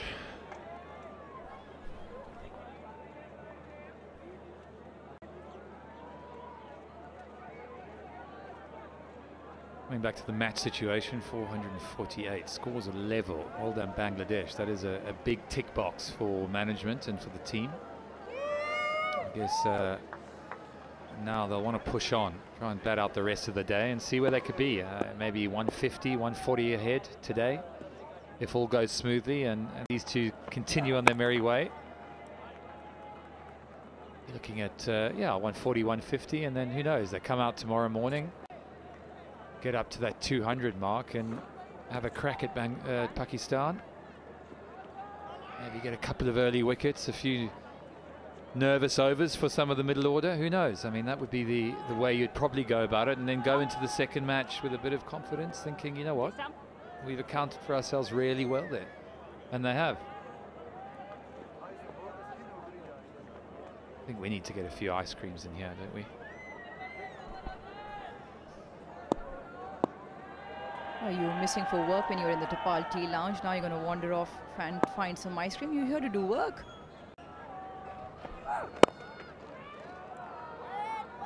I think it was you that sent me to the lounge. In fact, you were supposed to accompany me. Take the hint. Take the hint. Sent you by yourself. I did ask Baz to accompany you. He said no as well. I'm actually not sure it was worth it. It was a lot longer walk than I thought, and when I came back, I was dripping with sweat. Boys, if you're listening, Nick Compton would like some ice cream.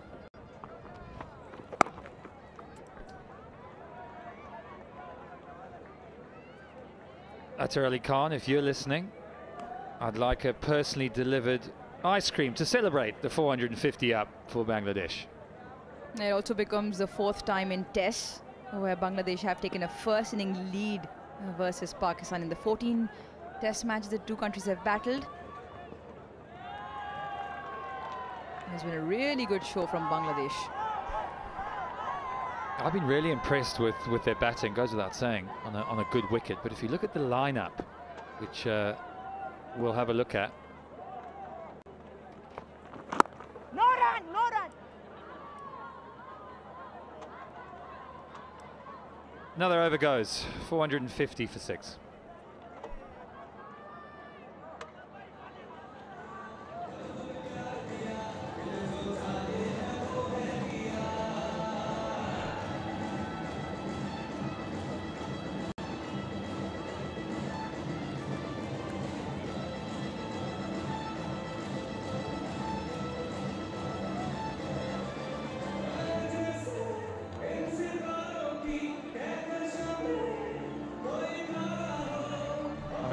Quite often we talk about Bangladesh in ways that they don't always perhaps compete when they go overseas and haven't had the best test record at times.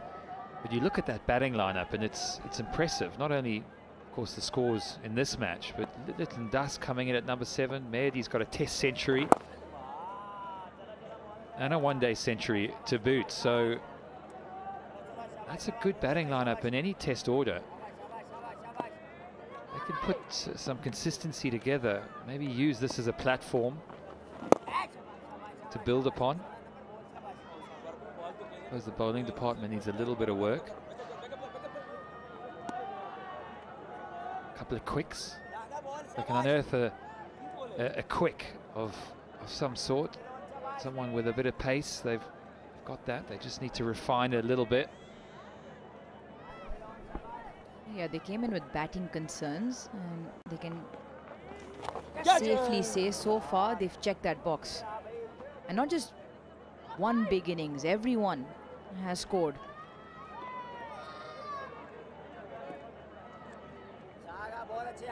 Even though the first wicket fell early just for 31, and they rebuild. Apart from Zakir and Shanto, there's been runs throughout, there's been partnerships throughout. Every time there was a wicket that fell, they rebuilt well. You talk about the bowling as well. We spoke up about it. Just the 12 test matches between the 3 quicks. He uses his feet. One bounce, 4.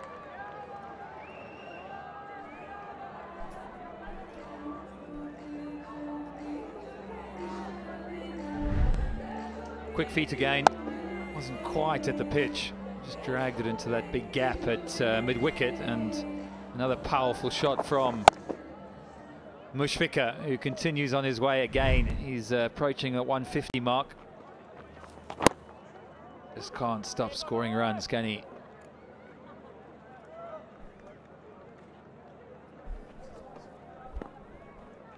Four, 5, 8 for 6.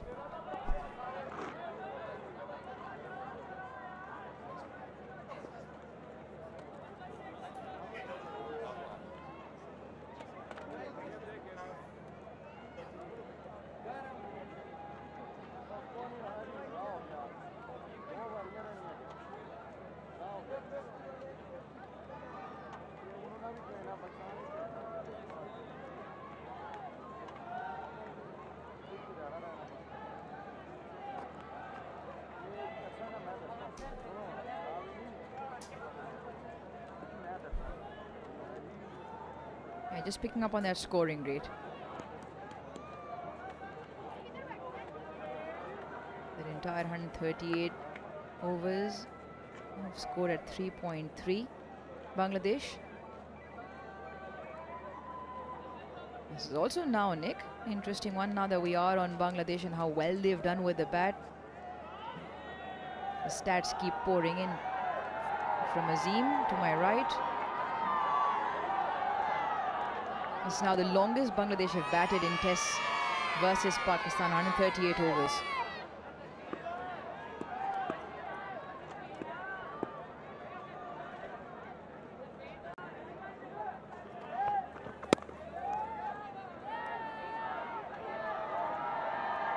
And talk about Bangladesh, they look a good side.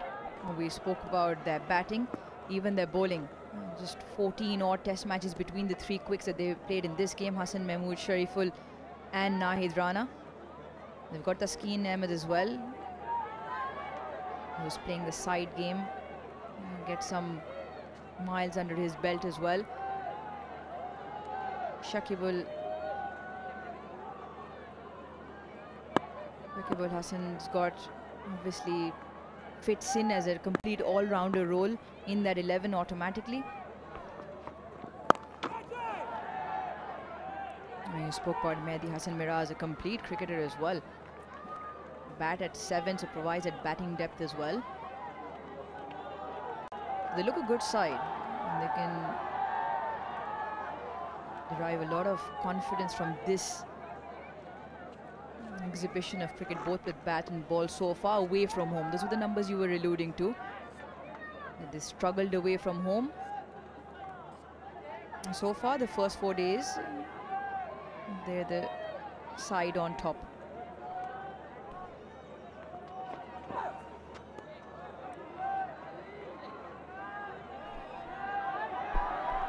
If you were Pakistan, would you have continued to bat? Would you have batted longer? Would you have allowed the, I suppose, the in-form batters to keep going? Rizwan, 171 not out, the man on your screen. Shaheen Shah was, well, he was playing with a bit of intent, wasn't he? They weren't really wasting time. So I guess the question was, why not let them loose and get a few more runs? I don't know. Would that have changed the psyche of the Bangladesh batsmen? I don't know. Probably not. But they're 12 runs behind now. Perhaps they could be 150 behind. The thing with that is probably not, because you want to put time back in the game if you want to set it up for a victory. Pakistan, the rate at which they were scoring, if you're talking about adding another 150 runs, would have taken that much time away from the game as well. And the answer to your own question was Bangladesh, the way meticulously they've approached this, I don't think their approach would have changed. So unless the scoring rate would have amped up, they need to figure out how much time they would require to pick up those 20 wickets.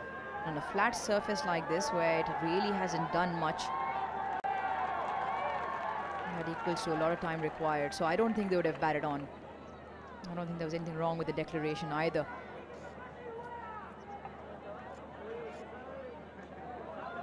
And you could probably talk about that the runs that they did score could have come faster, if that was a strategy. If you want to put big runs on the board, bat the opposition out in the first innings score, but then you got to do it quickly to put time back in the game to pick up those 20 wickets on a surface like this. Nicely controlled. And try and overhit it. 461 for 6.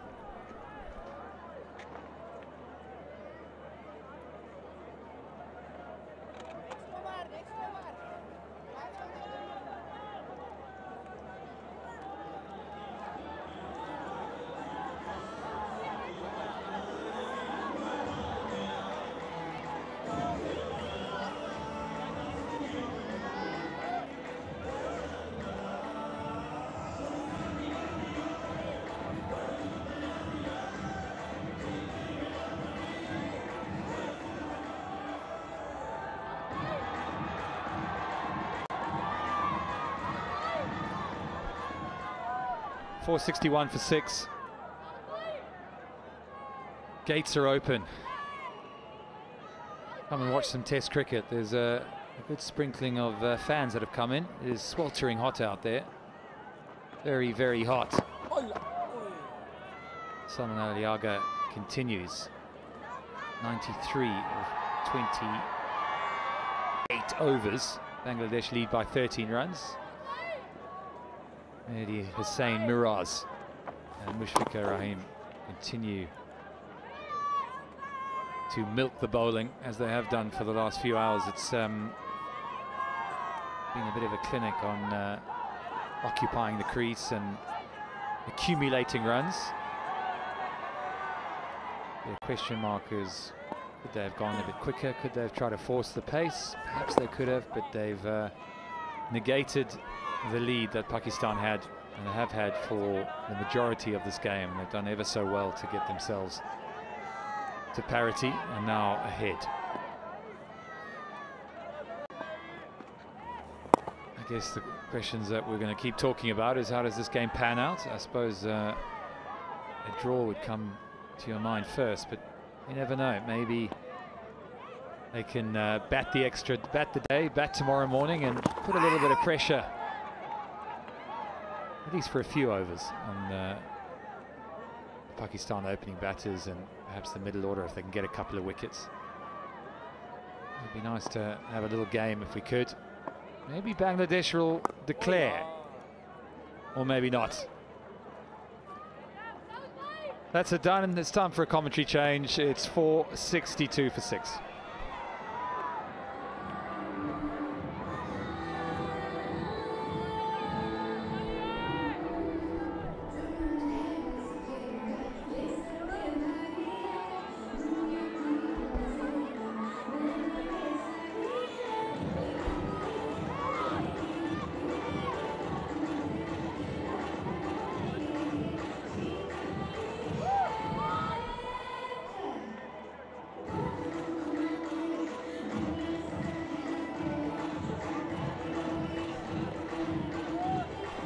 Bangladesh lead by 14. It's been that kind of day for Pakistan. Attritional, not a lot of success. Bangladesh have been very efficient with the bat. Led well and truly by Mushfiq. 148. Just one wicket in the fourth day. And that has meant that it's almost now where Bangladesh will be trying to push this game forward. They're leading by 14 runs. Bangladesh, if they only bat once and make sure they get a lead, maybe upwards of 100, 150, then this might get interesting in the way that they then put pressure on Pakistan. I reckon another couple of hours or 30-35 overs the Bangladesh bat for Pakistan to push for a result will become extremely difficult. There's not a lot of then time left to actually get a lead and then put the opposition in and get 10 wickets over it. At the moment it's starting to look exceedingly difficult for Pakistan to get a result. If Bangladesh get enough of a lead, I think Bangladesh right now in the ascendancy of trying to push for a result. Yeah, Bangladesh on the driving seat now. That's what has happened so far. Pakistan 4 and 48 with 6. In reply, Bangladesh 6 down for 462, ahead 14 runs. Excellent from Mushfiq Rahim.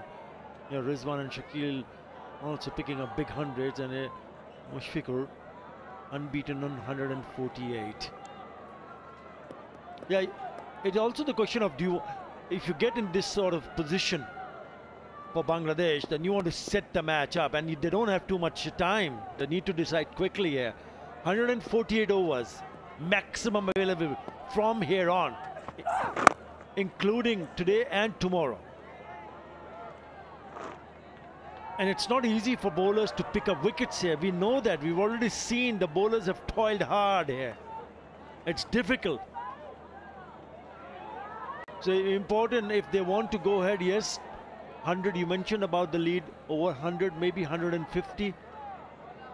But one thing's for sure, that the way they have batted, they've passed a strong message to the opposition that they're not going to go in a direction where the opposition will just think about maybe this is a moment to take advantage and try to sneak a win. Because it's just going out of the equation for Pakistan. That's what you rightly pointed out, Bazid. Yeah, what Bangladesh want is that to put that equation out of the picture where Pakistan can set the game up. Make sure that they get enough lead to put pressure on the Pakistani batters. Don't give them a situation where they can get a quick sort of run with the bat and then put Bangladesh back in. So just going towards that situation where only 2 results possible, either a draw or Bangladesh win, and make sure that that situation arises. And that will only arise when, I reckon, when their lead crosses 100 or 150. Then it'll make sure that there are only 2 results possible going into the 5th day. Yeah, draw or a win for Bangladesh. 113 overs when they decided to declare the innings at 4 and 48. Pakistan in the first innings. Yeah, a lot of calculation, a lot of thinking in the dressing room for Bangladesh to ensure that yes, where do you want to see yourself from here on? There were questions when Pakistan did manage to put up a big total. They batted with a lot of stability. They started to grow in confidence right from the word go. The opener, Shadman Islam, I thought was played a typical inning, laying a good solid foundation for Bangladesh to follow up. Look at what they have achieved so far. And what about Mushfiqur Rahim? He has 3 double hundreds already in his career. So perhaps maybe another half an hour or so.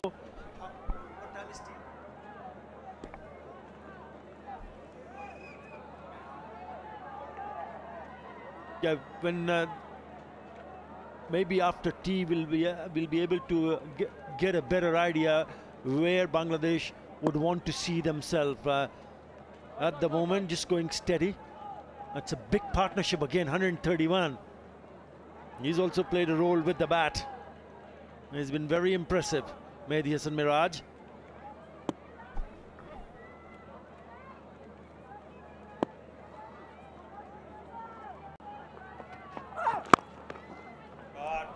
Lovely shot through the offside.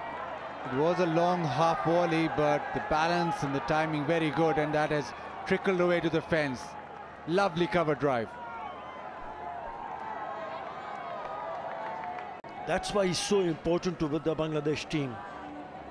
Not because of his quality, he's a high quality off spinner, but he's turning out to be a genuine all-rounder. Lovely stride and good left elbow and a lovely follow through to pick up another boundary.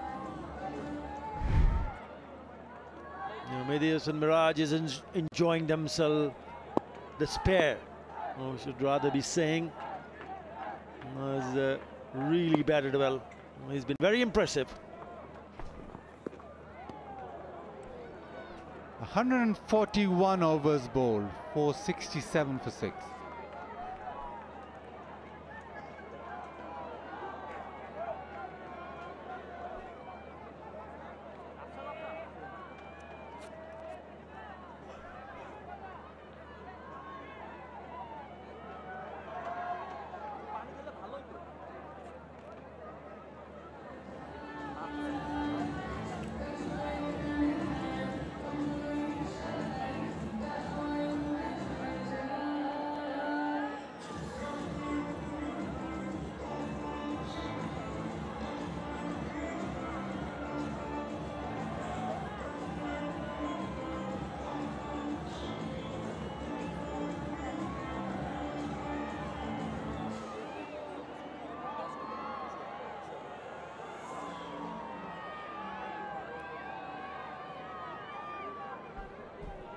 Second session, no success with the ball for Pakistan as yet.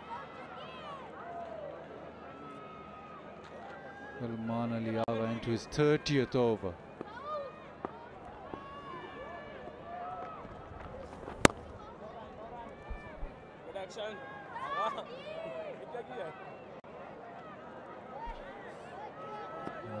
Mushfiq 149 of 285 deliveries. Pushes it down to long on and brings up his 150. Becomes only the third Bangladesh batter to score 150 versus Pakistan. His sixth score of 150 or more. And he's made it count. He's settled in and he's grinded Pakistan. And the senior most batter for Bangladesh set the tone. Yeah, he's a class act, isn't he?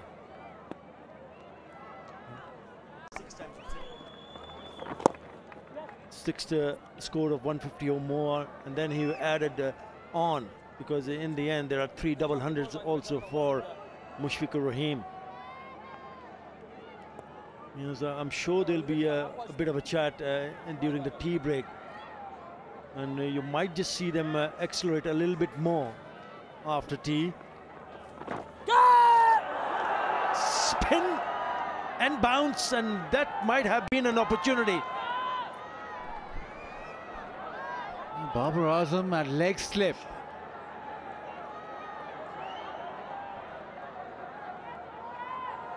It has turned sharply off the surface. It's the glove, or that should have been taken. It was dipping, but as slip catches go, It is one that should have been gobbled up. Yeah, interesting, really interesting to see that delivery, getting that purchase from the surface. It has played pretty flat, but it will keep the spinners interested when Bangladesh come on to bowl. And one of them is batting in the middle, Mehdi Hasan Miraj. He'll be looking at the cracks opening up. And the more that pitch does what it did in that delivery, it should go in favor of Bangladesh. It swept that away. Will be cut off in the deep. 472 for 6.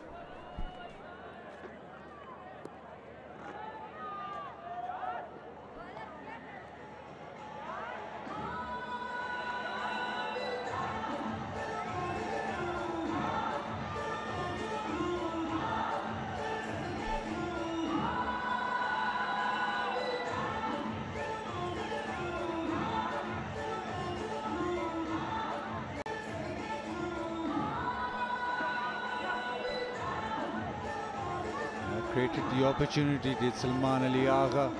Turn and bounce, hit the glove. He's still thinking about it because wickets have been difficult to come, and that is an understatement.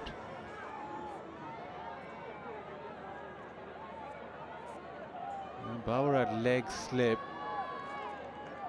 And ball kicked off the surface and went off the glove, went slowly, dipped on him, but well, you expect those to be taken. Khurram Shahzad into his 28th over. Comes back in, there's an appeal. Pakistan don't have any review left. I think there was maybe a slight inside edge. But doesn't really matter. Yeah, he's asking if there was bat. Doesn't matter, you can't do anything about it, Sean. Can't do anything about the reviews because you lost all of them. It looked like maybe sliding, just sliding down the leg side also. Yeah, they've not been very good in taking the reviews. They don't have any available in this innings. They've lost all three.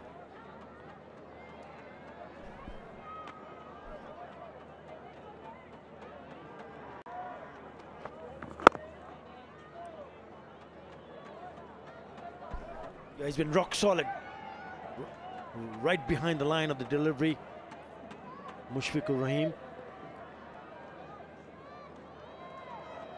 Tons of experience. And certainly using it to his advantage. 152 of 290 now. Partnership 140. Lead 24.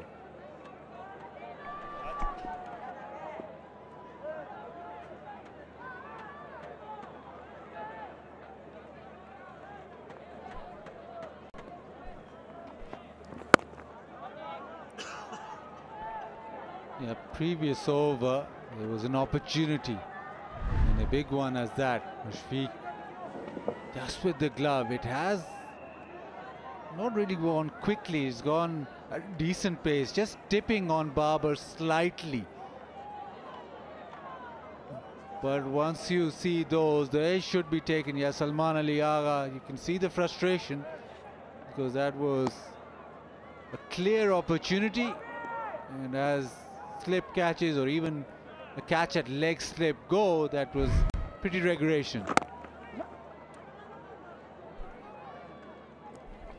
Certainly surprised Mushfiqur Rahim. He was not anticipating that. Trying to do delivery that will keep the spinners interested. Odd one has turned and bounced, and that's what is expected. And this is the second session, day 4, and expect the pitch to have a little bit of more wear and tear to allow the spinners to play a bigger role. They haven't been able to do so in this test match so far.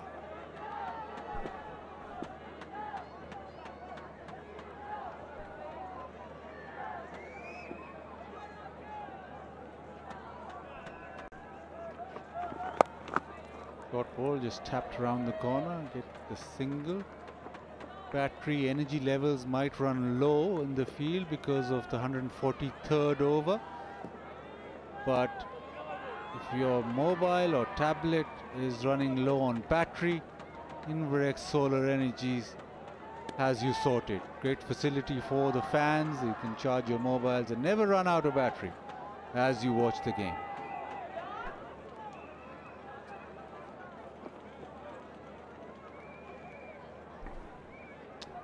Hassan Mahmood batted up.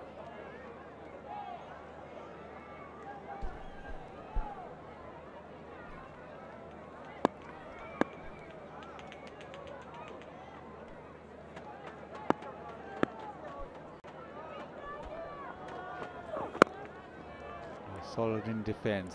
The forward defense, we've seen that a number of times this innings. 143 overs done, 473 for 6.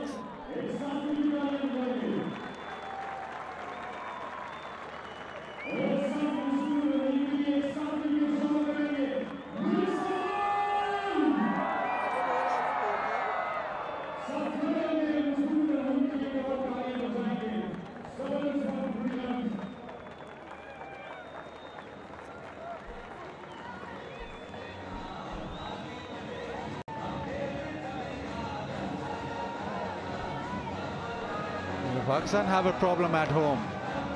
Lost 4 and drawn 4, 8 matches. Longest streak was 11, but there you see just 1 loss and 10 drawn. And then you go back even further, 1959 to 1964. So this is alarming for the situation of Pakistan's test match cricket. Now, before the series started, the conversation we're having with Sean and Jason is to sort out the identity of how Pakistan want to approach test cricket at home. How do you want to win a test match? Now, if you go to England, you know what they'll do. No matter if they win or lose, you know the ball will seam around and they'll try and bat you out of the game with very quick runs. Australia, they'll be bounced. The fast bowlers will be relentless.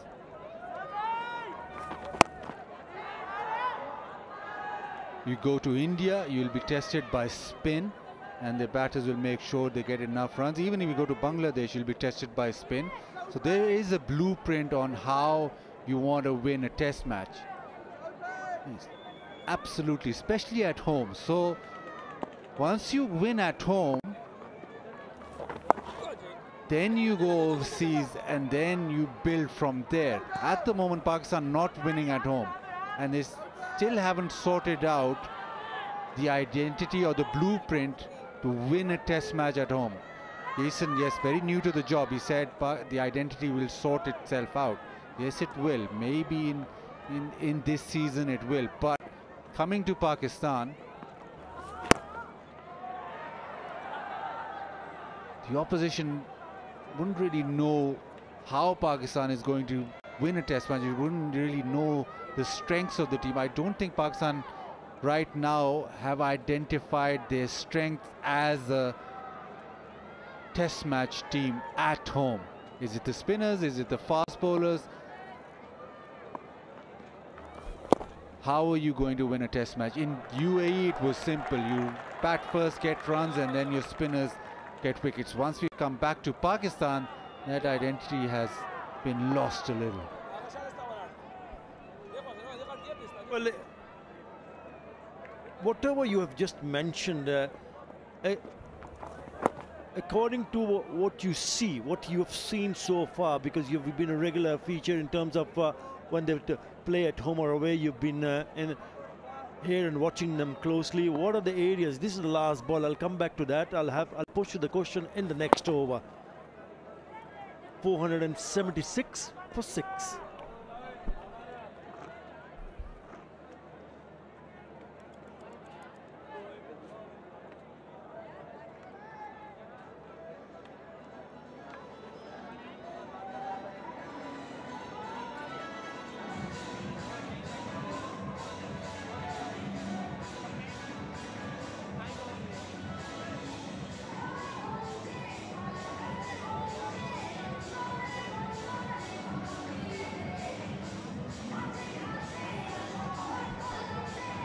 Just the 1 wicket, 160 runs being scored. Bangladesh batting very, very solidly.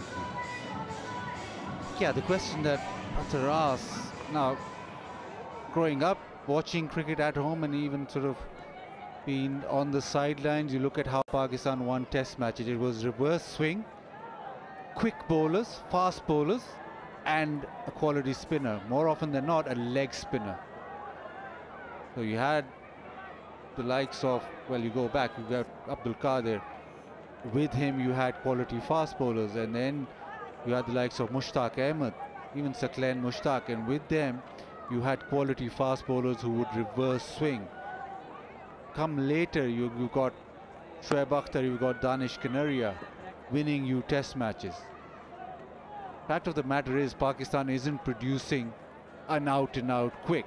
Even if you look at the speeds in this test match, yes, 140, but nobody touching 150, nobody going to that level. So the problem is that you, firstly, on such docile pitches, you don't have express pace, which accentuates reverse swing. And secondly, there's a lack of wrist spinners. There's a lack of quality spinners. There's also a lack of wrist spinners.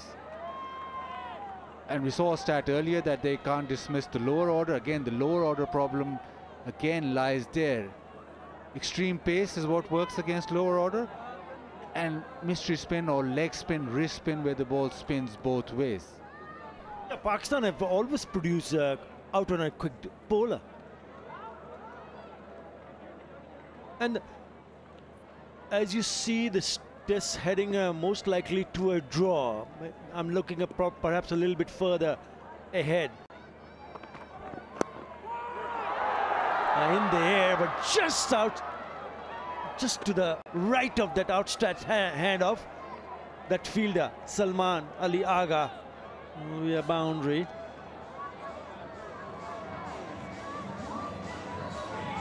The areas of concern you just mentioned, Bazid. So how do you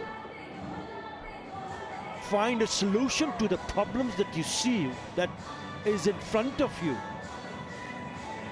to be able to go and find a group where you start to believe that yes, we are good enough to play and win matches at home? Because it's been a while, it's been a long layoff for Pakistan to see that win in a test match at home.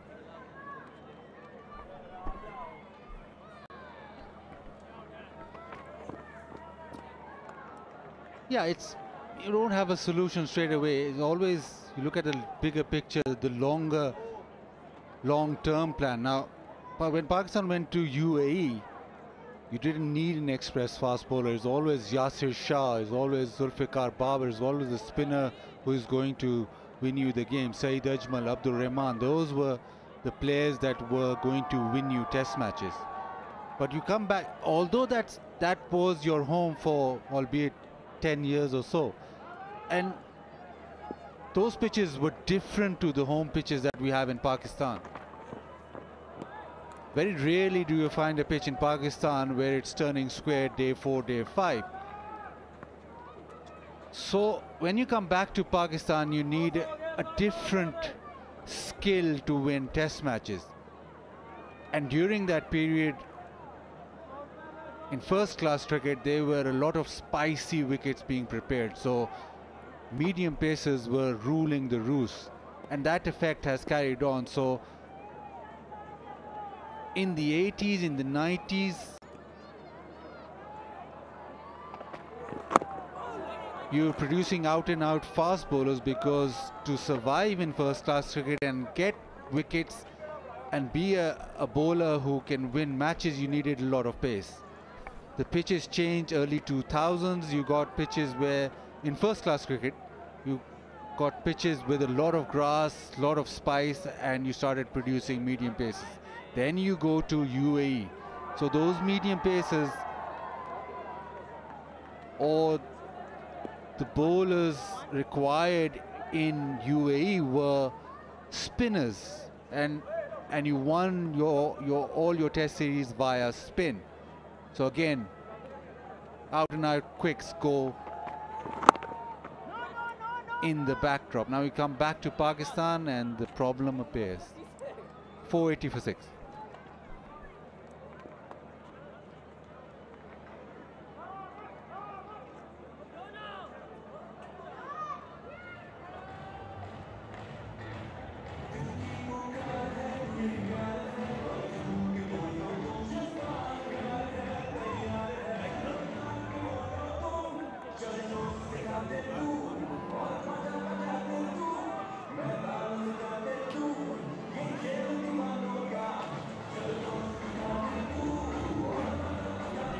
Bangladesh leading by 32 and looking very secure. The opportunity for Babar to catch off Salman Ali Agha, that was grass, so Mushfiq still there, 159 not out.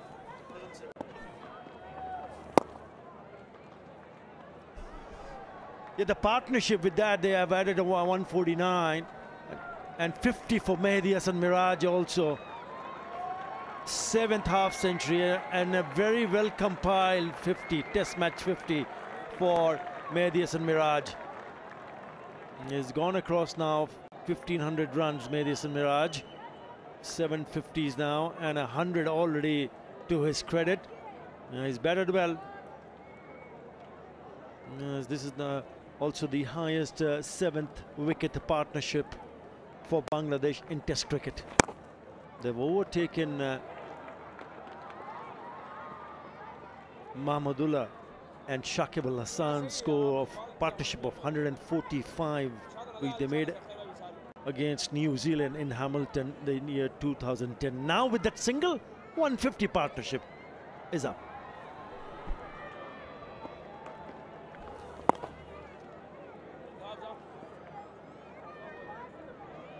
So Arthur, the Bangladesh record against Pakistan is nothing to talk about. It's not been great, but here you've got an opportunity. Bangladesh have an opportunity. It's quite interesting with Bangladesh against Pakistan. There's one drawn game only. It was where Umrul Qais and Tamim Iqbal batted brilliantly. But overall, the closest they came to a win was in Pakistan, Multan. And then this game now is another game where Bangladesh are really fighting or challenging Pakistan, albeit on a docile service. 482 for 6.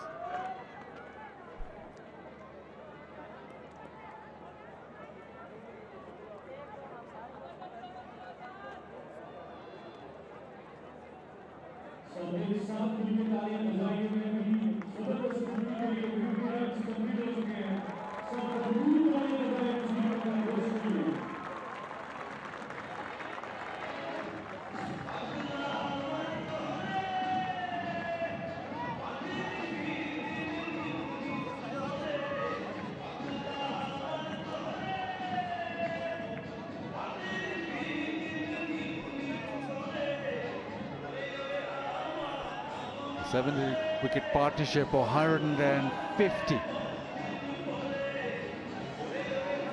Bangladesh keep building. These partnerships have really hurt Pakistan in their quest to start off this home season with a victory.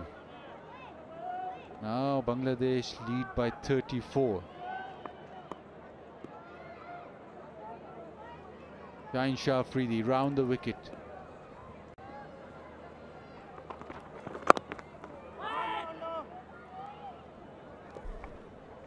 Not one situation have Pakistan got back-to-back wickets. They've been able to build partnerships throughout as Bangladesh. Even the small partnerships have taken a little bit of sting out of the bowling. 31-22, then a 94, then 52, 19 Saqib and Mushfiq, then 114, then 150. So at no stage have they allowed Pakistan to build pressure in terms of getting quick wickets.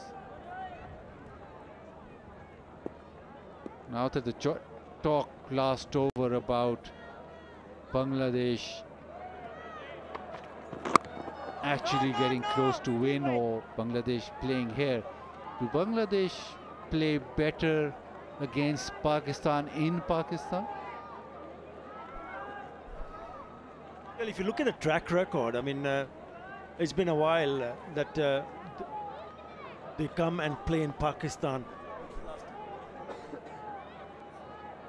The last time they were here were in 2020. Only played one test match because of the COVID restrictions in those days.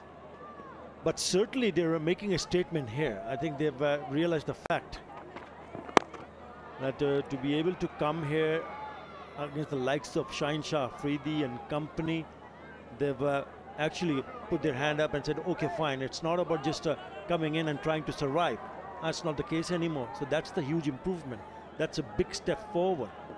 Yes, you can look at the past, but you can't just think about the past all the time. You've got to go in with the mindset of, okay, go and try to do better. Now that's head-to-head in test matches. The Pakistan way ahead. 13 overall, in Pakistan 5. And out of those 5 wins overall, all have come in Pakistan. Yeah, but that test match I keep alluding to was almost, you were almost over the line in Multan. Yeah, the Multan test match, and I was there. And it was so close yet so far. So they created opportunities there. I thought they had the game in the bag. But to be able to repeat what they did in that test match, getting an opportunity where they feel that they were in a position to drag it towards themselves in terms of winning a test match would have been brilliant. And just to absorb all that tension that was created, it's a Tapalti moment. Tapalti Lounge delivers hot cups of tea. And we're also just about a couple of minutes away from tea time.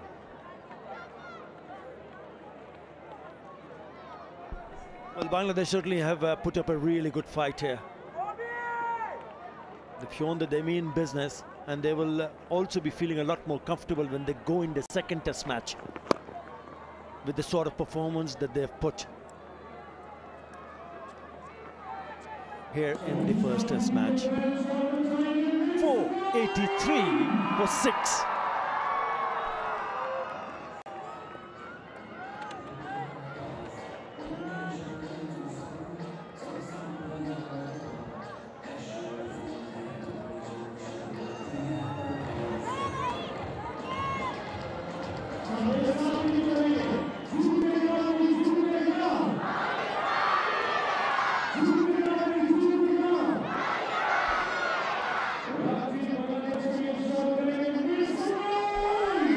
Question to you, Bazid, who would you rate the quickest from Pakistan? The quickest bowler, so what you've seen? Right now? Current? Yes, current. So we had a bowler, Ihsanullah, who's not played for 15 months, but he was by far the quickest when he was playing, but he's still not recovered, he's still injured. I think it is a tough call. That is a beautiful shot. Against the spin, over extra cover. Mushfiqur at his best.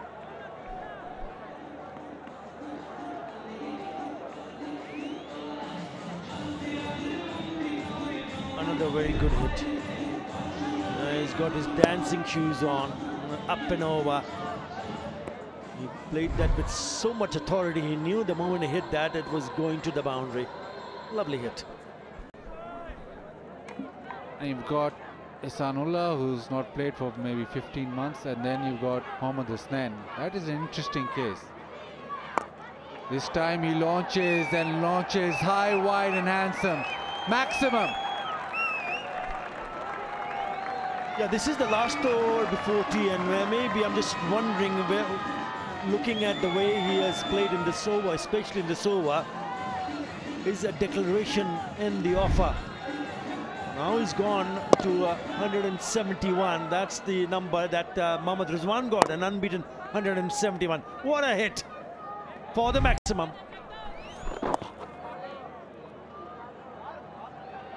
The lead goes up by 45 now.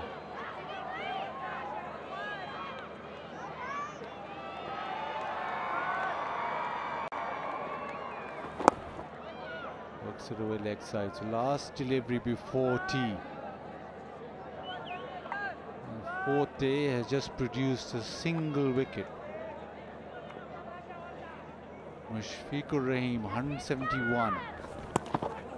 Little late cut, little late dab. He's looking for runs, that's sure. Definitely this over, he's been quite aggressive. 173 not out. He goes to tea on the fourth day. Pakistan have toiled hard, but it's Bangladesh who win another session. And they're in the ascendancy, courtesy a spectacular innings from this man on screen. Mushfiqur Rahim has made sure that any venture towards Pakistan's thinking of wanting to win the test match, that is slowly being grinded down. 106 in that session, and standing elevation or applause for Mushfiq as he goes into tea. 173 not out. Yeah, it's a lovely innings and a good round of applause and a standing ovation from his teammates. What a lovely inning. Class act he is, and once again proving that he's still got the hunger for the runs. There you go, unbeaten 173. And Mehdi Hasan Miraj also very good with an unbeaten 50, adding 163 for the 7th wicket partnership to take the score to 495 for 6. It's all about partnership. This one 163, 114 the previous one, and that is meant that after 148 overs, Bangladesh are in the ascendancy, lead by 47 runs. And the bowlings has toiled hard. Lot of bowling, plenty of bowling for the fast man. 33 overs for Salman Ali Agha. But overall, it's been a hard and difficult toil. They came out after lunch, after having lost just one wicket. It's Mushfiqur Rahim just easing himself with lovely dabs down to third, lovely deflections. And against the spinners, he's in his element with deep shot, and able to hit it over the top. With him, Mehdi Hasan Miraj with a lovely 50 for himself. This was the 150 moment for Mushfiq. This was an opportunity for Babar Azam. Well, Salman Ali Agha rightly very, very frustrated, because that was a clear opportunity for dismissal. They come very rarely, but should have been accepted. 50 for Mehdi Hasan Miraj as well, and the partnership just went on and on. This was the last over before tea. Mushfiq decided to launch. This was a massive 6. 163 run partnership, and Bangladesh making sure that they grind Pakistan almost out of that victory zone. 173 not out. Mushfiqur Rahim. Bangladesh lead by 47. And we'll take a break and we'll be back after tea.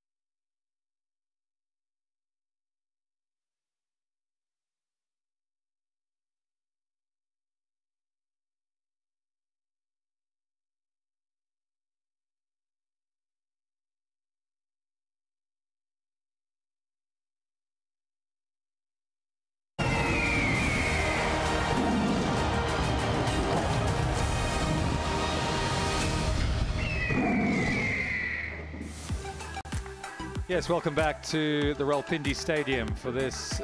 The Bank Al Falah presents Blue World City Test Series. It's the first test and day 4. Yeah, it's been a really interesting game so far.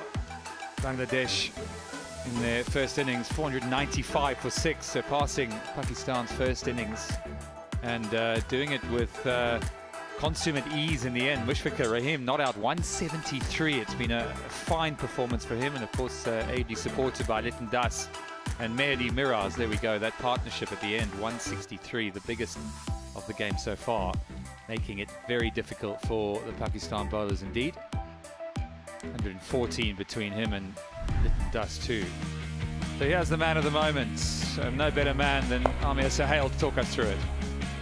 Yeah, healthy partnership of 163. Both the batsmen approached the game with an apt manner, waited on loose deliveries and capitalized. Not any opportunity was wasted by these two batters to score runs. Highest 7th wicket partnership in Test match history for Bangladesh. Maybe getting his 750 in Test match cricket. Quite a few milestones being achieved in this Test match already.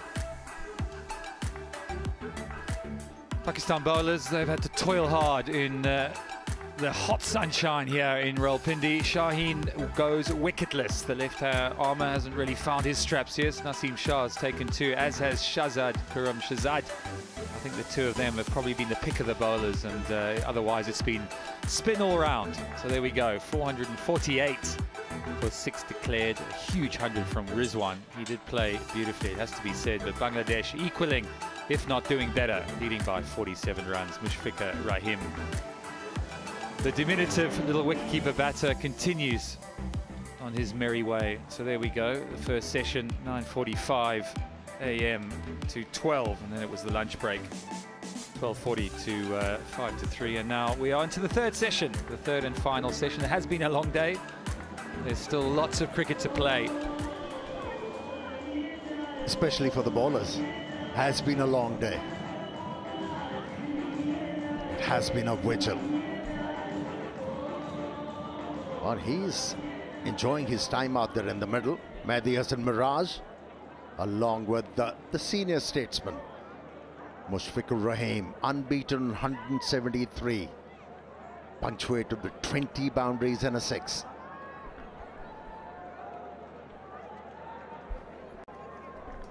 He'll start afresh. He's eyeing yet another double 100. And to start the proceeding, it's going to be Muhammad Ali, playing his 3rd Test match. Must have learned a lot while bowling in this Test match. How would you rate his performance so far? If you were sitting back and analysing him for the next Test match, has he done enough? Well, he has bowled with some steam. There is no doubt about it. At times, he looked ordinary. But he's got the talent. That's for sure.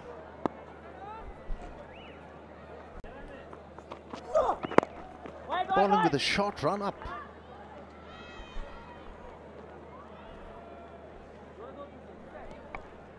Well, maybe it's a ploy to try and get through the overs somewhat. They are a little bit behind the 8 ball. Improvised field from Shah Masood, the captain. After tea, they've got a man on the catch. He's been quite forward-thinking, hasn't he, today? I suppose not much happening. You've got to try different things, try and put some doubt in the batsman's mind. So there you go. You've got 2 catches on both sides.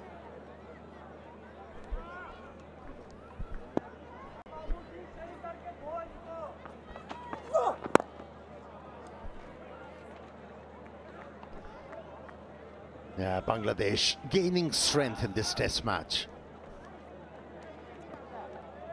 Who would have thought we'll see a lot of fight from them in this Test match?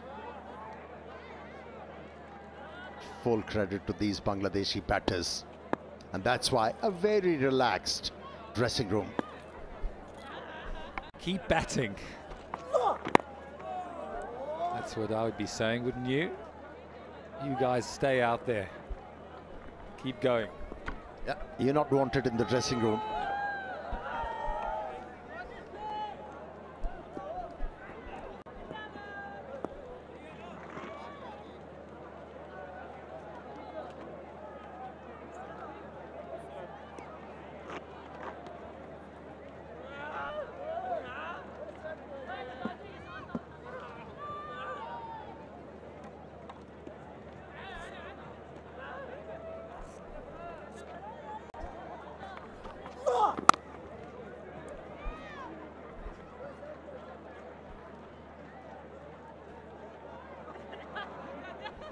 I enjoyed your masterclass this morning, talking about facing balls coming around the wicket versus over the wicket. We've seen a couple of wickets, particularly Khurram Shahzad, who snuck through the defences of the left-handers, Bangladesh left-handers, and you talked about that pre-delivery movement getting over onto off stump so that you could get your head coming back down the line. I thought that was spot on.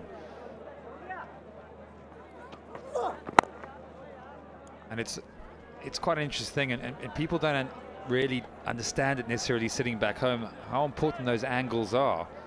And I found, I mean, I was personally someone who started on off stump, so I didn't have a trigger, but I started on off stump, and when you're playing in a place like England, for example, where the ball does seam around, I tried to take away one mode of dismissal. You know, instead of getting bowled or LBW, I tried to cover that. You know, they remain the same. It's just the adjustment. Personal adjustments, you know, wherever you feel comfortable, you have to go for it. That was a good delivery. Beat the edge of the bat on that occasion. Ends the over. 497 for 6.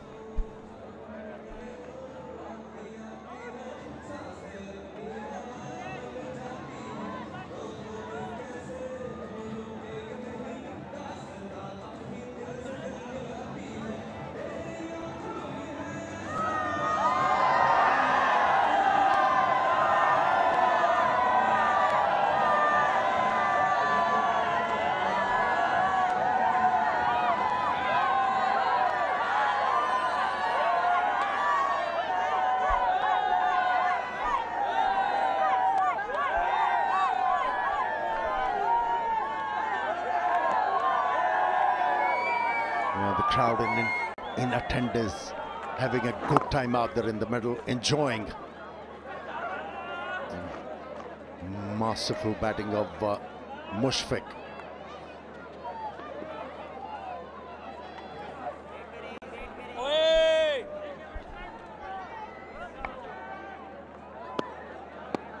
Leading run scorer in Bangladesh Test cricket, so some accolade when you put it all together. It's really no mean feat, is it? It's actually an exceptional record that he has for a wicketkeeper batsman too. What's impressed you most about him? His technique. Almost perfect technique he has. And that allows him to play the ball on merit. He's always looking to cover the line of the ball. At times he stays inside the line of the delivery to be able to score runs through the offside, moves outside the line.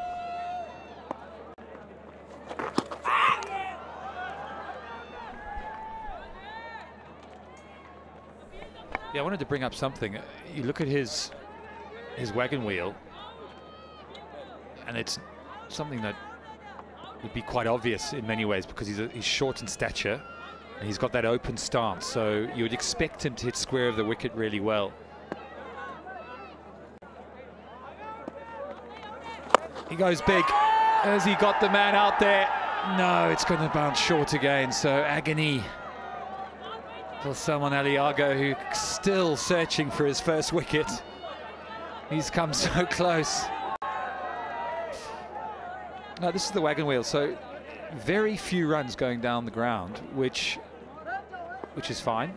Everyone's got their strengths and weaknesses. This is something I want to talk about. A top edge again, so luck coming the way of the Bangladesh batsman.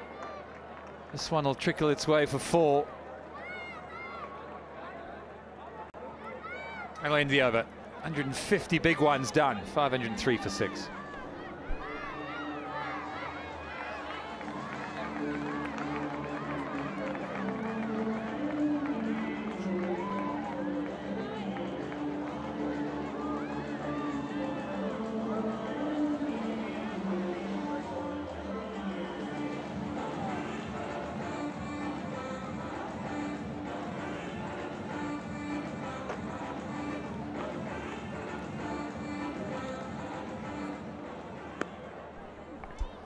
.448 plays 5:03. Bangladesh lead by a healthy 55 runs. We're in day 4. And it's pretty ominous if you're a Pakistan fan or a bowler. Yeah, 500 runs already registered on the board. Another boundary. After tea, both these batters, they are batting with intent. Now they have a target in mind.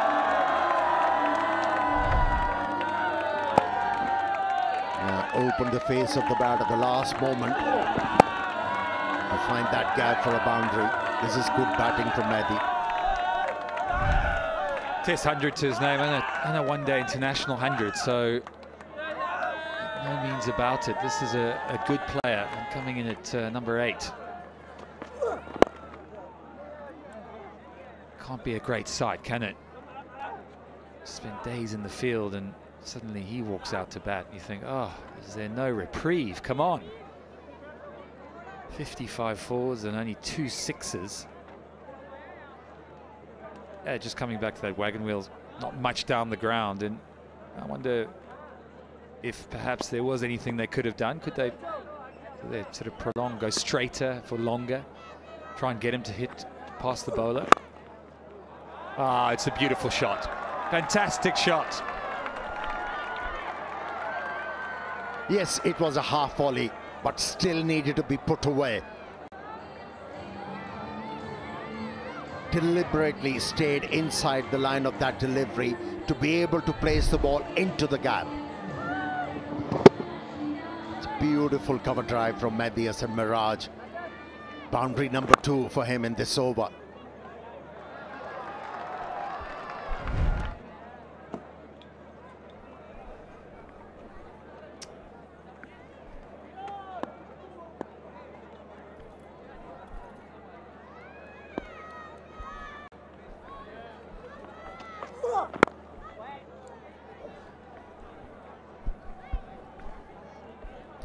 Doing it easy, both these batters. Yeah, here was that opportunity where one could have removed Mehdi Hasan Miraj.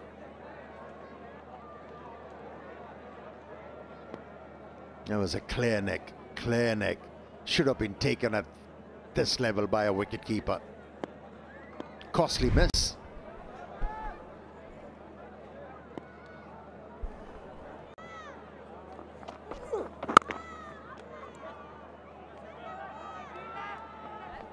I guess 170 runs and 150 overs might give you a slight explanation for lack of concentration. Well done to the cameraman for picking that up. It's good work. Only a thin one, wasn't it? Very, very tiny edge.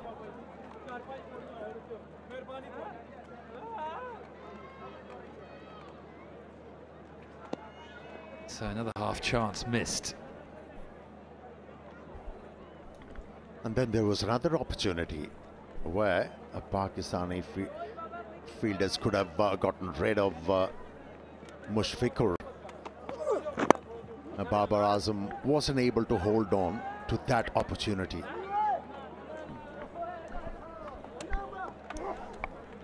.513 for 6.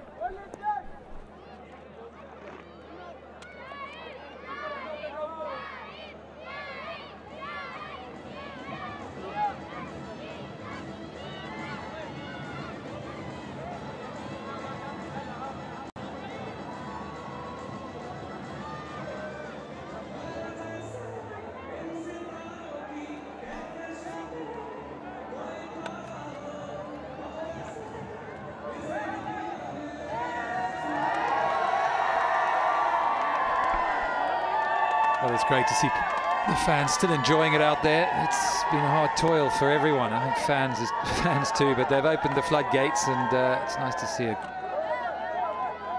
good number of eager cricketing fans coming to support their local team, of course. Salman Ali Agha continuing with this wicket-to-wicket ploy. Amir Sohail got a little man round the corner.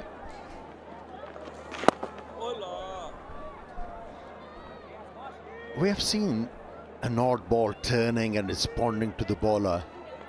That should have encouraged him to bowl outside the off stump, asking the batter to hit the ball against the turn. We haven't seen any innovation in his bowling. Just bowling one dimension all the time, Salman Ali Agha. I wanted to ask you, of course, we've got a 4-day break between test matches. Changes, thoughts, anything at this stage that come to mind where you think, oh, you know, maybe we should have a look at someone else, or do we bring in a specialist spinner, a dropper, seamer, a batter? Yeah, if the conditions and the surface remains the same, then you've got to have a spinner in your lineup.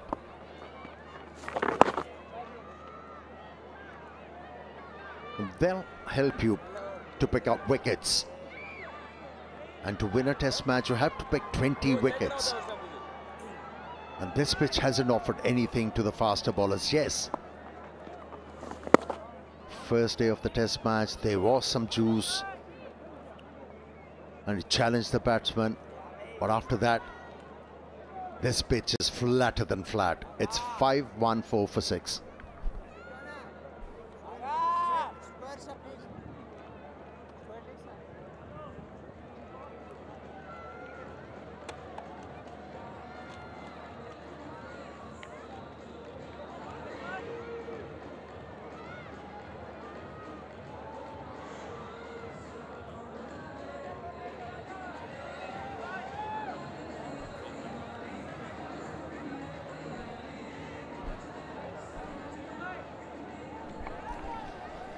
Welcome back. Pakistan 448 for 6. Rizwan top scoring with a big 100. Supported ably by Shakil, who was quite brilliant. But it's all about Mushfiqur Rahim and Bangladesh at the moment, who continue on their merry way. They've done a brilliant job to take the lead. Muhammad Ali continues. He's quite a strong man, isn't he? Talking about him and whether they retain him or whether he continues to go. 1 for 78 from 26 overs. So he's put a good shift in. And they must be tired at this stage. You'd feel their legs and everything will be aching, having not had the volume of 4-day or test cricket for some time. There's nothing like getting some volume in your legs. So they'll take a lot from this.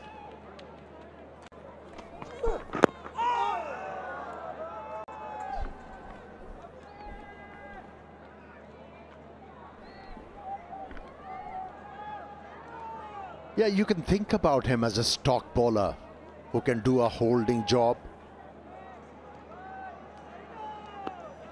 He's the most economical out of the 4 fast bowlers. Bowling his 27th over, conceded only 78 runs.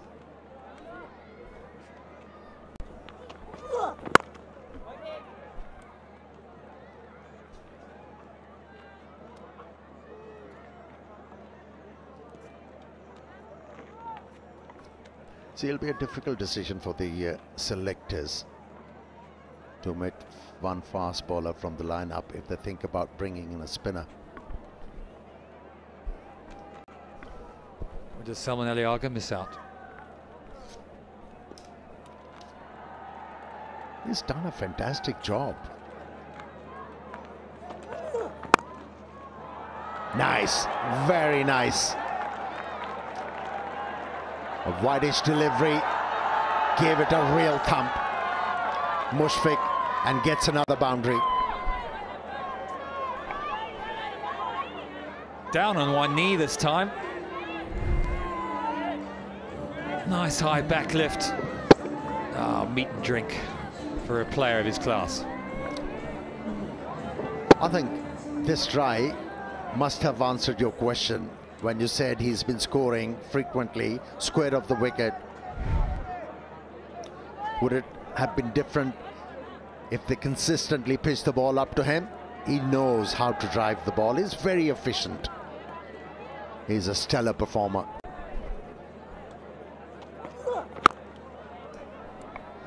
Yeah, I suppose he hits it in awkward areas, so it's not as easy as saying, listen, we're going to go full and straight. Let's get him hitting down, mid-off and mid-on. Well, it's not that easy, because with that open stance, he's hitting those balls through extra cover. He's hitting them behind point if the link's not quite right.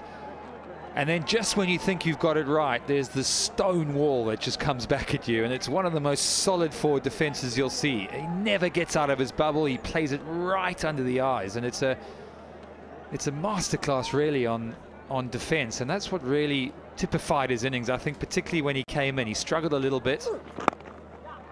Didn't really get going, did he? He was quite slow, and we thought, oh, he's struggling a little bit. How's he going to go? But he's going pretty well. It's 5:19 for 6.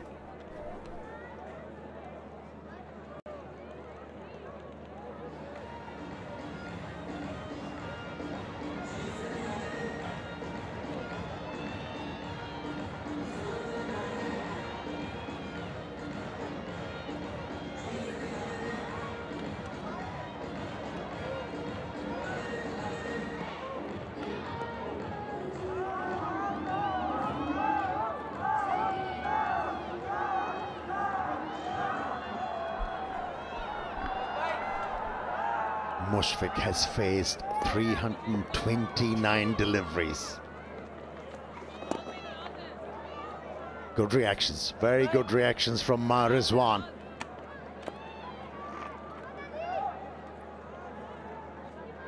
He picked it up because the batter changed the backlift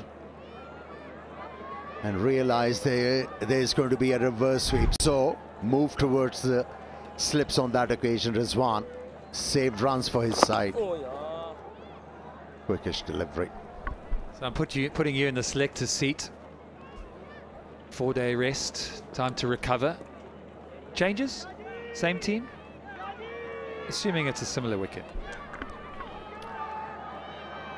There is a room for frontline spinner. There is. It'll be a tough call to omit one fast bowler from the lineup, because Shaheen Shah Afridi has a reputation along with Naseem Shah. Then you talk about Khurram Shahzad, really bowled well, bowled his heart out, and then the youngster Muhammad Ali.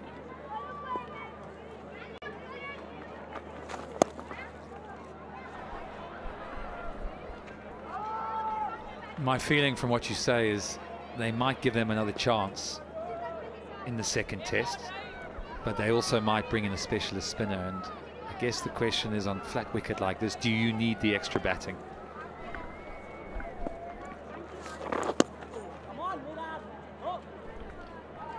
So your suggestion is to have two spinners playing? Just rest Salman Ali Agha. 6 batsmen are doing a good job. It's a flat track. You have to think about picking up 20 wickets. Overdone, 5:22 for 6.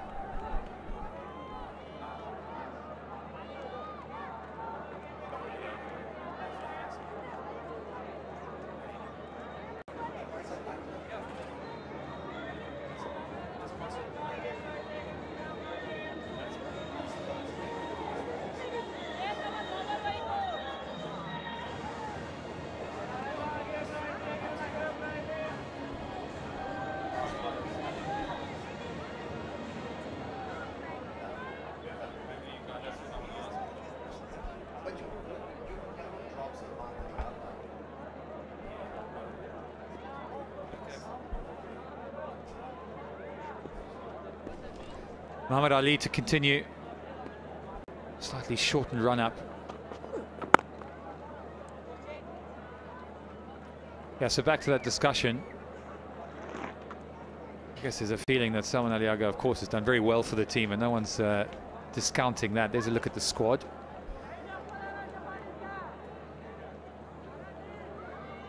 Amir, anyone there that, I mean, Abrar Ahmed, we've heard that name over the course of the last 3 or 4 days. Some people feeling very passionate about the fact that he should be in this team.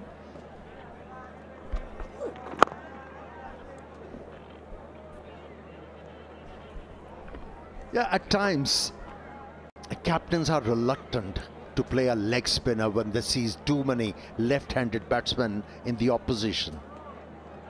So I'm not sure whether Shan Masood is going to be comfortable including Abrar Ahmed in the 11. But if you go by that notion, then an off-spinner shouldn't play in a test match.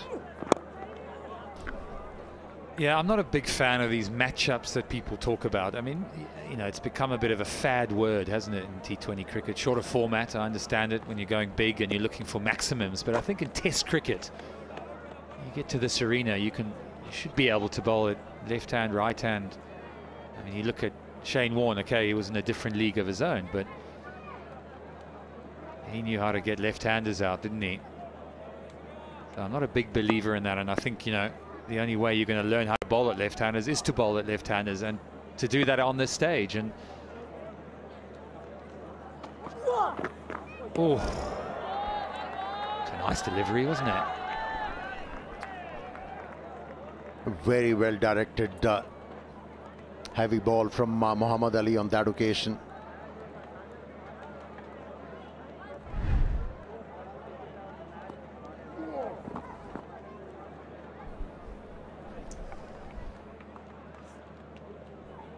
I guess you get captains who, in the past and history, who manage leg spinners well, and some that don't. I've seen plenty that don't. You know, you're either one of those captains who has the patience, you know, and you talk about patience, and if Abrar or, you know, anyone else for that matter has been identified as the specialist spinner, then he's going to have to play a point or play a role at some point in the next 6-8 test matches. Yeah, it's very important for a captain to believe in the ability of a certain player, to be able to make proper use of that talent.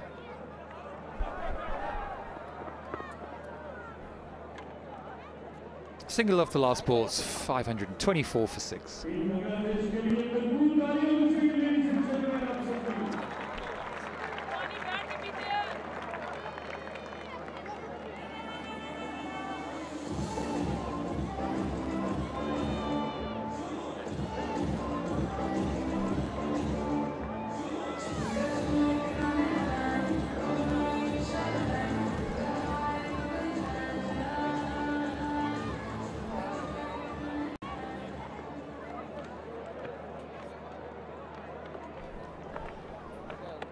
That welcome shade must be very welcome indeed. It's been scorching out there. I don't know how they do it. We're up here and we're even hot down the wickets, and another run to Erdi Miraz, who's almost gone unnoticed, hasn't he? There's been all eyes on Mushfiqur Rahim. He's played well.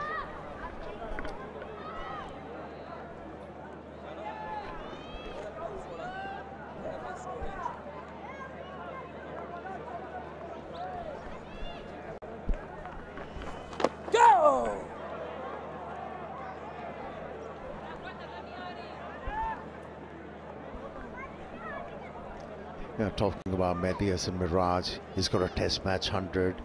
He has scored 100 opening the innings for Bangladesh in an international match. So the batting prowess is there. He's no mug with a bat. And that was his 7th half-century in test match cricket. That is the testament. Yes, he can bat.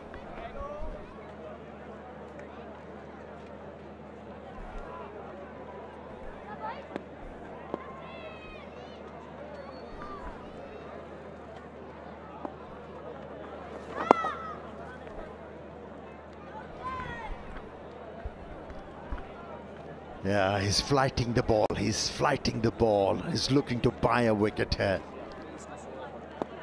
He's enticing Medius Mirage to go aerial.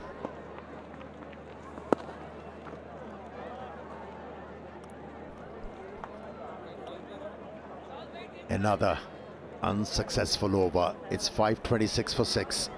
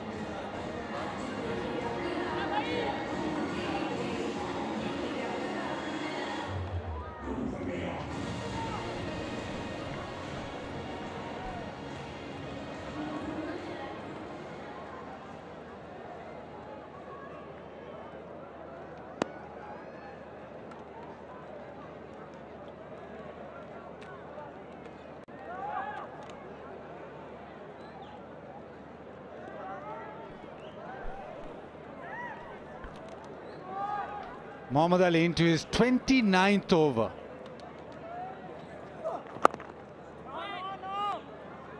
As usual, Mushfiq behind that 190. Mushfiq. He has 3 double hundreds in Test match cricket.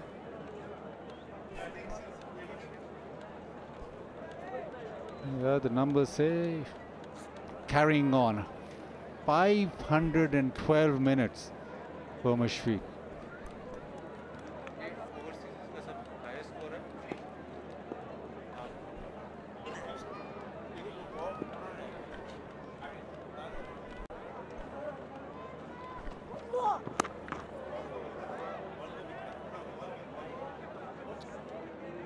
Lead now 79. This has been quite an effort from Bangladesh.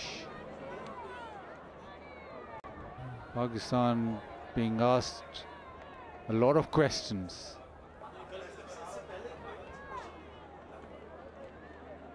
Being challenged at home yet again.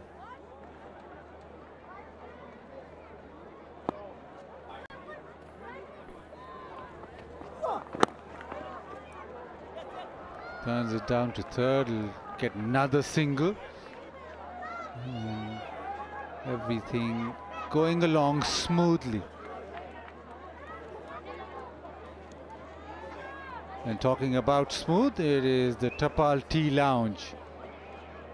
Cups of tea in a very relaxed manner.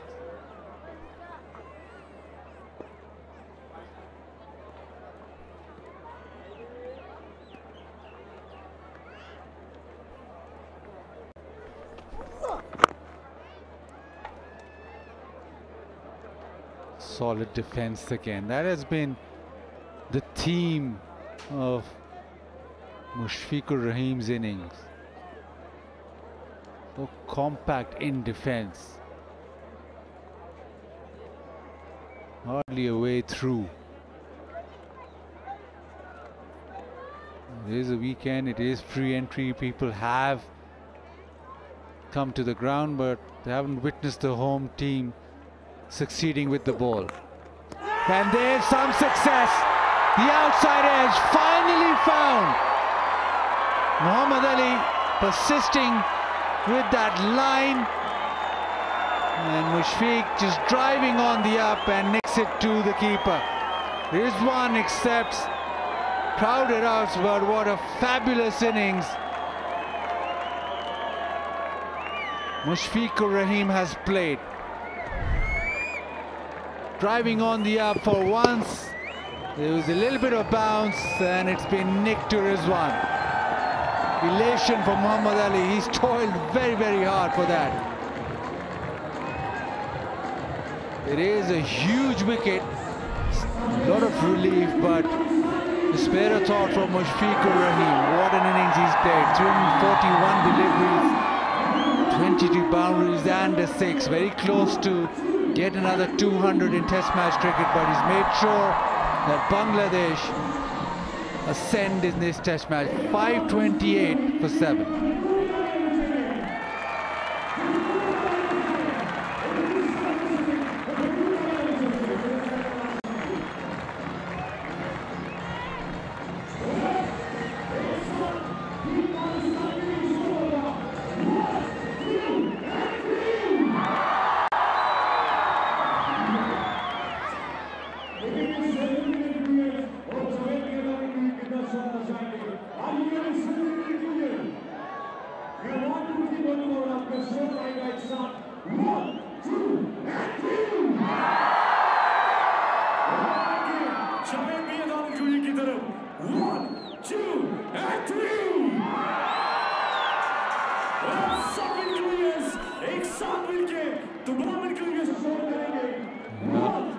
Deserves all the applause.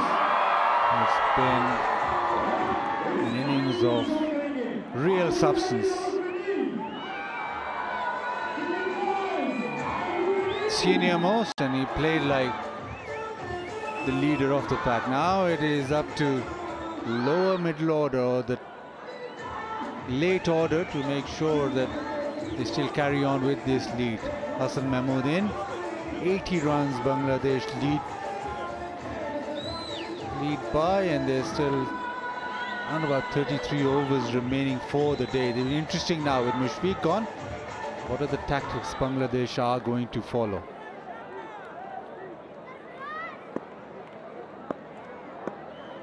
Muhammad Ali's second wicket, toiled hard into his 29th over. Bit of a change in the field. A slip in a gully in place.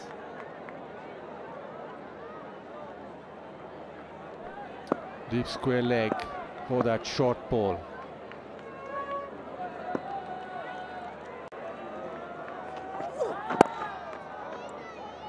A successful over for Muhammad Ali. It's 528 for 7.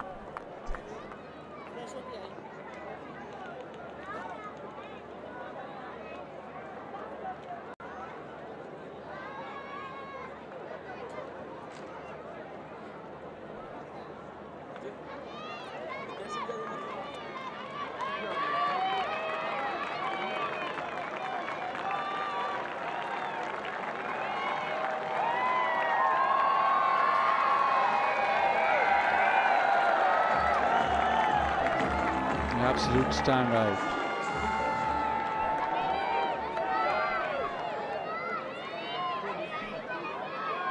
Mushfiq batted for 515 minutes.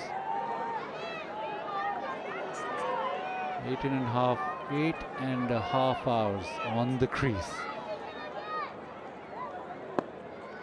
And Pakistan probably felt every minute of that. Salman into his 38th over.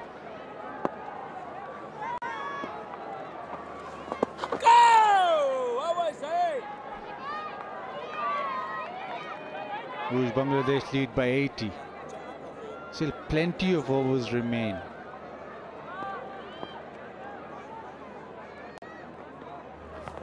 Catch it. Yes.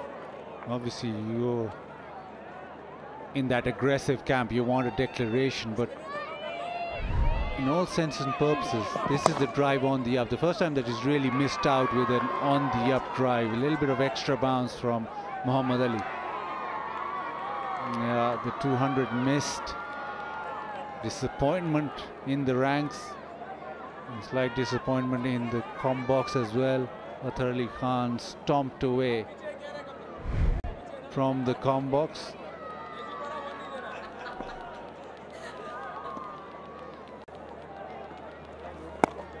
But the overall picture, lead by 80, yes, we know the wicket's not responding as much as a lot of us would like, but just to put pressure on Pakistan. Lead of 150. I think just the way things have panned out, yeah. Declaration maybe, just get enough, put Pakistan back in, pick up a couple of wickets, just to add more jitters to their camp. On the other hand, strategy now, well, until Mushfiqur Rahim was there, was just bat and tire them out even more.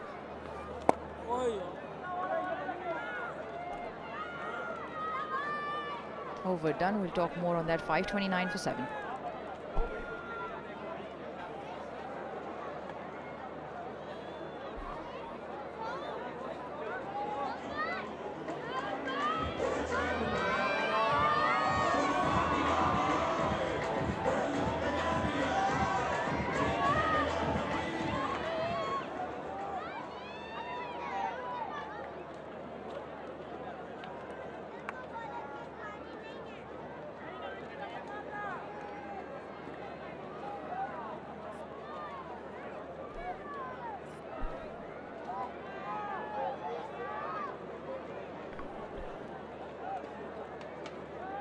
All eyes on how Mehdi Hassan Miraj now plays. Massive partnership with Mushfiq, but that last over where Mushfiq just nicked away. Will there be a change in approach? Pakistan have done this quite well. They've bowled that short ball, used the short ball as well. The setup again, this time by Muhammad Ali. Yeah, he bowled short, pushed him onto the back foot. Just there again, and he hammered away. This one wider, slightly fuller. Dragged Mushfiq to prod his bat at that. And just play away, play on the up like you said.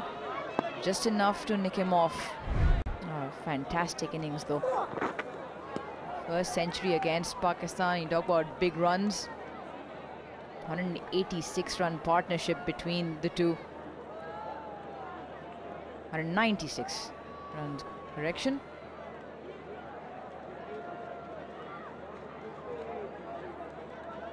New ball due in 3.4 overs as well. Pakistan will probably now look to attack the stumps to Hassan or the short ball ploy as well. Try and clean up this tail as quickly as possible.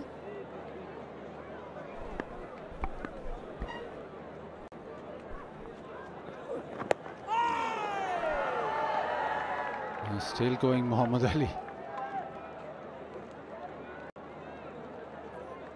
PCB chairman in the house, Mohsen Naqvi.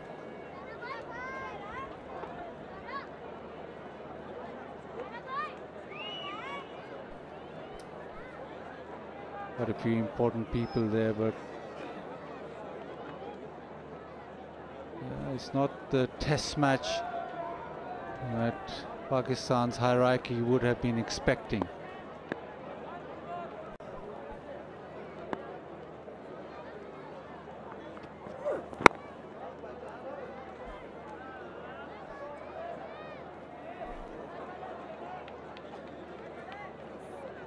The pitch might not have played as we'd expected, not as Kamal as Pepsi, new stronger Pepsi. Talking about Pakistan picking up these tail end wickets, they've had a certain number of issues in games as well in cleaning off lower order batters.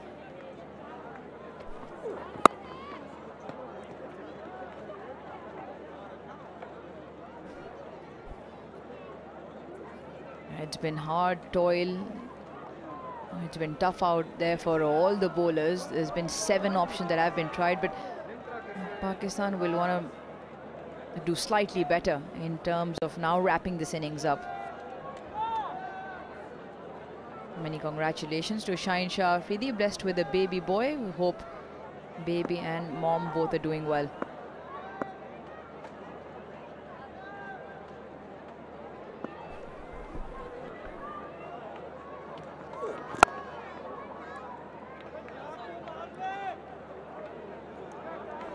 .530 for 7.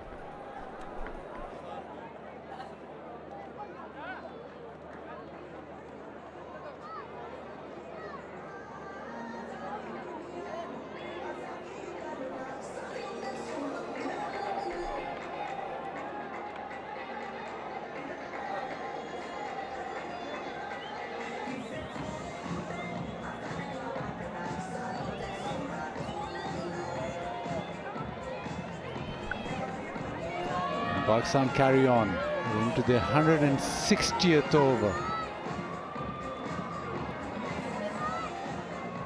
Bangladesh have certainly made sure that Pakistan have to grind it out in the field.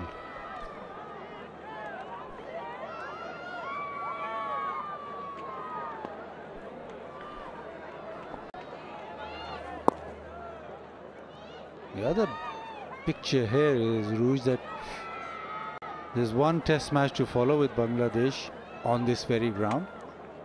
Then the England series, you've got a test match scheduled here. There's a test match scheduled in Karachi, which is, at the moment, there's a lot of construction going on there. So there is a slight chance that that might be shifted back here. So Pakistan will have to contend with this sort of surface a few times during their home series. Well, we've spoken at length and backed up with numbers as well, but you're the local from here. You said on day one that irrespective of what the surface looks like, these surfaces don't break up. They stay really true, and once again it is proven so. Let's put the chief selector, coach, captaincy, 3 hats on your head. What are the changes you're making for the next test match? I'll give you the over to think about.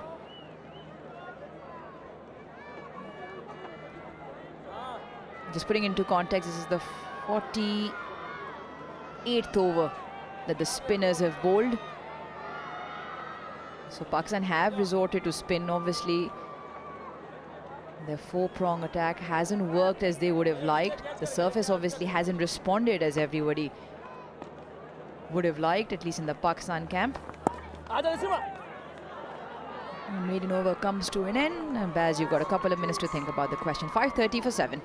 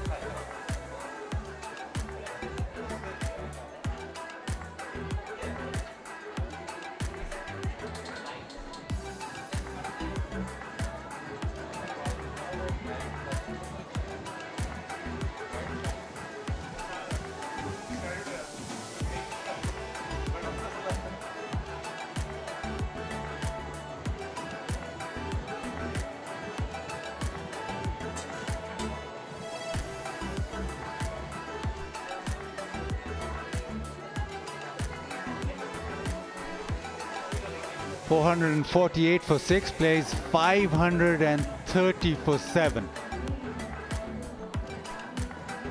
On this 4th day's play, there's only been a couple of wickets. Shafiq, who batted beautifully, solidly throughout, nearing a 200. Well, he was the last wicket to fall. Managed to drive on the up. Slightly tired looking shot, but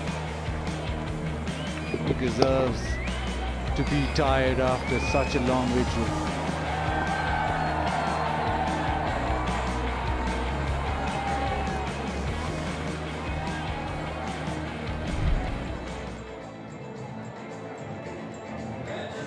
Lots of conversations, lots of tired bodies right now. Bangladesh lead by 82. Before going into that break, you asked about what changes, the obvious change. One obvious change is Abrar coming into the side on this surface. The other change you want is, I reckon you need 5 specialist bowlers. You could even sacrifice the batter because of the fact that what you want is 20 wickets. Oh, it is a tough call, but that is the only way that you can get a result on this surface. Now, Pakistan don't have another spinner in the squad. So where do you find the spinner from? Right, let's break this up. You've asked for Abrar, Ahmed. Your first change is Abrar comes in. Who is he coming in for?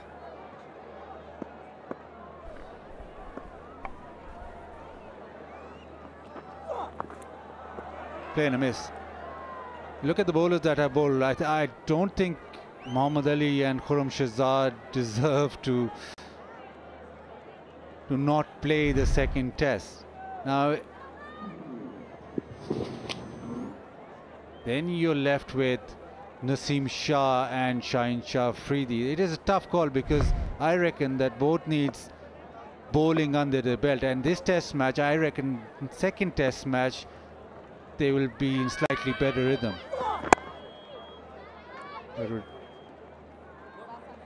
The news of celebrations in his house, I think Shaheen Shah Afridi might just go for paternity leave and relax at home for a little bit more. That would be a good option.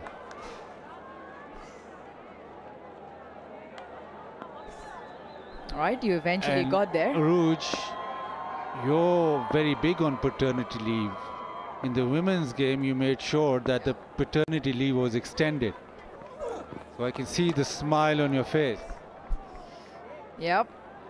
I was part of the board where we came up with a parental policy where in the women's side, the mother's given 12 months of paid leave, and the men's side, the dads get 3 months as well. So it's perfect time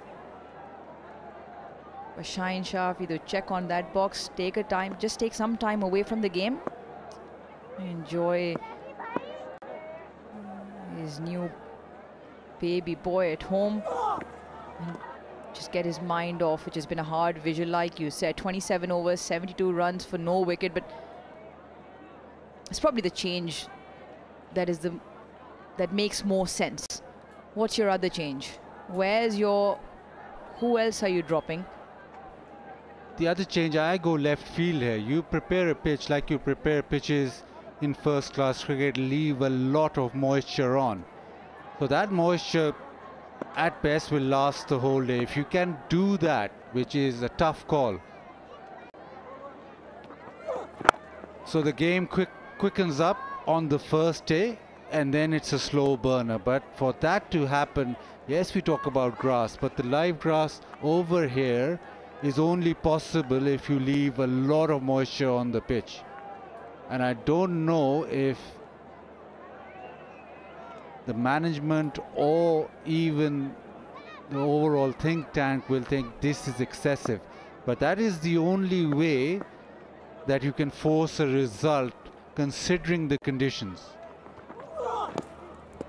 Playing a miss. 5:30 for 7.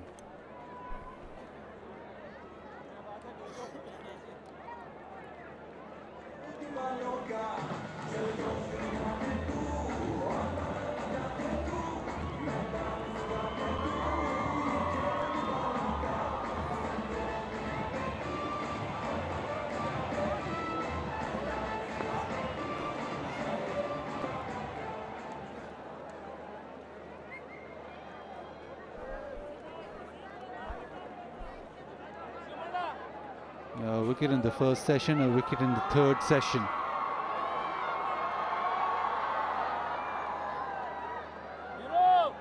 New ball can be taken after this over.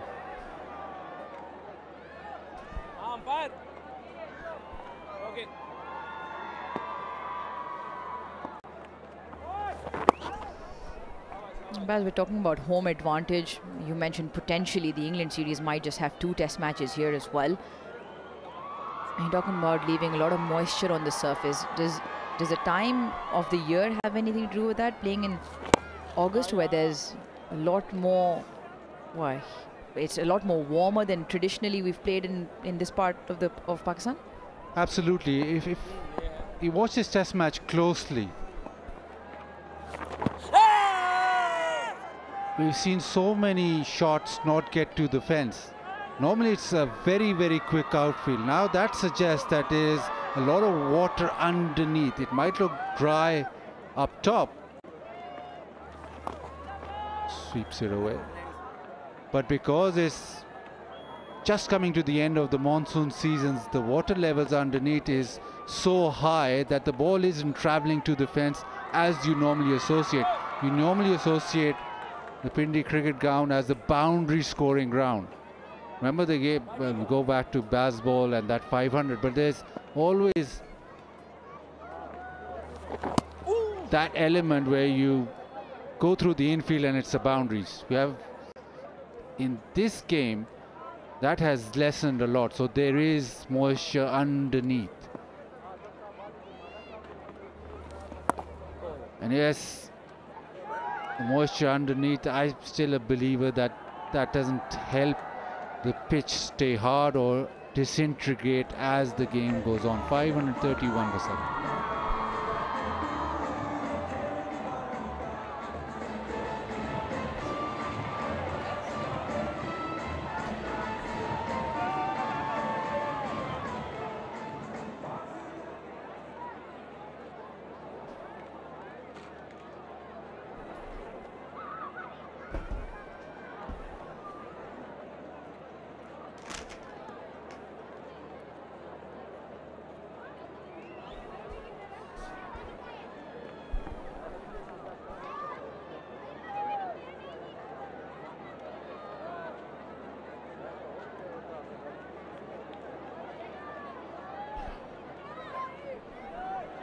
So the third new ball has been taken by Pakistan 162 overs later. Shaheen Shah Afridi once again been given that new ball on the third occasion in this innings. Yeah, hopefully third time lucky, because he's none for 72 in his 27 overs. And he'll probably look to get to Hassan's end and try to knock him over and wrap this up as quick as possible. And it's good to see him bowling over the stumps. Throughout the day, he persisted around the stumps. Full toss to start with. He'll run hard for 2. Pakistan has been out there for almost 6 sessions. We'll make it 6.5 by the end of the day.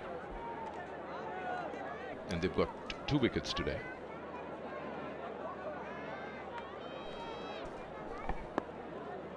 Lead now is of 85.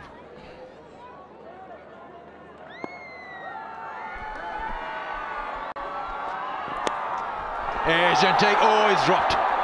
For a moment I thought that Salman had it covered, but it's just popped out.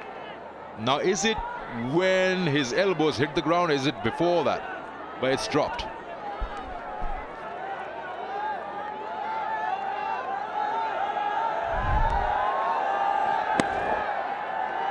That wasn't a difficult catch. It should have been taken at this level. You got a feel for Shaheen Shah Afridi. He toiled hard to find a wicket. Here was the opportunity. Grasped. It makes you wonder why throughout the day he persisted bowling round the stumps, whereas the natural left arm angle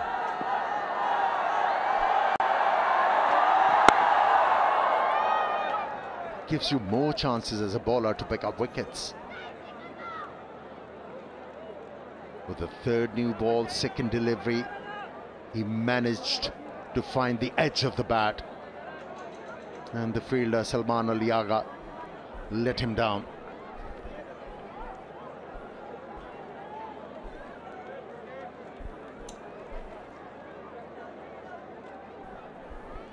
One more slip has been added, right behind the bat of Hassan.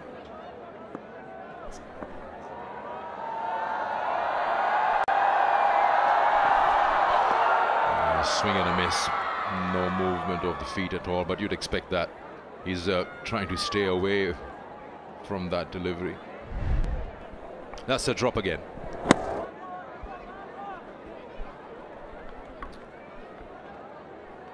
Couldn't get the ball in the palms. The ball hit the fingers, and that's why he wasn't able to hold on to that.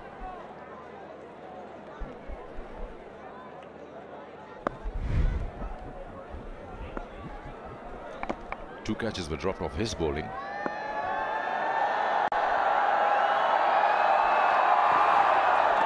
was mighty close to the top of that off stump. Now is the time to probably try and have ball within the wickets, within the stumps. Or maybe round the stumps. Yeah, you're right. Fall into the block hole. Leg before, bowled, bring those dismissals into play. Because you can notice that he's backing up. He's moving away.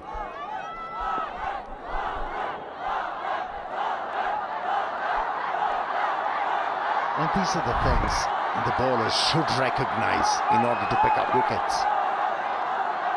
Tailender backing away from the leg stump.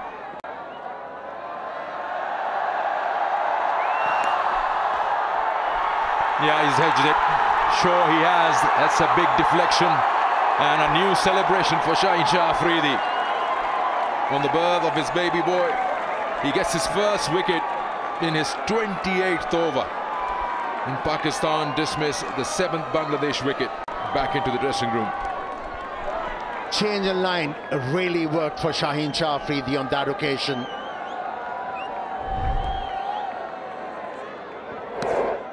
Bowled it closer to the batter.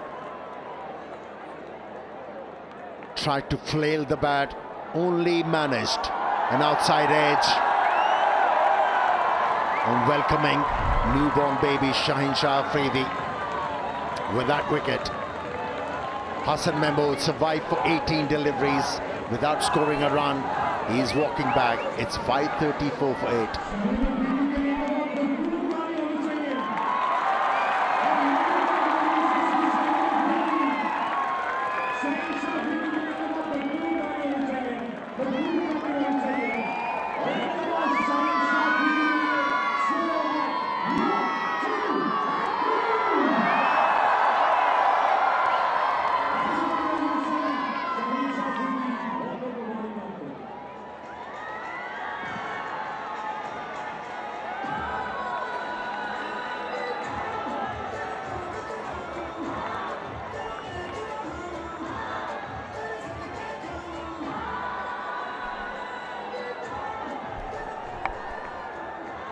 .534 for 8 now. Shaheen Shah Afridi getting his first in this test match. And with this third new ball, it's going to be shared by Salman Agha from the media end. Are you sure they have taken the new ball?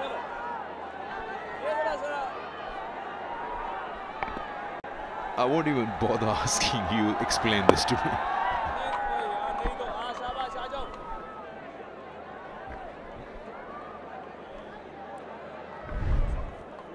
Finally, some luck for Shaheen Shah Afridi. Thick outside edge. And the job was completed by wicketkeeper Rizwan behind the stumps. He has become a proud father. Shaheen Shah Afridi.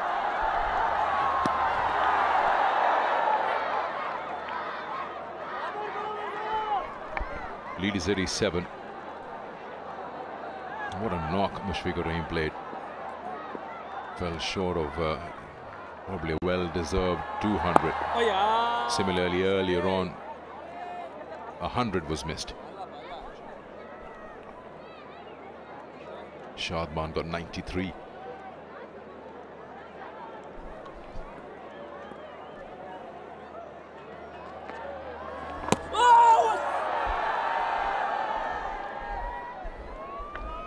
Oh, that was perilously close to the off stump.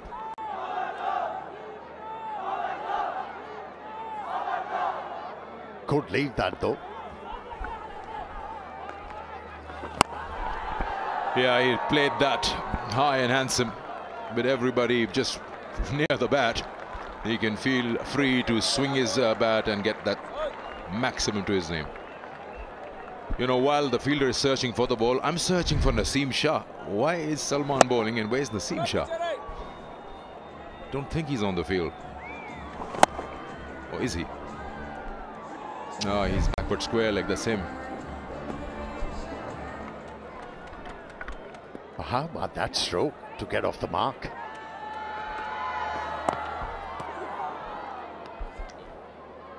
End of the over. It's 5:41 for 8.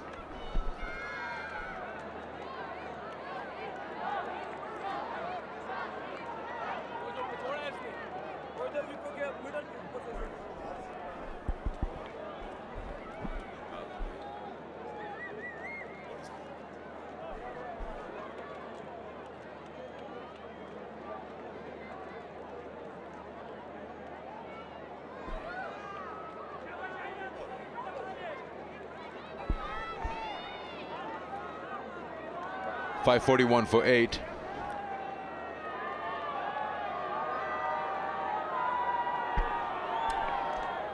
Shaheen Shah Afridi will come back with that new ball from that far end. There he is.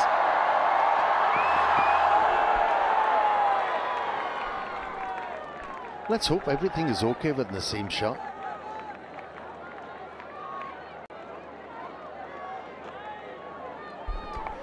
Still finding the reason why the third new ball is not shared by a fast bowler along with Shaheen Shah Afridi.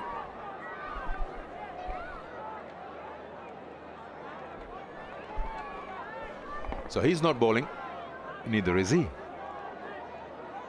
The new ball is being bowled by Salman.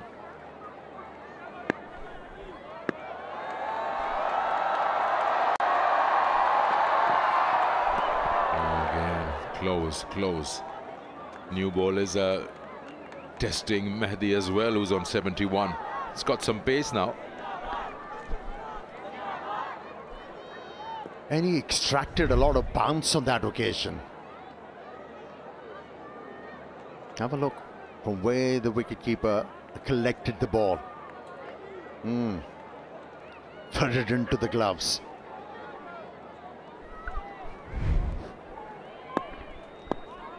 He's generating some pace here, Shaheen Shah Afridi.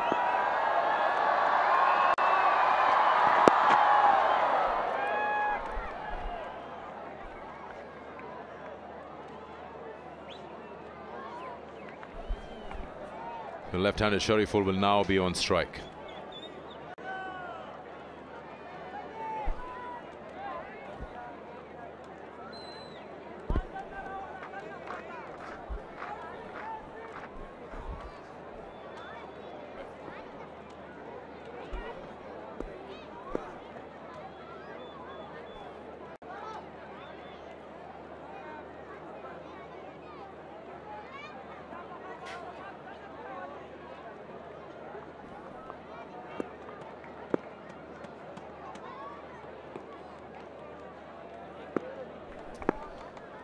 2 slips and a wide slip, and most probably it'll be full and straight. Oh, nice looking shot. That's a good drive from Shariful after that maximum in the previous over. Well, he means business.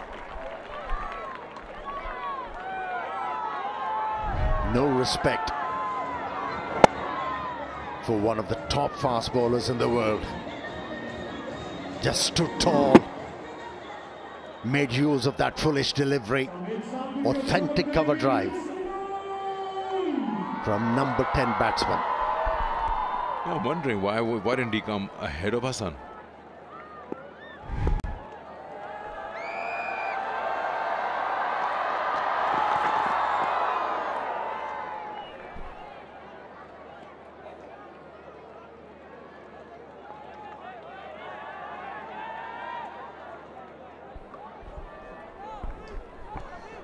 Well, here we go. You can charge your mobile phones or tablets through Inverix solar energy while watching the match.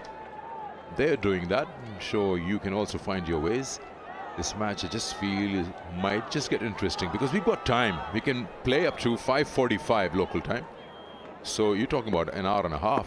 That's good 20 overs that can be bowled.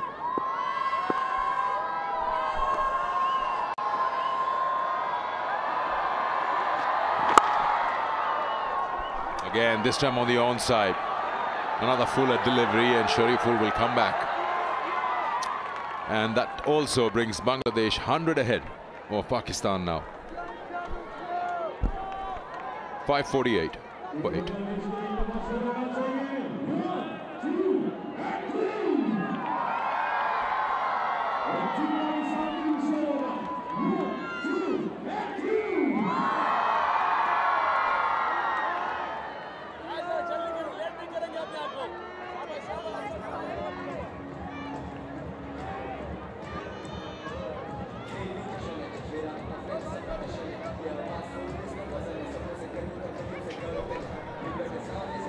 Well, now sanity prevails.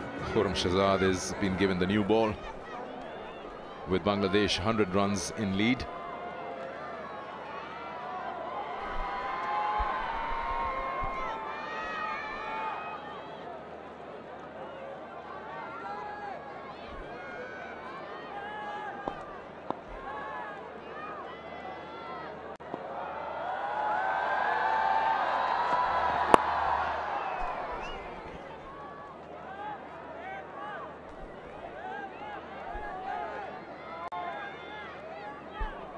Pace has dropped considerably.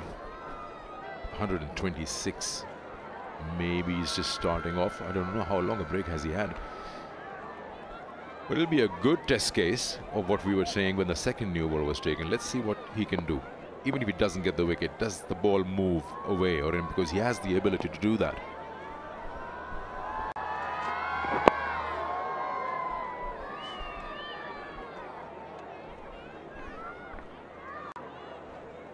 Not a smooth run up we're seeing at the moment. He's labouring. He really is labouring at the moment. Khurram Shahzad.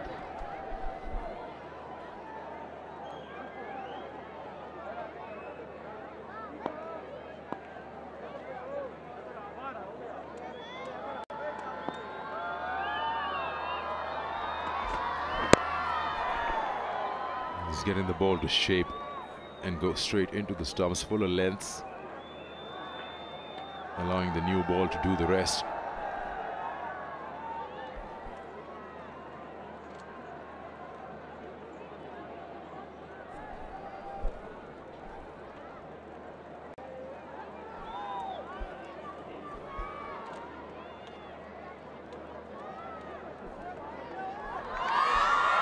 Good crowd has built up here on Saturday evening at the Rawalpindi Stadium.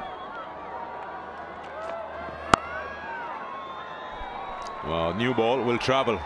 Boundary in the point region to Mahdi. 550 on the board. In fact, more than that. 552. You start to salivate when you see such deliveries. Friendly delivery offered a lot of time for Medius and Mirage to rock on the back foot and use the pace on that occasion for yet another boundary. 76 is the individual score.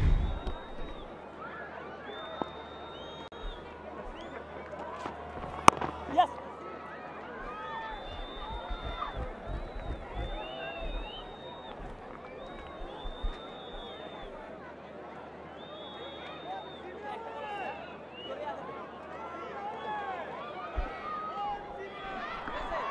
This Medius and Mirage asking his partner to be sensible, try and survive.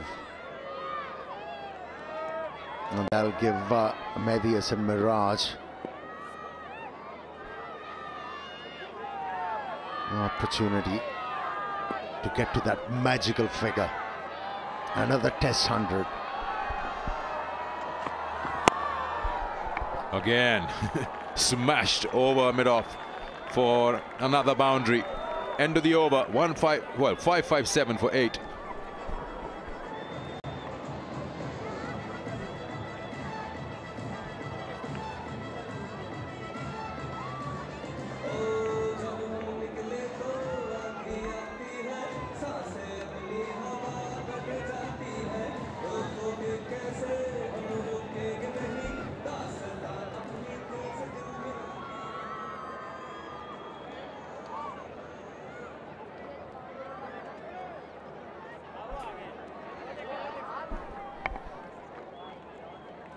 Is the match summary. You keep adding those numbers up. In this previous over, now a total of 1,005 runs have been scored in the test match. 448 by Pakistan, and then now 557 for 8, which by the way now is Bangladesh's highest score in test cricket against Pakistan. Before this it was 555 in Khulna back in 2015. Edged and gone. This time Salman doesn't make a mistake, and Mehdi falls short, which has been a very good innings along with Mushfiqur Rahim. Bangladesh lose their 9th. There are no mistake committed in the slip cordon on that occasion. Was easily held in the second slip. Didn't have to move an inch. And yet again, the left armour angle working for Shaheen Shah Afridi. Took the ball away from Medius and Mirage, who was looking to hit the ball through covers. With an open face of the bat, only managed an edge. Threw the ball in anger. Job well done. 77 from 179 deliveries, Medius and Mirage. It's 5-5-7 for 9.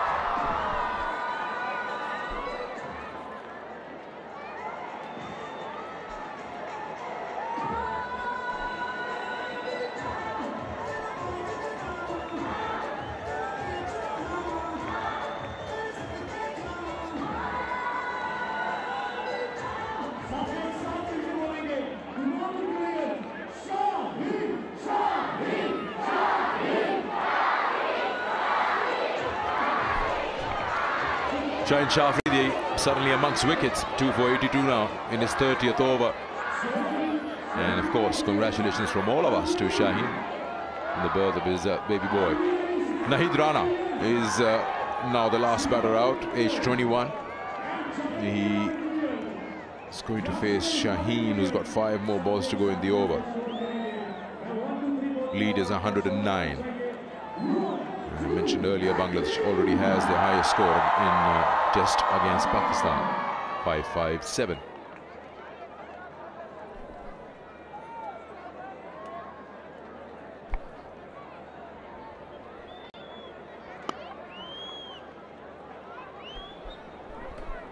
Full and straight.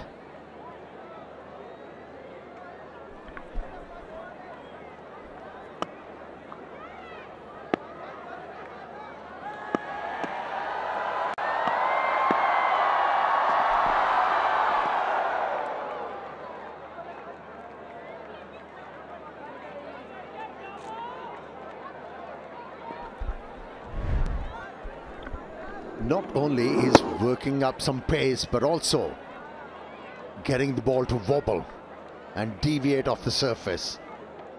Comfortably held in the slips on that occasion. Wicket number 2 for Shaheen Shah Afridi. They say third time lucky, third ball lucky. Just noticing something that Mehdi was batting 77 with 179 deliveries faced by him. It just seemed like he lost faith in his partners. He wanted to get to his 100, so he started flashing his bat. Or part 2 could be that Bangladesh wants to get as many as possible in quick time, because that really was not a shot that he would attempt on 77 the way he's been batting.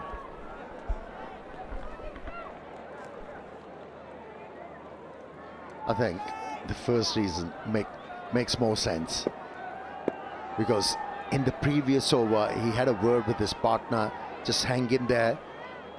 What he did, he flailed the bat, picked up a boundary, and from there he decided, I have to look for runs, and that's why he took that chance to drive the ball through extra cover. Couldn't control that. Yeah. When you notice as a bowler that your batter is backing up, he's exposing the stumps, you'd rather be in the stumps with that ball. At this pace, the way he swung the bat, that'll probably fly over the slips. Yeah, or bowl a slow delivery. That might bring that surprise element for the batter, who's just swinging at everything.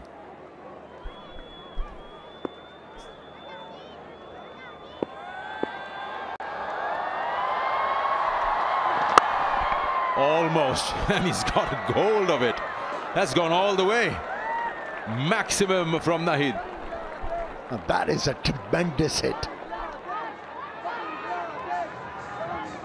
And to be able to hit a fast bowler off the back foot through extra cover has to be a tremendous effort. Wow. I beg your pardon, I don't want to take that away. That was Shariful. It's not the first time.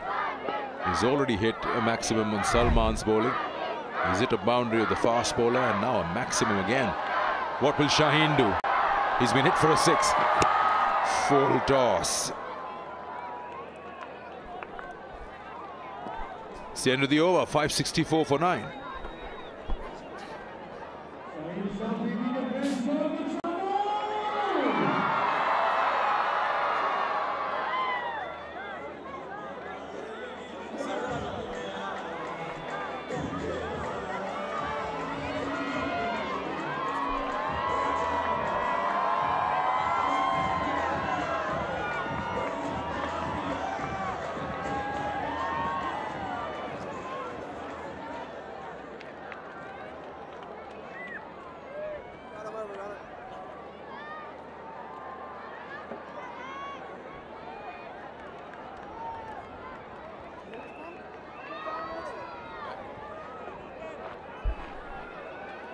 Naseem Shah. So one thing's for sure, one end the new ball will stay with Shaheen. At this end, everyone will have to share it. 1 over Salman, 1 over Khurram Shahzad, and now Naseem Shah.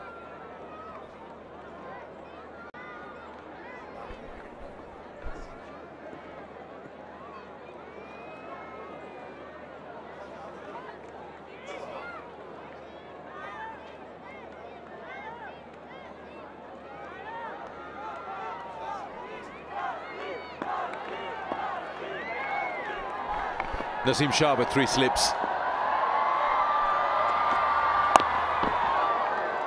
Almost. Just getting the bat down in good time. Nahid.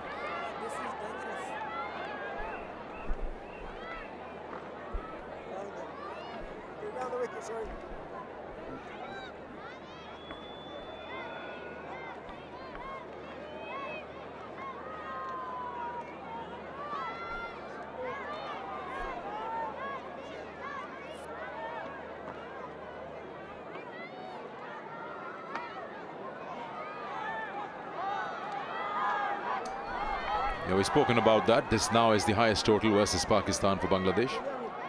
crossing the previous highest back in 2015 at Khulna.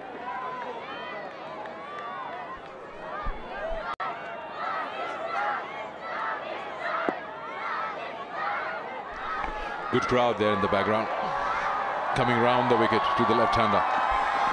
Yo, that is a slower one. Good smart work. Yeah, good thinking.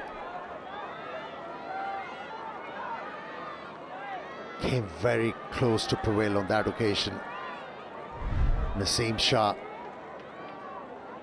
saw the bowler, a batter, jumping out of the crease, waited the pace, rolling the finger,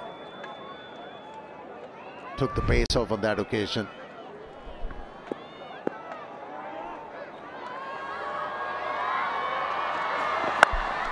Again, a swing, this time could be out. There's a man underneath it, and that's that. Bangladesh innings has been wrapped up for 565 all out. Bangladesh finish off with their first innings with a lead of 117 at the dismissal of Shariful. Went high in the air, offered a lot of time for the fielder to camp underneath that one. And Abdullah Shafiq had his eyes peeled on the ball and took it easily. Another slow delivery, working for the fast bowler Naseem Shah. Picked his third wicket of the innings. Tired legs of the Pakistan team, who've been out there for almost 6 sessions. In fact, a little over 6 sessions. Managed to get all Bangladesh wickets and have conceded a lead of 117. Bangladesh have done well, especially with Mushfiq Rahim's 190 plus, Litton Das earlier on 93, and then a couple of 50s in that batting lineup. So they've not only crossed the Pakistan's first inning total, they've put up a lead now. Interesting final hour of the day when Pakistan will come out. Let's have a look at the batting card. Yeah, plenty of big partnerships in this innings enabled them to get to 565. The major contributor was the master Mushfiqur Rahim with 191. Very unlucky to have dismissed on that number. He was ably supported by the off-spinner Medias and Miraj. Look at that partnership of 196. Brighten things up for Bangladesh in this test match. And the grind then. The bowlers, 3 for Naseem Shah, 2 wickets each for Shaheen, Shehzad and Muhammad Ali, and 1 wicket for Saim Ayub.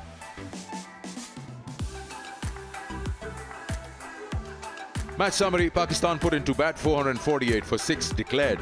Bangladesh in reply all out for 565 with a lead of 117. We take a quick break.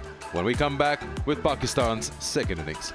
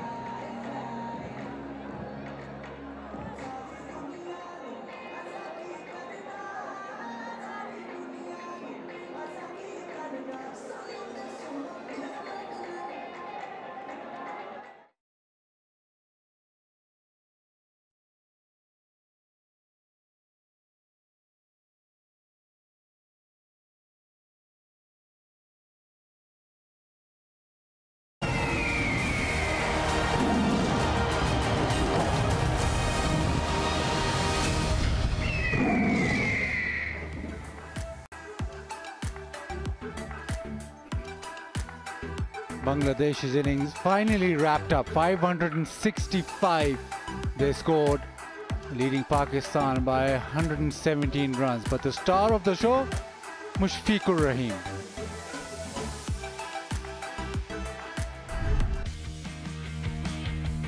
Absolutely solid throughout the innings, very good in defense, but whenever the opportunity arose, he was able to put it away. Concentration, composure, and the ability to attack at the right moment. He was slightly disappointed that he missed out on a double century, but he has made Bangladesh ascend in this test match. 3 wickets for Naseem Shah, 2 each for Shaheen Shah Afridi, Khurram Shahzad, Muhammad Ali, and a wicket for Saim. Hard old toil for the Pakistani bowlers, 167.3 overs they bowled.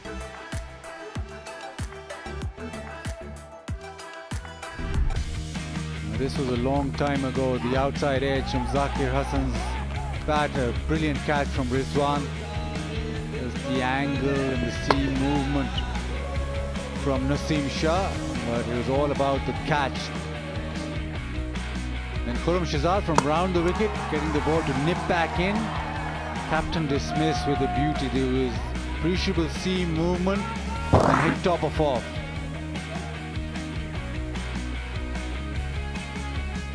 And then almost a carbon copy. Nominal Haq dismissed with the ball nipping back in through the gate, and that too hits the top of off.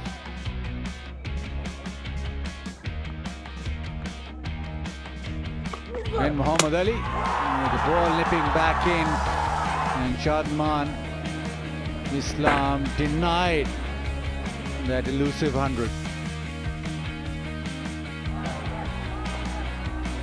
Shakib drove loosely and was caught at cover. Saim Ayub's first test wicket. It was quite a soft dismissal. Saim Ayub's first over in test match cricket. Then today, that little bit of extra bounce to Litton Das from Naseem Shah.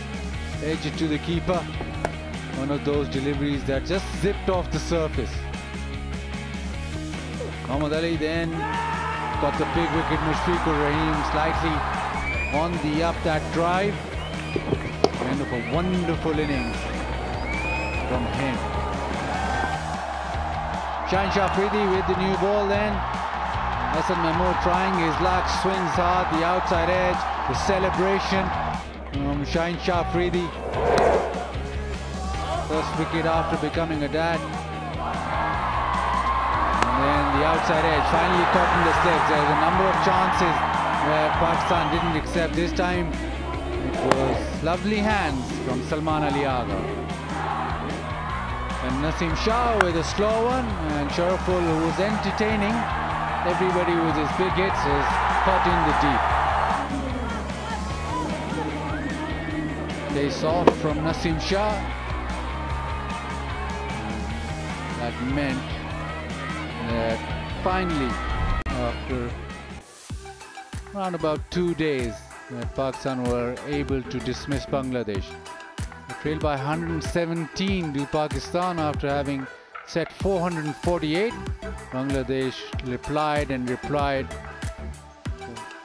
well with the 191 from Mushfiq and 93 from Shadman.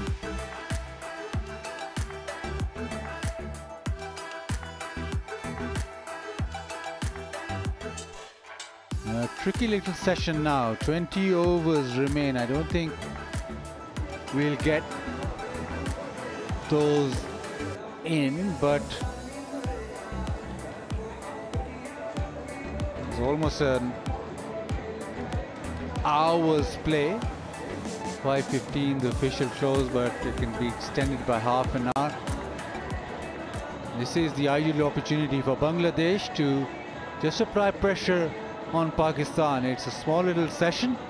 If they can get a couple of wickets, put tremors in that Pakistan camp, ideal for Bangladesh. Athar Ali Khan, it is this session which might just make this test match interesting. Yeah, just by looking at the things at the moment, we saw Shakib Al Hassan also warming up with the ball, Shariful Islam, and now Mehdi Hassan Miraj. So I'm just thinking whether they're thinking in terms of giving the ball to open the innings for one of the spinners. Not a bad idea, because Shakib has done it in the past. 20 times he's opened the bowling in Test cricket. Not a bad idea, because they would want to see with hard new ball and the seam will probably give them, the spinner, a bit of a grip, because not a single seamer has come up in those in the square that where Shariful Islam is now bowling, or was bowling a little while earlier. So we'll have to wait and see what they do when who will take the new ball. Shariful Islam most likely, but wouldn't be surprised if one of the spinners bowled the second over. Yeah, testing times for Pakistan, but what a reply from Bangladesh.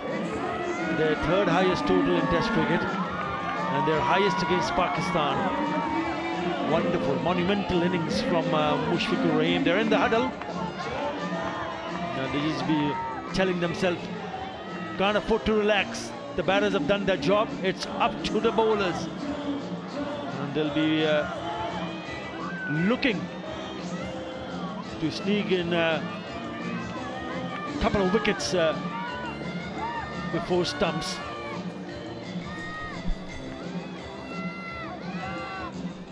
Yeah, Bangladesh walk out, and remember, Pakistan trailing by 117, so any sort of advantage going into the 5th day in terms of wickets will keep Bangladesh interested, and there's a bit of pressure on the home side. Abdullah Shafiq, well, he didn't have a great outing in the first innings, different conditions now. Simon, you batted well and crossed 50. But as is often the case with openers, you have to go out and battle away in a tricky little session. Bangladesh can go all out because they know that an hour's play and then they'll get back into the hut and rest. Abdullah Shafiq, he's a classy opener. Start of his Test career, averaging 42, 400s in that, and very compact player. He'll enjoy these conditions now. When he opened the first innings, it was a little bit of swing, a little bit of lateral movement. Saim Ayub, very early in his Test career, he got to his maiden Test match 50 in the first innings. And his second Test match. But if he gets going, we all know that he likes to take the bowling on. Too much, too much. Shariful, who bowled really well in the first innings. Well, he certainly entertained a pretty decent crowd, probably the biggest so far in this Test match, with some big blows. Yeah. But yes, he'll open the proceeding for Bangladesh. 3 slips and plays. I would like to see a little bit more attacking fields and maybe get a short leg and plays an extra fielder in the gully position. Because you've got to apply pressure, and you've got to apply pressure in a way that you don't rule the fact that if you do find an edge and it goes in a no man's land and goes through the slips corner, and you'll be wondering why not another slip. Right, here we go.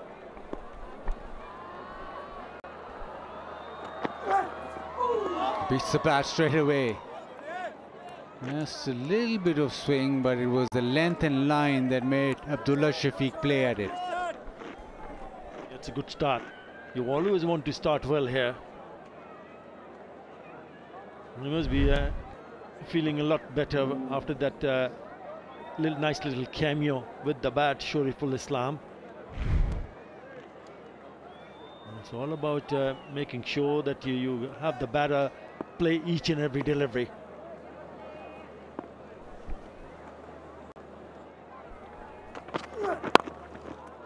On to the pads, timed really well through the onside. He's an elegant player, is Abdullah Shafiq. Gets off the mark.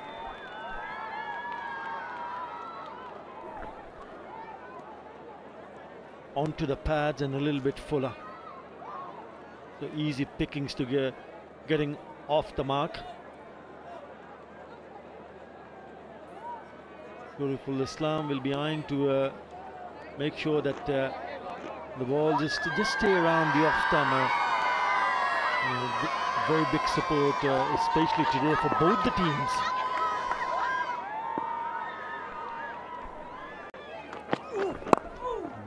Just trying to get to that front pad. It's timed beautifully this time around, down to deep square. Another couple of runs. Similar kind of delivery onto the pads. Not the right line. I don't mind the length. You got to give the new ball a chance to swing, or if there is anything available off the surface, you pitch it up. You need to pitch it up, but you got to make sure that your line is right. The last couple of occasions, he's bowled down to the pads, towards the pads of Abdullah Shafiq. And on both occasions, he's picked up a couple of runs. A strong offside field.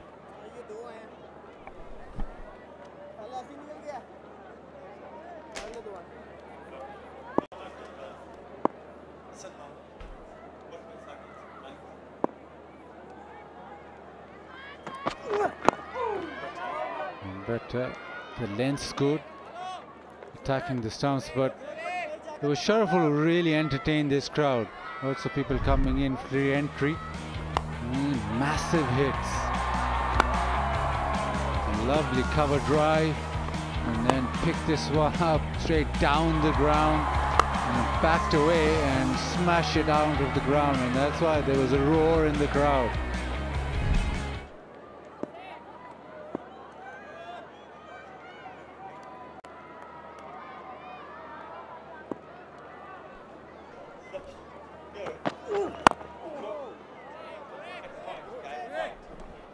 Yeah, Mushfiqur Rahim is not in the field, so there is a substitute fielder at point, Naeem Hassan.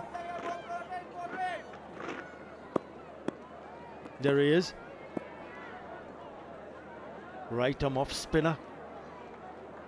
And pretty handy with the bat.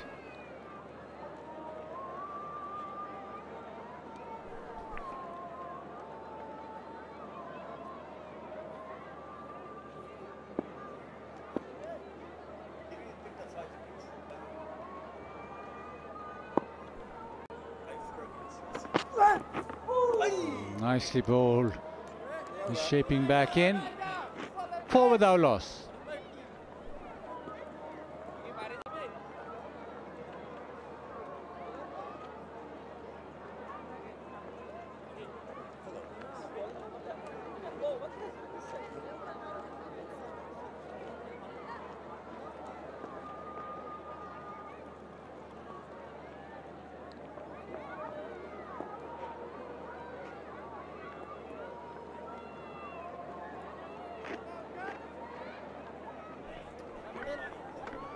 And that final session, Pakistan getting 4 wickets and wrapping Bangladesh innings up finally. It's going to be Hassan Mahmood, who was impressive in that first innings, got the ball to just seam off the surface and was pretty consistent with his length, especially. Left-hander Saim Ayub to take guard. Couple of slips and a gully.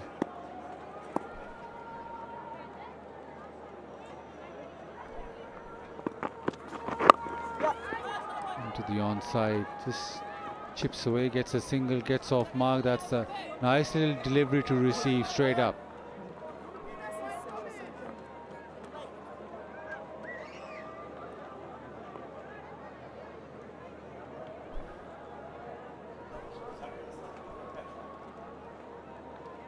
It was a stunning catch by Zakir Hassan of the bowling of Hassan Mahmood that sent back Abdullah Shafiq.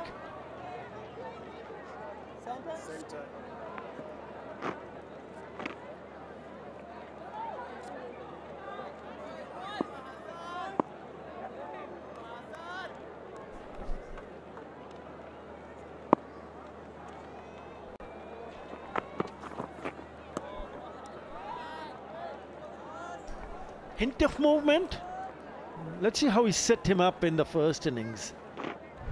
Hassan Mahmood to Abdullah Shafiq. Length ball a little bit wide. This was came back in.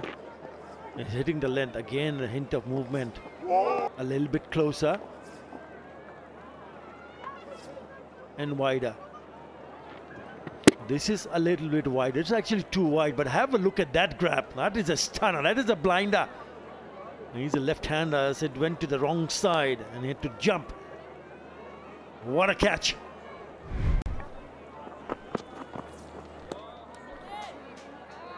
Good line, good length. But Bangladesh were very impressive in the field. This is probably the catch that set the tone. Doesn't get better than that. Go close in the slips and then to be able to goalkeeper-like dive and pluck it out of the sky.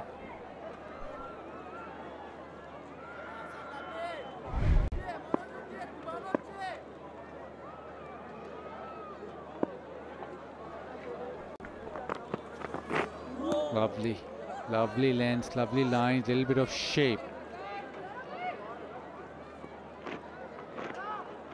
Just to throw this in the mix, Athar Ali Khan, when England toured with the new ball, they'd have Jack Leach, left arm spin from one end, and then they would have Mark Wood.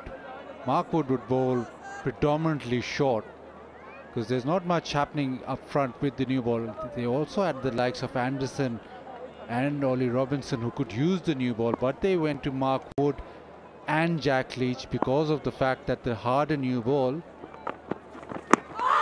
has a good delivery, maybe slightly high, just nipping back. Bit of a discussion. Still a discussion.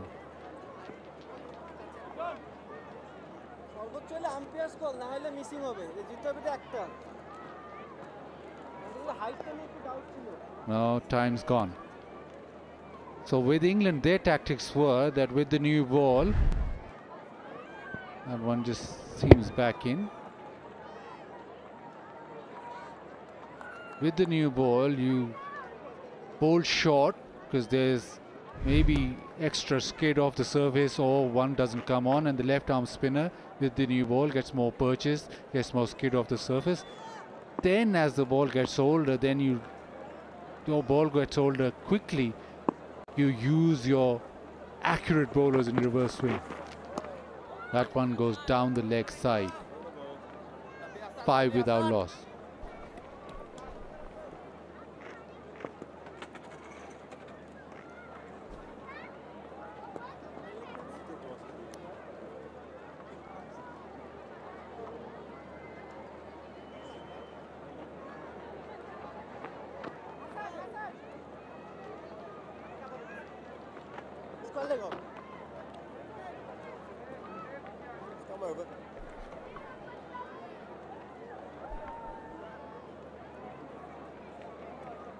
Well, plenty of people watching. Tomorrow's Sunday, so you can come in again, free of cost. Sharaful into his second over.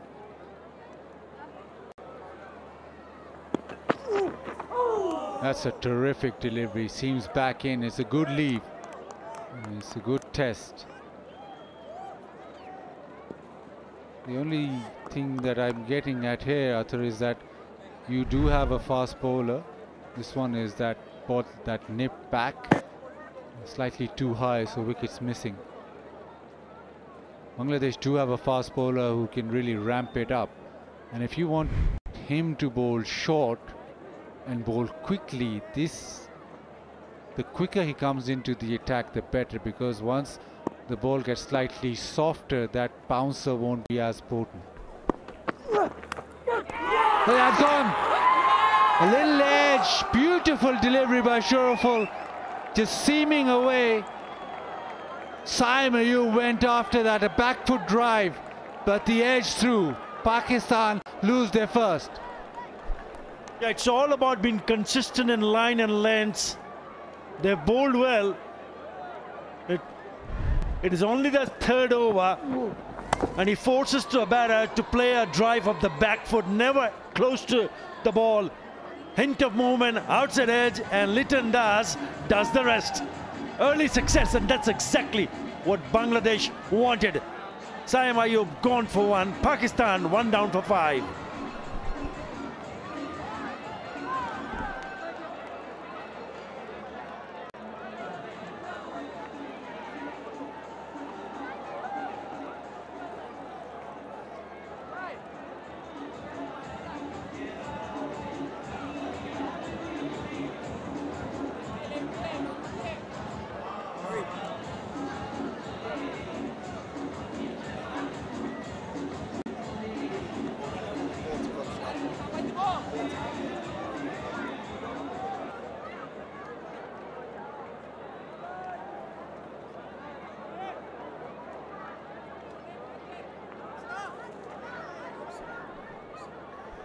Captain walks out to the middle. Pakistan has spot a bowler. That average needs to go up. He's a better player than that. Recent times he's been scoring heavily in first-class cricket. So a lot of eyes on Shan Masood and how he plays. Pakistan trailed by 112. Sharaful has his tail up, just getting the ball to nip off the surface slightly.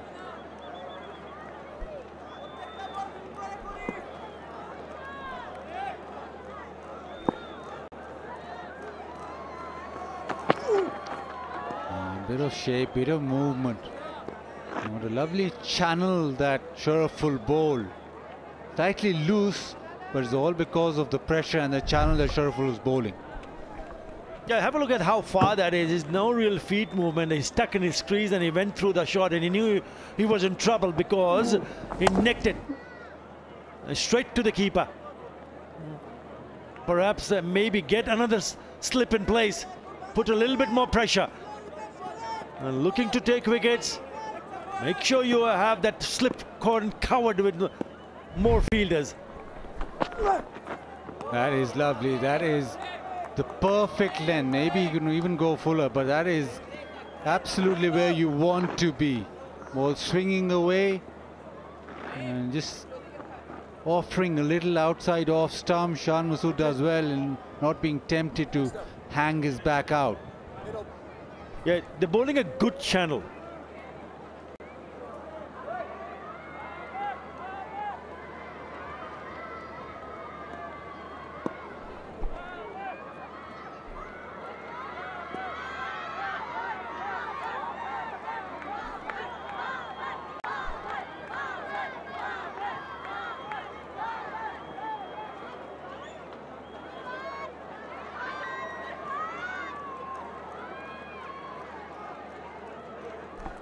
He will be under some sort of pressure here. Oh, lovely bowling. And just making sure that, yes, I want the ball to shape, but also the length. He's bowled the first one just slightly shorter. This one he bowls it even fuller, so he knows exactly where to build this pressure from. Bowl this one a little bit closer. Invite him to drive through the offside. Oh, lovely. That is a superb delivery. That has pitched and gone away. Good luck playing that. Shan Masood gets beaten. 5 for 1.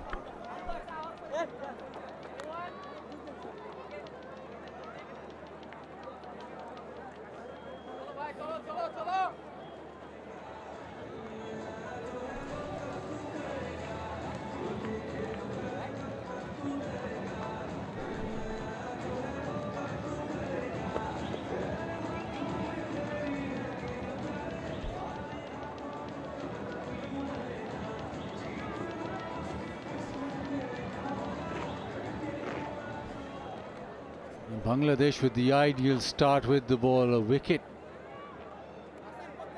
And that's the ideal end to the day. Fries and mayonnaise.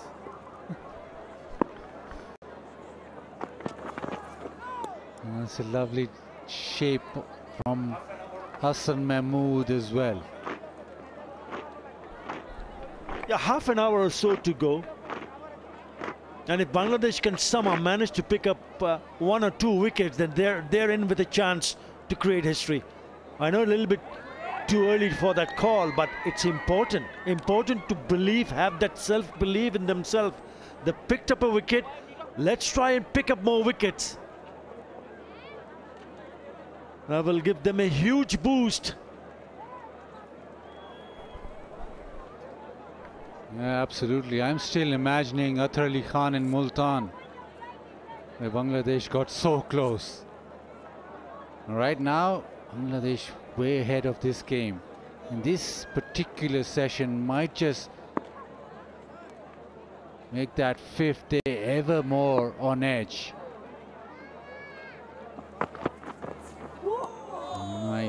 Nice one. There is a hint of movement, just enough. But as with the first innings, both Sharaful and Hassan Mahmood have been spot on with their lengths. There is something happening for the bowlers. There is a deviation once the ball is pitched on the surface, and which will put a little bit of doubt in the batter's mind, which ones to play and which ones to leave. This is good, very good from both the bowlers, Shariful Islam and Hassan Mahmood.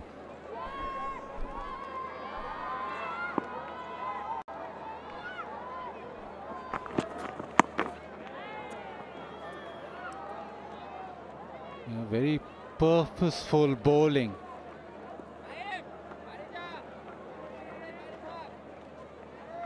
Another thing that is quite purposeful is Blue World City, first purpose-built tourist city.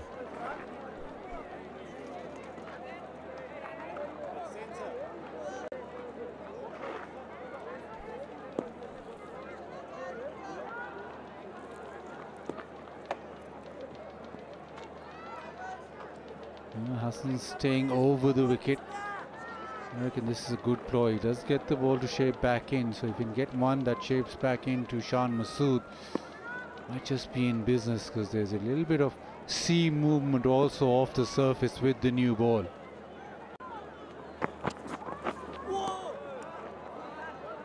And this has been the theme from Bangladesh. The opening bowlers have started again where they left off in the first innings. Both these two bowlers were very impressive and very consistent, and there's a lot of information also being shared. Yeah, Shariful Islam is fielding at mid-off, and he's having a quick chat whenever he's coming back to his run-up.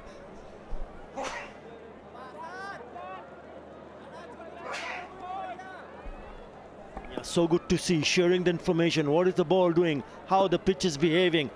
Which are the areas to hit? That's the delivery that he wants. Shan Masood up to the task, plays it well, but that's exactly the delivery that he's working on, the one that swings back in and then pitches and seams back in. But this is testing. This is very good from Bangladesh.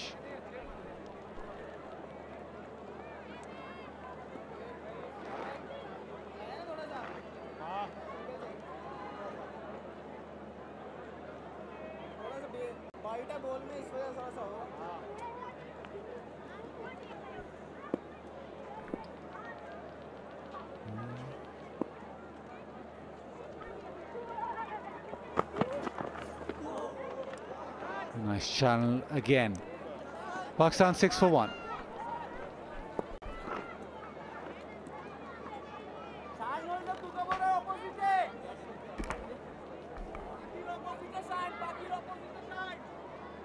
Gordon.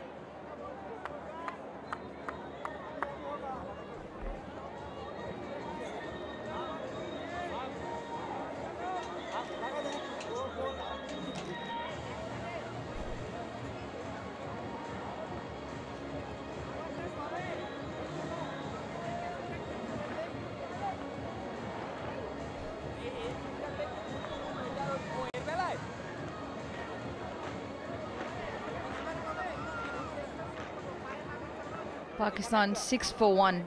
They trail by 111. And you can hear all the chirp from Bangladesh. Mushfiqur Rahim back on the field. And they're chirping because they've managed to pick up 1 wicket of Saim Ayub. A flash outside the off stump to the keeper.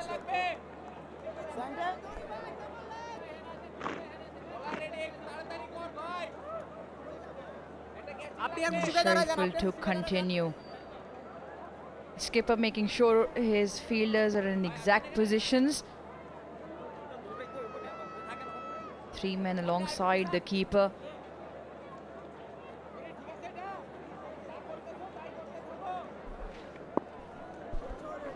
"16 overs left in the day." Oh, beauty. What an absolute ripper.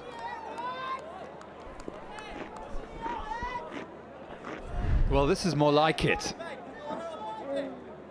This was Shariful's last over. Took the outside edge. New batsman Sean Sood came into the crease and had a difficult time. Ball just seaming away. Almost taking the outside edge. Brilliant bowling. Exactly what Bangladesh will be asking for. This is really heating up here on the 4th evening.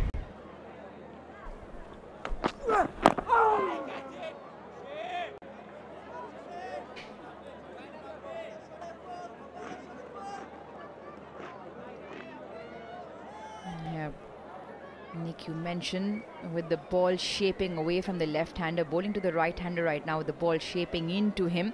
Yes, for the angle across, he has men alongside the keeper, but he's got those 2 men there as well. He's bowling off a length. Now with the ball shaping in, any tuck or nudge off the hips clips the glove. That's what those 2 men are waiting there for.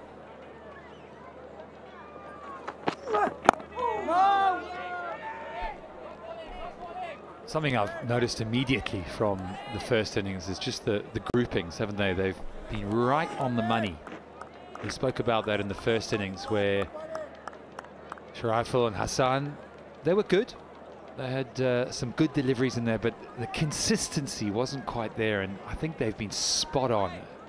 It does help when you've got a big score behind you, come out in the evening and know that you've only got a few overs to really give it 100%.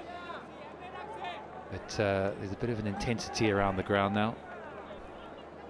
Yeah, change of field. One of those 2 men has fallen back to deep backward square. Oh, they've run hard and they've run right away.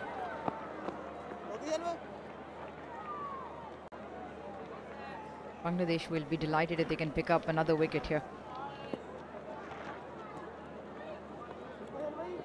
Just adds more jitters into the Pakistan camp if they've gone back after losing another wicket at the end of the day's play.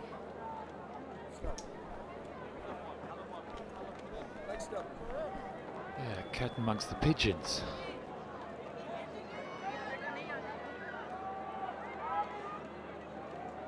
Get 3 wickets tonight, and well, they've got 1 already, so try and get another one, maybe 3, and suddenly tomorrow becomes an interesting day, doesn't it? Different game altogether. And they're just getting the ball to talk. Batters have been tentative at the crease since they've come. Very few have come off the middle. There's been a few plays and misses. I like this from Shariful, the shape that he's getting. And he's been consistent as well. And skipper also very proactive. They can sense the tension as well in the Pakistan camp. Like you say, another wicket here too would be icing on the cake. Completely different game tomorrow than when Pakistan do come out.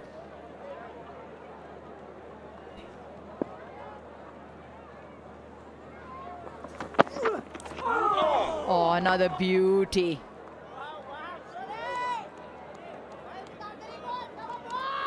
Excellent over. It's 8 for 1.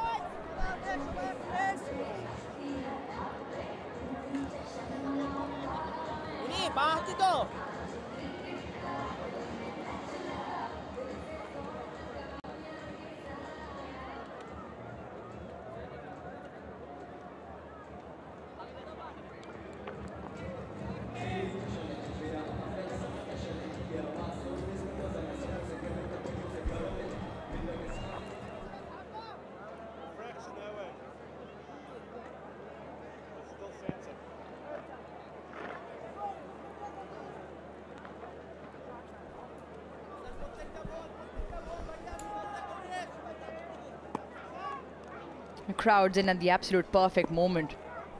Getting to enjoy a really good contest, a tense contest between bat and ball. Hassan Mahmood has been the pick of the Bangladeshi bowlers throughout the test match.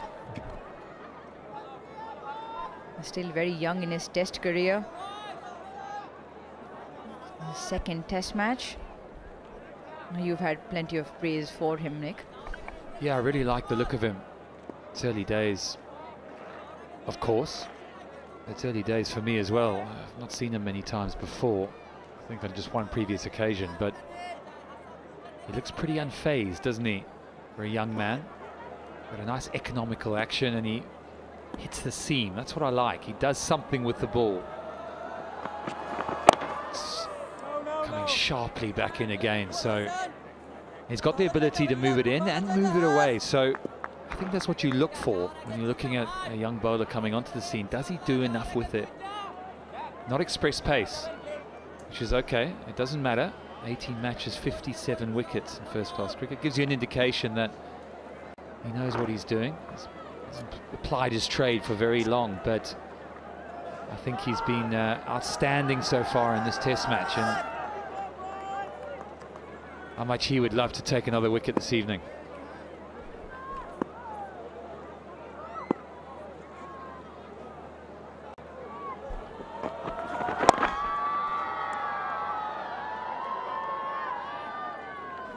Talk about the movement. You don't require a lot of movement. You just need the ball to do just enough. Put the doubt into the batter's mind, like you said, just gets it to nip back in and shape away.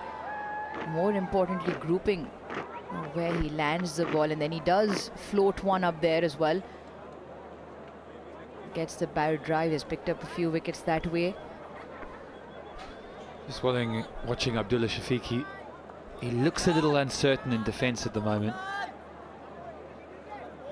It's like he's searching for the ball. He's almost waiting for that delivery to try and hit the middle of the bat. Doesn't know whether it's coming in or out, so they'll want to stay on him here. Don't let up. That's better. That's better. That'll make him feel good. It's amazing how, if as an opening batter you go forward and one hits the middle of the bat, even in defence, it just reverberates through your body, and you think it feels good. Any opening batsman will know that any solid forward defence just makes you feel better, makes you feel more assured. It's knowing where your off stump is at this late part of the game. Ball's just seaming around a bit. You know there's 3 slips, 2 slips and a gully. And you know that you've got to be absolutely spot on with your footwork. Oh, and again, in and out.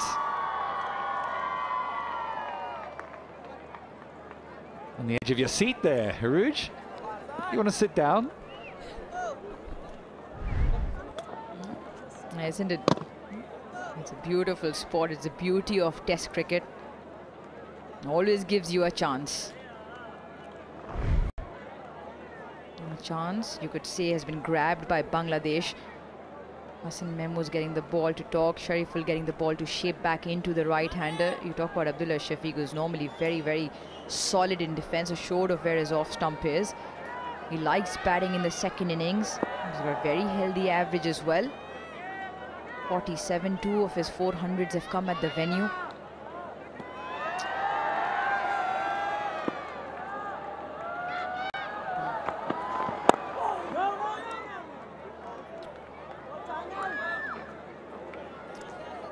Ten for 1.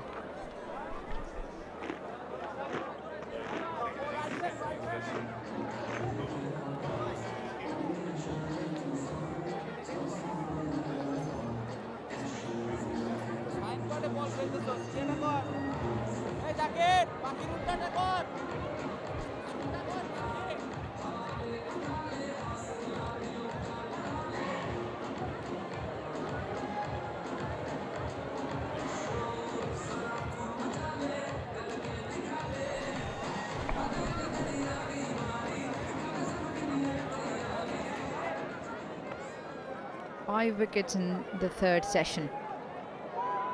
That's where Pakistan managed to close Bangladesh's innings out. Pakistan trailed by 107.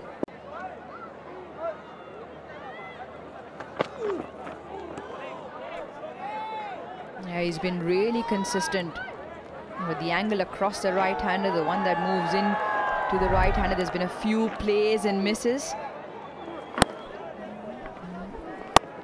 Very good grouping as well. That's what you want, consistent periods of pressure. Oh, that was a wicket delivery.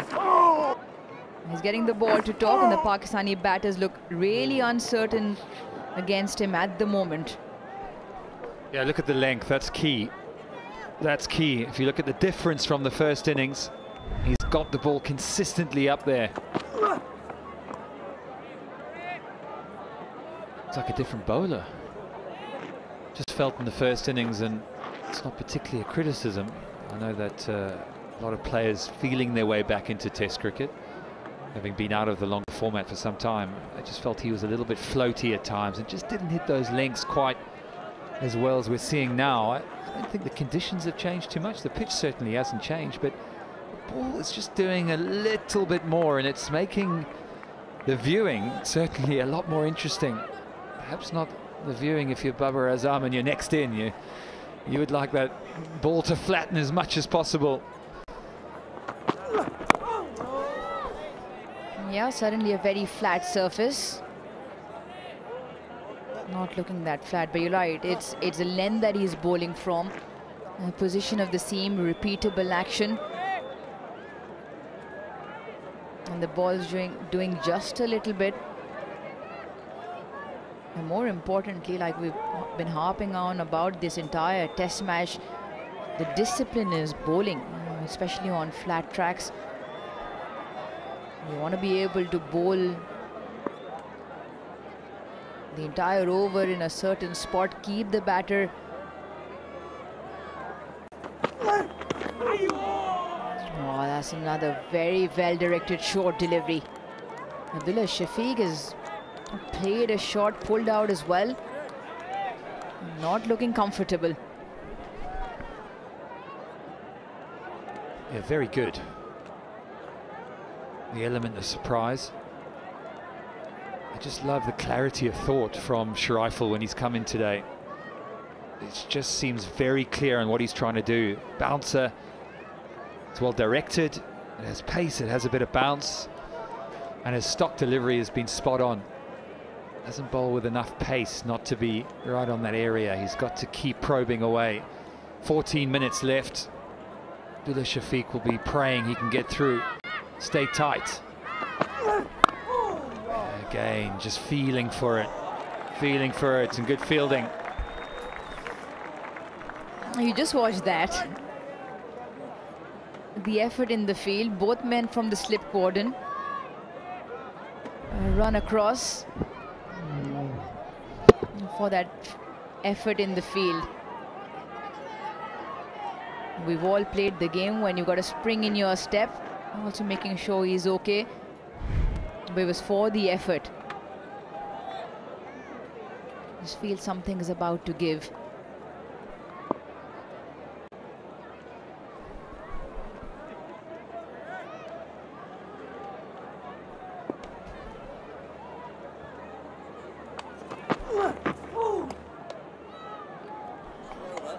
Made an over, it's still 10 for 1.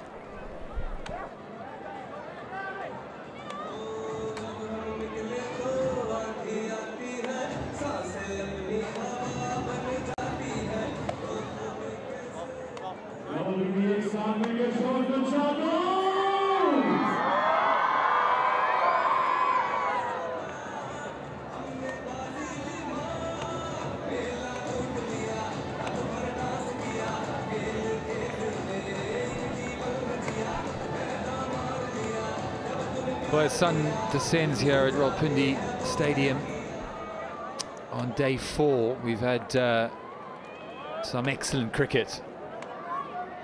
Bangladesh taking the lead. Yes, that is correct. Mushfiqur Rahim scoring an unbelievable 191. Pakistan trail by 107 in this evening session, and well, Bangladesh are on one. They're bowling fantastically. They've got the ball to talk. Hassan Mahmood has been his economical best, just doing enough off the seam. And Abdullah Shafiq and Captain Shan Masood, who's just come to the crease, have got their work cut out. They're fighting hard to keep their wicket and get through the evening. No. We've got another 10 minutes left in the day's play. That's exactly what Shan Masood and Abdullah Shafiq will be calculating. I reckon with the pacers on, cut-off time being 5:45 p.m. local time, maybe another 3 overs. And that has to be the calculation in their head. Get through to the 3 overs, go back in the dugout with just the 1 wicket. Hassan Mahmood coming around the wicket. We're just saying up here, how long until he comes around the wicket? We know how many left-handers have been bowled through the gate. Oh, it's an absolute jaffa. Have a look at this one.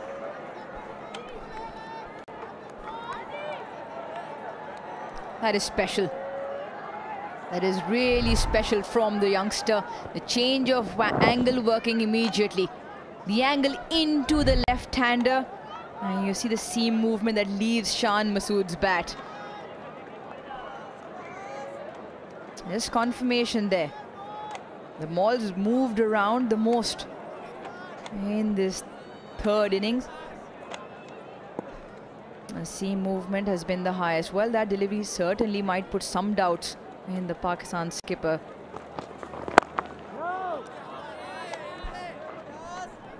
It becomes a real battle of technique, and to make it easier to understand, you're really, as a left-hander now, you're worried about a few things here. One is that one that comes back sharply. We've seen 4 of the left-handers get bowled through the gate,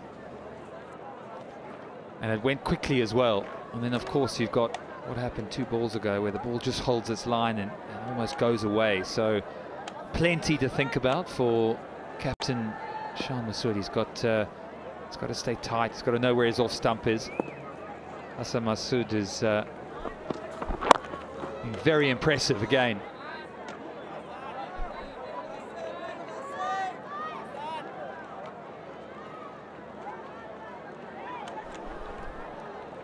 There's a Pakistan's finest purpose-built tourist city, Blue World City.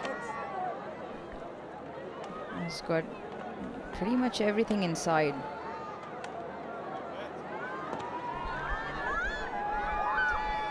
Pakistan need to pull out their finest.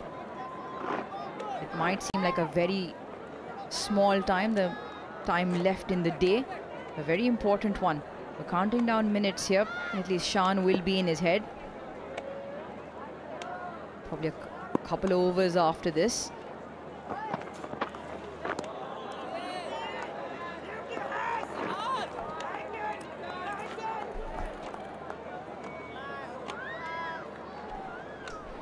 Just wonder whether you could get a short leg in with him coming around the wicket, just to put some doubt in Captain Masood's head. That one that darts back, grabs the inside edge, goes onto the pad. Just make him think a little bit about getting that big stride forward.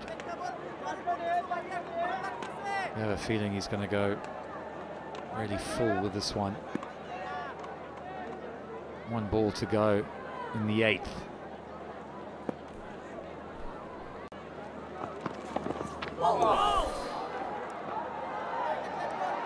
Really special again. Water over Hassan, says Mushfiqur Rahim, and we can all agree it's 10 for 1.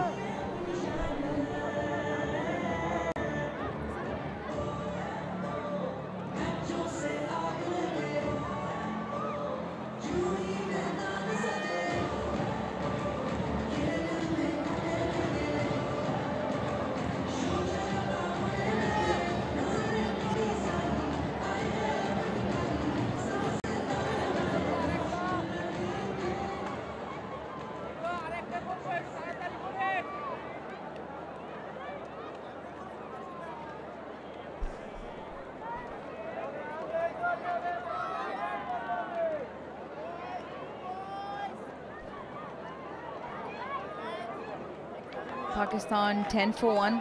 It's been testing times out in the middle.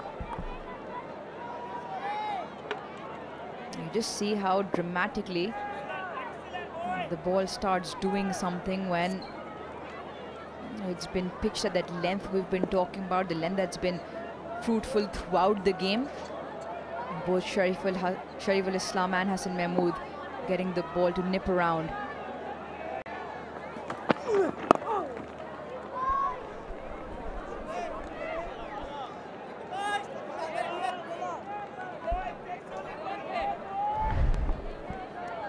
This is the last ball of the previous over again.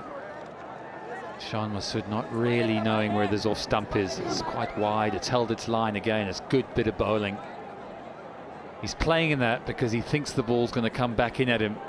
And that's the benefit of coming around the wicket. And also, Shan Masood would have watched some of the other dismissals and thought, I don't want to be part of that illustrious group.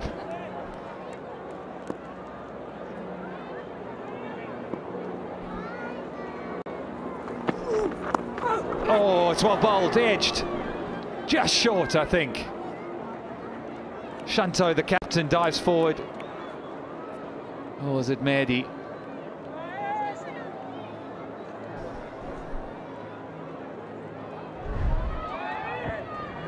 Yeah, another delivery. Gets big on Shan Masood. And lucky he's got a bit of glove just to take the velocity off the ball. Otherwise, I would have carried. He is very, very lucky here. It's got everyone interested. Brilliant reaction, Richard. It's a surprise one. He's looking. He's got plenty of things going on in his head. He's looking for the one that has been consistently bowled at him. Goes Fuller. That's a doubt that young Bangladeshi bowlers have now created in the mind of both the left and right hander. Hope he hasn't injured himself too much. He keeps attending to his gloves. Aruj, take a look at this last delivery. Now, a batsman who's in form, who's confident, would have hit that quite firmly, I think, through the covers for 4. It's a long half volley. We'll have a look at it after this delivery. On the pull here, and he'll come through for a single. It's a misfield. So a little let off. He wants 3 and he's sent back. And for good reason.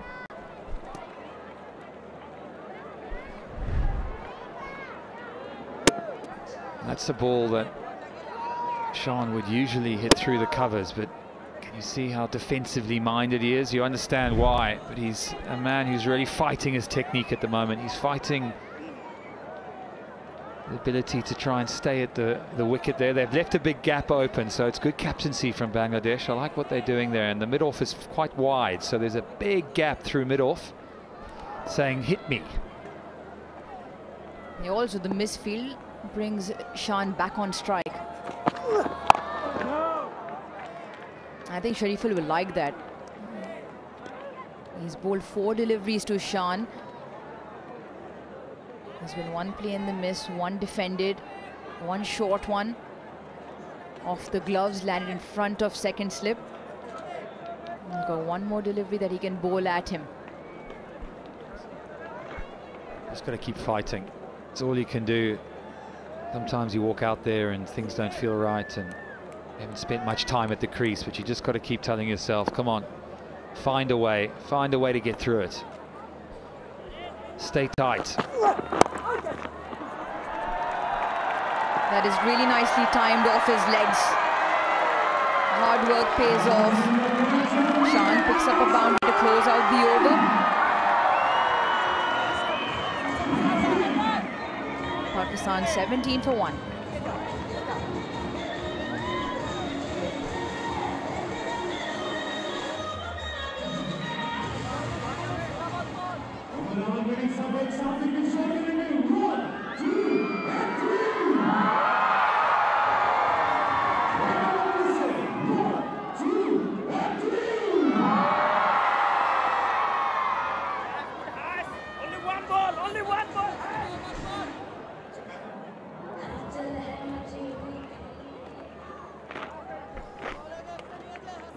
Hassan Mahmood with the ball will bowl the final over of the day. Day 4.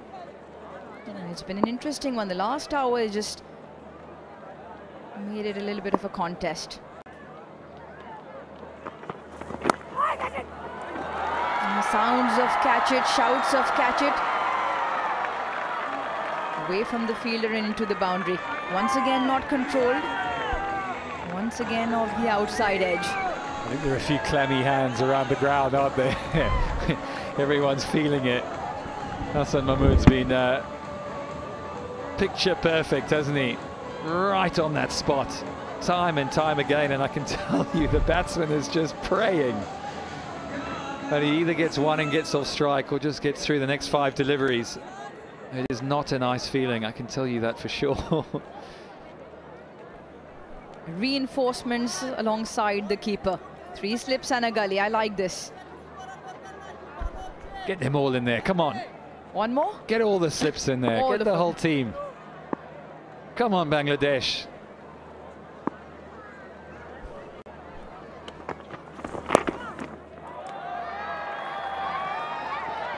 Gets down the other end. And Abdullah Shafiq will be hoping he stays down the other end. Captain can negotiate the remaining 4 deliveries of the day. And he'd be hoping he's done for the day. He's put his head down. It'll be a time where the captain is looking for a quick single. He might not even look at him. No, hands up, I'm done. Take your gloves off. Over to you, Skip. Gloves off. And you just stand there with a big no. Captain has to negotiate with the same. 3 men in the slip cordon, gully tight in there as well.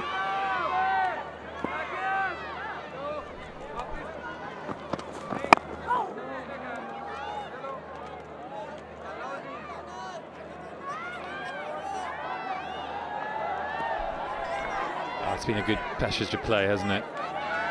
After quite long, turgid sessions that we've had over the last couple of days, and that's partly been due down to some excellent batting.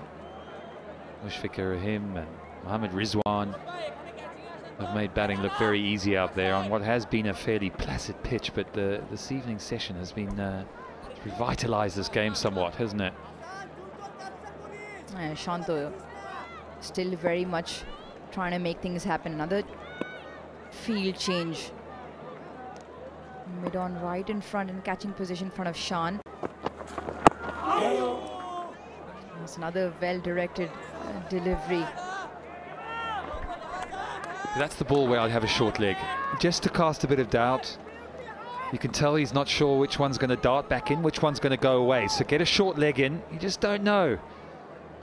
The ball probably won't go there, but it might just mean that it doesn't get as far forward, and that might be enough to induce the edge or find the gap, just to cast a bit more doubt. Mid-off now moves wide.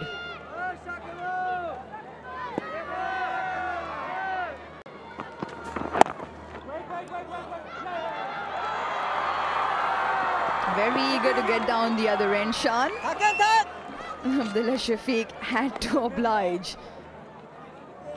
And he's on strike now to face the final delivery here on day 4.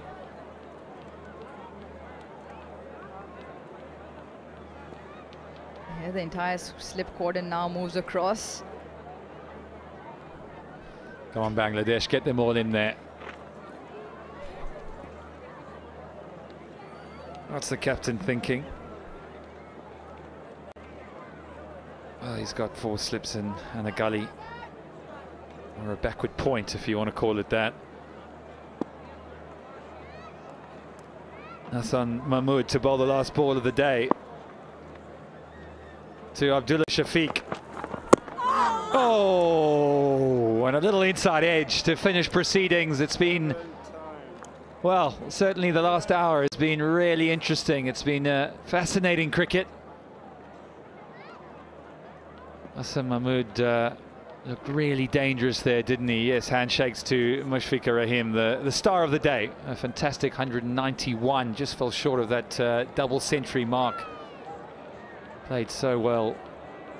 It was a real innings of application as much as anything, and good defense, good technique.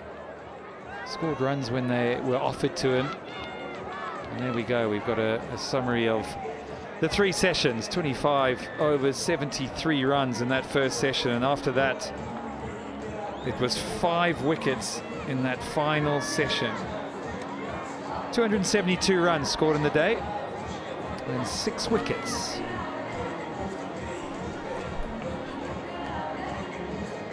Yeah, intriguing contest took over here at the Rawalpindi Cricket Stadium in the final hours on day 4 as the sun sets.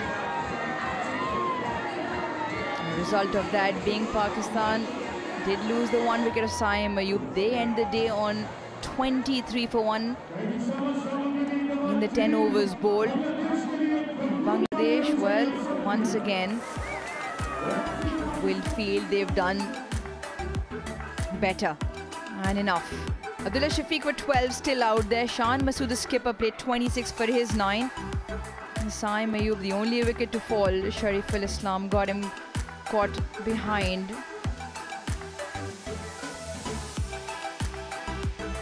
Two new ball bowlers shared the ball, kept things very tight for Pakistan, and do have 1 wicket to show for.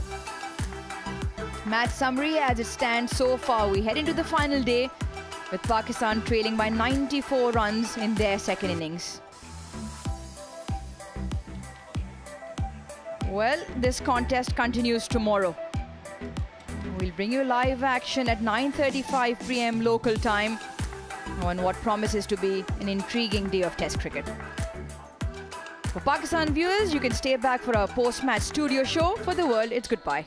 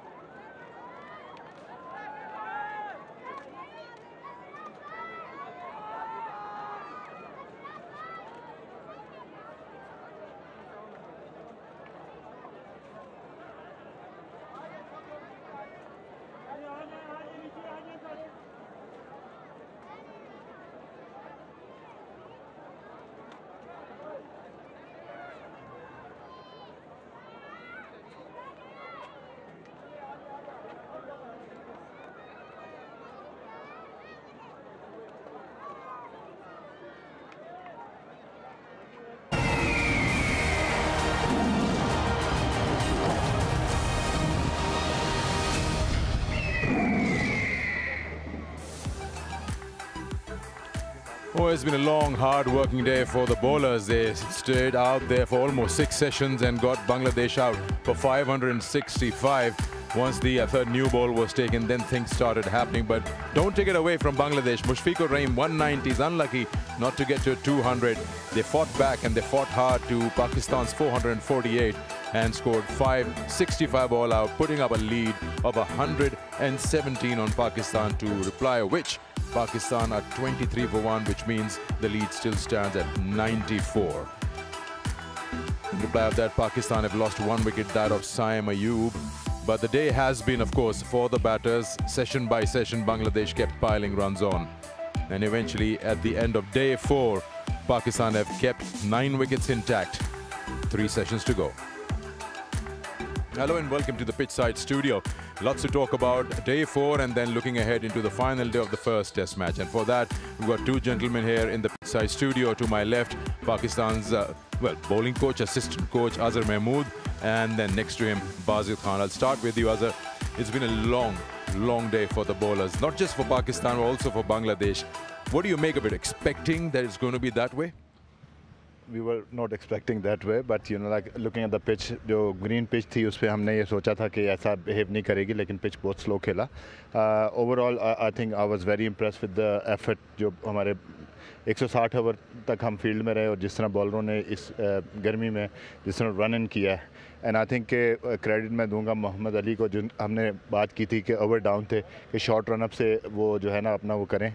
Easily बंदा कह सकता है कि नहीं मैं नहीं कर सकता, लेकिन उसने टीम की खातिर जो है ना वो सेक्रीफाइस किया और उसने जिस तरह का वो स्पेल किया, I think that's credit goes to him. और जहाँ तक बॉलर्स की बात है, आई थिंक के पिच स्लो थी, लेकिन ओवरऑल जो है ना सब ने एफर्ट की. अगर आप देखें कि fielding effort was good, yes we drop few catches, but overall जो है ना एक पॉजिटिव एग्रेशन हमें नज़र आया, एनर्जी नज़र आई थ्रू आउट, जो हम एक्सपेक्ट कर रहे थे. ठीक है, चीज़ें कुछ हमारे फेवर में नहीं गई, that's part of game. I'm sure you've answered this question many a times, but after 4 days in Pakistan done with their bowling, you still stand by the decision 4 seamers and a non-specialist spinner is the way to go? Look, yes, if you want to win the test matches, you need to take 20 wickets. We felt this is the best option to take 20 wickets. Yes. Salman Ali Aga, people say, oh, it's a part-timer. In my opinion, I think he's a quality spinner. Like what we have at the moment, like he can give this really good balance to the side, batting at number 7, and he's a slip fielder as well. So give us a really good balance. Unfortunately, we miss Amir Jamal here. If you have Amir Jamal in your side, and he can give you the same sort of thing in your team. So moving forward, yes, we'll see, if how in the next match pitch behave and what the pitch look like it, and we can see after that. Okay. I have a question for you, but Basit, and then you can take over and ask questions. इधर test match काफ़ी होने, ये venue use होएगा home series में. जिस तरह की ये पिच खेली, लगता है ऐसे कि 20 विकेट लेने आसान नहीं है. हिस्ट्री भी बता रही है कि इधर 20 विकेट लेने आसान नहीं है. ये हो सकता है कि 5 बॉलर से आप खेलें, क्योंकि बैटिंग तो रन्स तो बन रहे हैं. 20 विकेट जो टीम लेगी वो टेस्ट मैच जीतेगी. ना डेफिनेटली मैं यही बात की थी कि हमने देखा था कि किस तरीके से हम 20 विकेट ले सकते हैं. आपने जो हिस्ट्री की बात की, यहाँ पे हमारा जो प्लान था वो यही था कि हम 4 पेसर के साथ जाएं, और हमने जो विकेट की डिमांड की थी, मतलब अगर आप पिच को देखते हुए आपको लग रहा था कि जो हम चाह रहे थे वो वैसा पिच है, लेकिन अनफॉर्चुनेटली पिच वैसा बिहेव नहीं किया, वैसा खेला नहीं. और आई थिंक कि उसकी रीज़न एक ये थी कि पहला दिन जिस दिन बारिश हुई है और 3 घंटे जो मुसलसल धूप लगी और गेम लेट स्टार्ट हुआ है, उसकी वजह से काफ़ी सारी पिच जो है वो ड्राई होगी. मुझे मेरा ख्याल इस ग्राउंड में अरसा हो गया है, यहाँ खेलते हुए भी मैंने सारी क्रिकेट खेली, मैंने कभी इतने क्रैक खुलते हुए नहीं देखे. जो दूसरे दिन पिच पे जो क्रैक खुल गए थे, इसका मतलब है कि पिच काफ़ी ड्राई हो गया था. I'm sure Pakistan think tank has their own ways and decisions now after 4 days. I'll ask Basit, in a nutshell, how are you seeing this game and where is it heading from Pakistan's perspective? I think the way Bangladesh have batted, the way that they've scored their runs, you look at the last day and look at the scoreboard right now, so there's the possibility of only 2 results, either a draw or Bangladesh winning.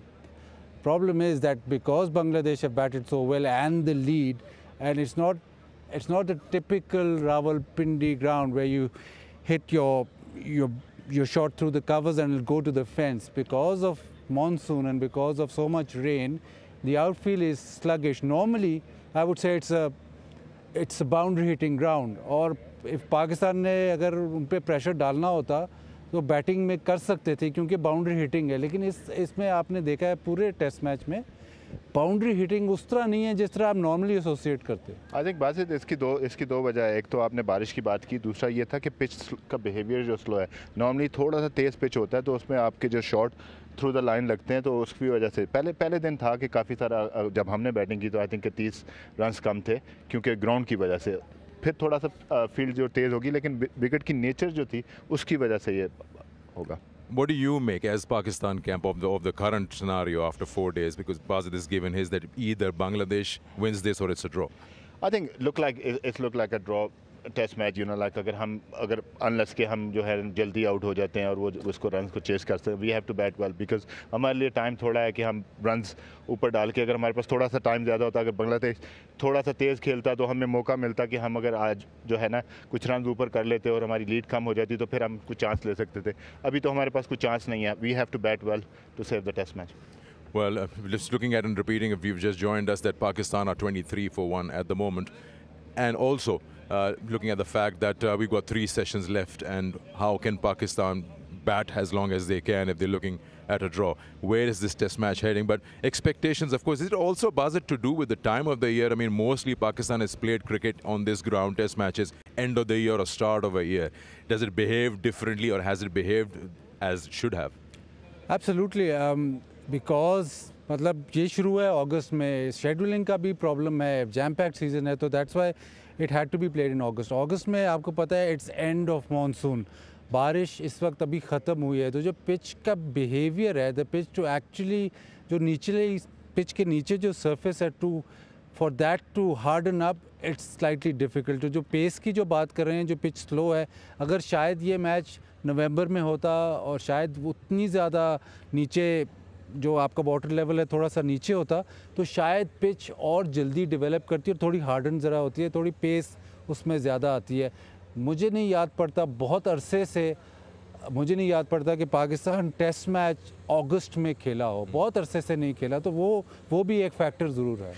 Azhar, मैं आपके पास आता हूँ। Overall Pakistan की पिछले 3 साल में test matches में 4 draw और 4 लॉसेस हैं। विन एट होम बिल्कुल भी नहीं आ रहा है, और फास्ट बॉलर स्पेसेस की अगर बात करें तो उनके स्ट्राइक रेट्स भी काफ़ी बिल्कुल नीचे है।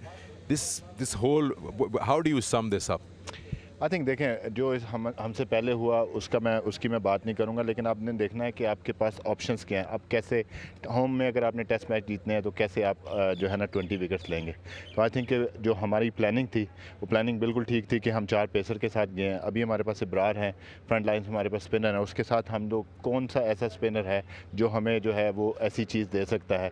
तो अगर हम बात करते हैं कि जी हम टर्निंग ट्रैक बना के हम उसमें करें, तो इस वक्त हमारे पास वो स्पिन में वो वैरायटी वो नहीं है। जो हमारी फास्ट बॉलिंग है उसमें हमें डेप्थ नज़र आता है, उसमें हमें स्किल नज़र आते हैं। हम ये समझते हैं कि हम फास्ट बॉलिंग से 20 विकेट ले सकते हैं। अगर इब्रार टीम के में शामिल होते हैं तो एक एक्स्ट्रा एज आ जाता है। मूविंग फॉरवर्ड अगले टेस्ट मैच में देखते हैं कि हम किस तरह जाते हैं। 3-1 के साथ जाते हैं, Ibrar coming in for any fast bowler, वो हम देखेंगे टेस्ट मैच के बाद देखेंगे। वी नीड टू फाइंड कि हम 20 विकेटें कैसे ले सकते हैं। वो 3-2 के साथ जाएं, 2 स्पिनर के साथ जाएं, 3 फास्ट बॉलर के साथ जाएं, 4-1 के साथ जाएं। We need to find the way to get 20 wicket to win the test matches at home. All right, well, Azhar, thank you so much for joining us, and we wish you best of luck with the remainder of the game. Thank you. Time for us to take a short break. When we come back, we'll talk more about this game and also get in Athar Ali Khan.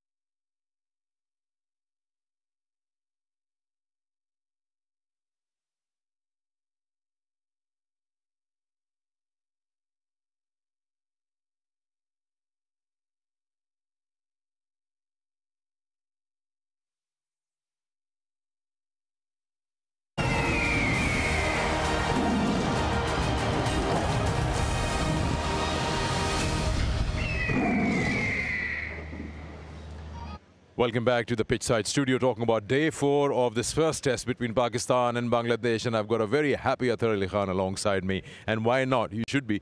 Mushfiqur Rahim's great knock, Mehdi's great knock, great partnership together, combining to make 550 plus runs and putting Bangladesh in a position where they can possibly think of winning this one, if not a draw.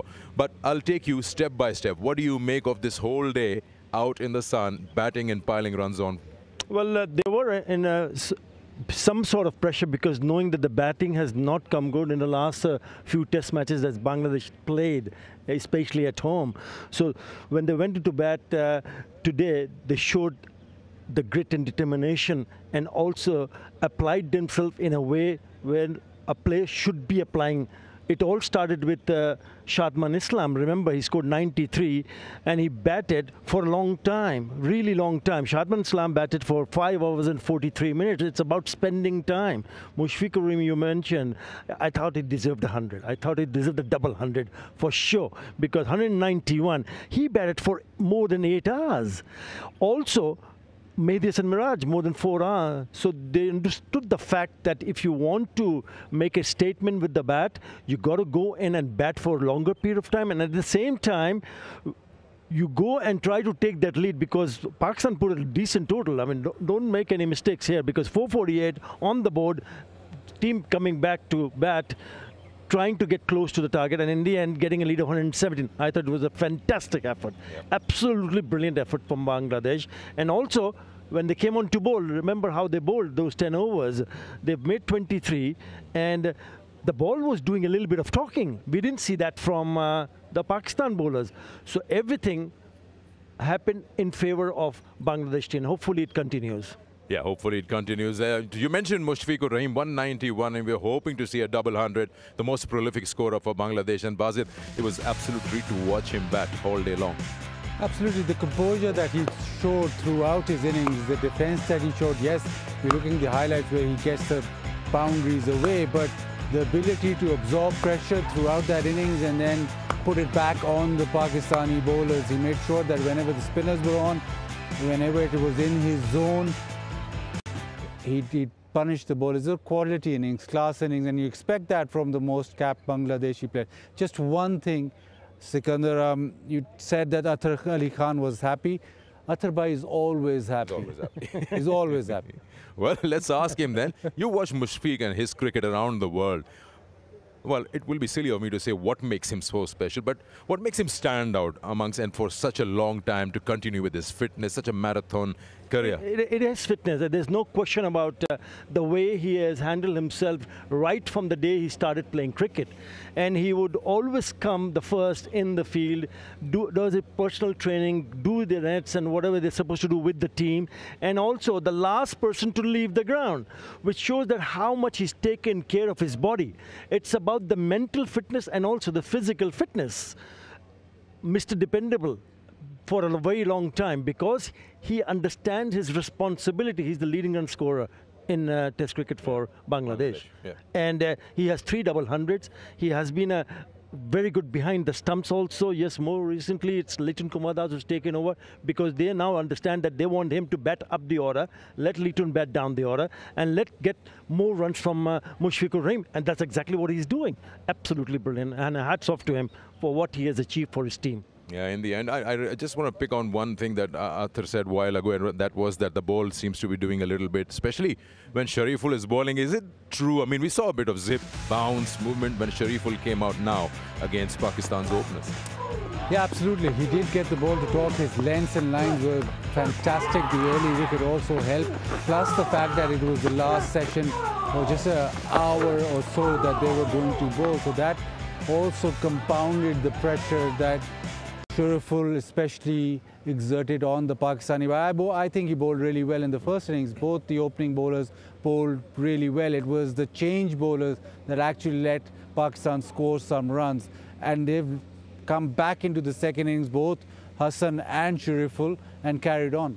Well, you guys are the experts, but lots of people watching it on television are thinking, where are we heading with this test match? So let me get a prediction before we leave. What do you, well, of course, you would want Bangladesh to win. What's your prediction on the game if you watch it as a neutral?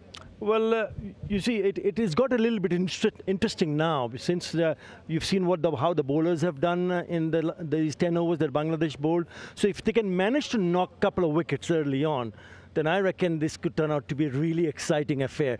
It's still heading towards the draw, but if Bangladesh manage to pick up wickets, you never know. Basit. Yeah, absolutely. The high percentage of a draw, but that first hour, if they manage a couple of wickets, 3 wickets, then it's very interesting. There are only 2 results possible. As I mentioned before, it's either Bangladesh win or a draw. More chances of a draw. More chances of a draw. All right, that wraps up the show today, and don't forget, tomorrow, day 5, we come back with the Bank Alfala presents Blue World City Test Series first test, and we'll start our coverage at 9:10. First ball will be at 9:45 local time, so don't forget to tune in and join us right here at the Rawalpindi Cricket Stadium. Thank you so much, Athar. Thank you so much, Basit. We'll let you go, and we'll see all of you guys tomorrow morning, bright and sunshine, and hope we get an exciting day 5 Test cricket. Till then, take care, and it's goodbye.